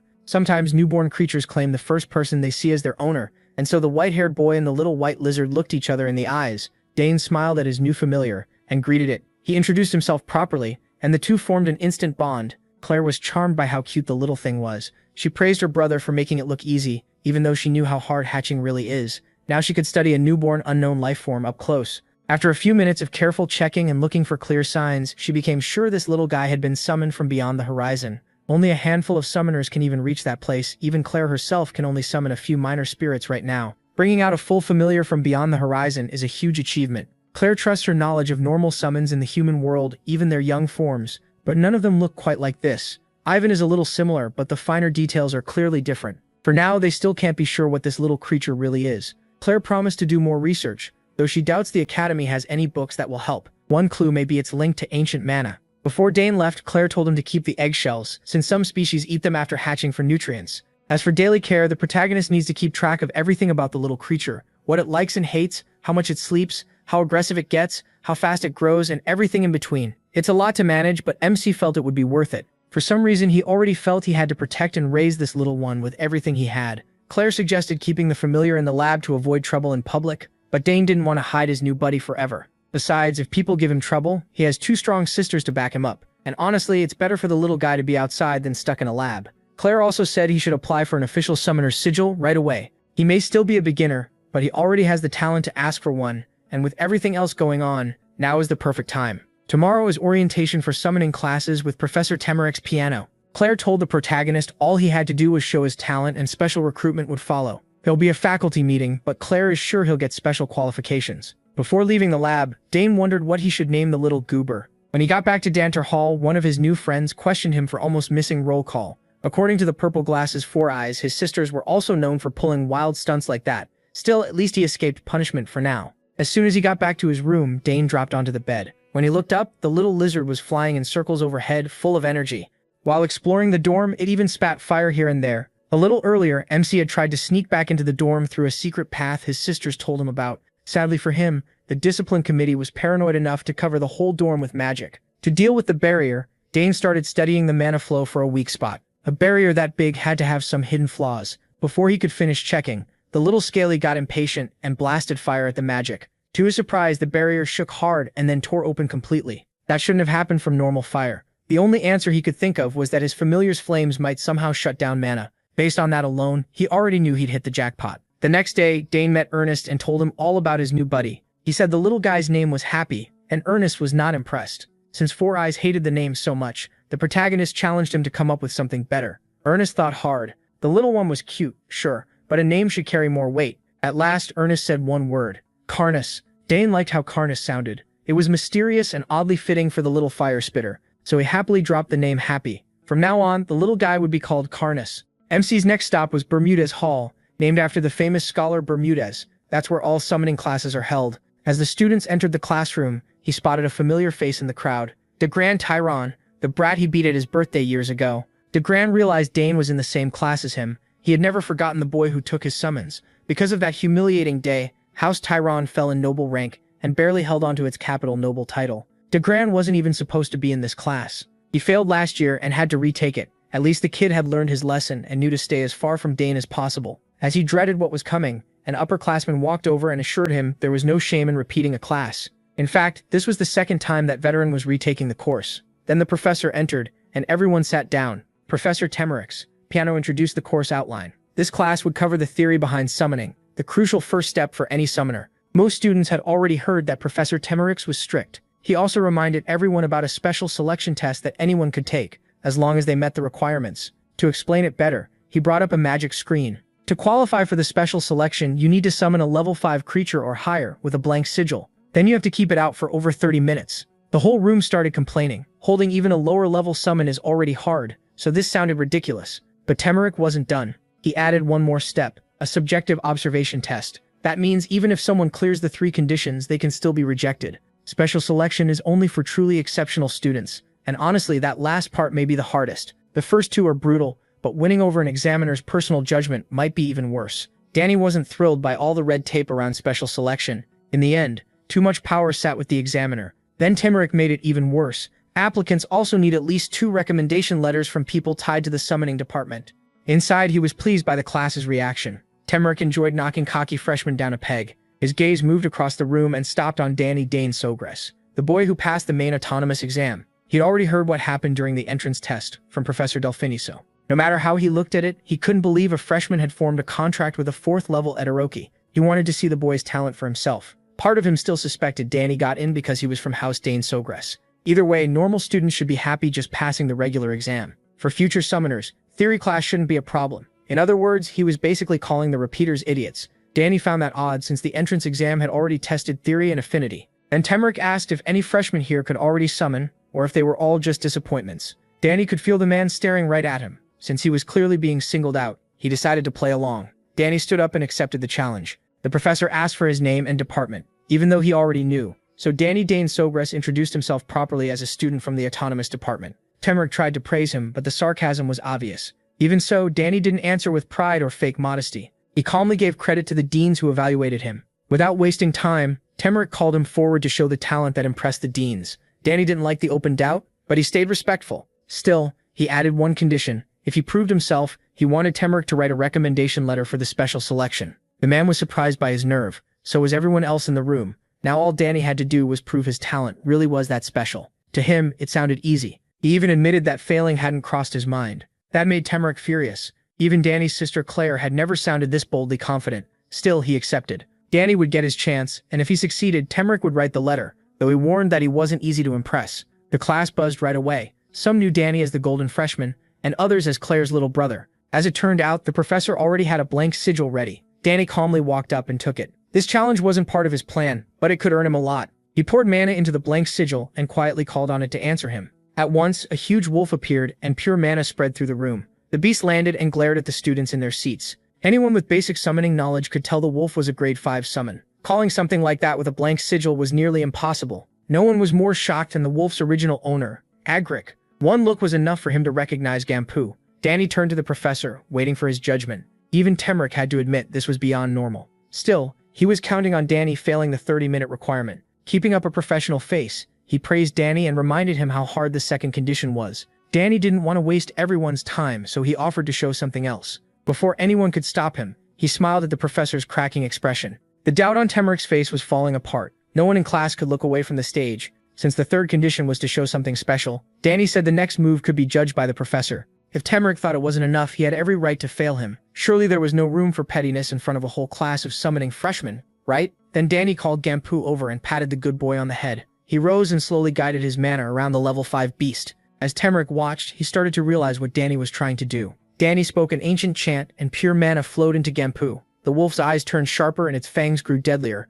Its whole body swelled larger and began to float, lifted by raw magic. At last, the beast's claws were strengthened to maximum killing power. Danny knew it was working perfectly. Without ancient magic, he never would have imagined doing this so early in life. Then the rest of the class understood. Danny was performing summon enhancement, a technique usually reserved for 5th-year summoning students. With a deep howl, Gampu showed just how much stronger he had become. Danny looked at the professor and asked if that was enough to prove he was unique. Temeric couldn't take his eyes off the massive beast. Watching Danny pull off a link enhancement so easily convinced him the wild stories were true. In fact, he had never seen a student this gifted. After a few stunned seconds, Temeric finally stammered out his approval of Danny's performance. He said they would discuss the recommendation letter later. Danny was satisfied with that fair answer. Meanwhile, Agric was left speechless by how much the Dane boy had grown. Now he could see just how foolish and arrogant he had been back then. Once the commotion died down, class resumed, and Temeric proved he was actually a very good teacher. Danny kept feeling the man's eyes on him, but he didn't bother reacting. Temeric knew the material perfectly,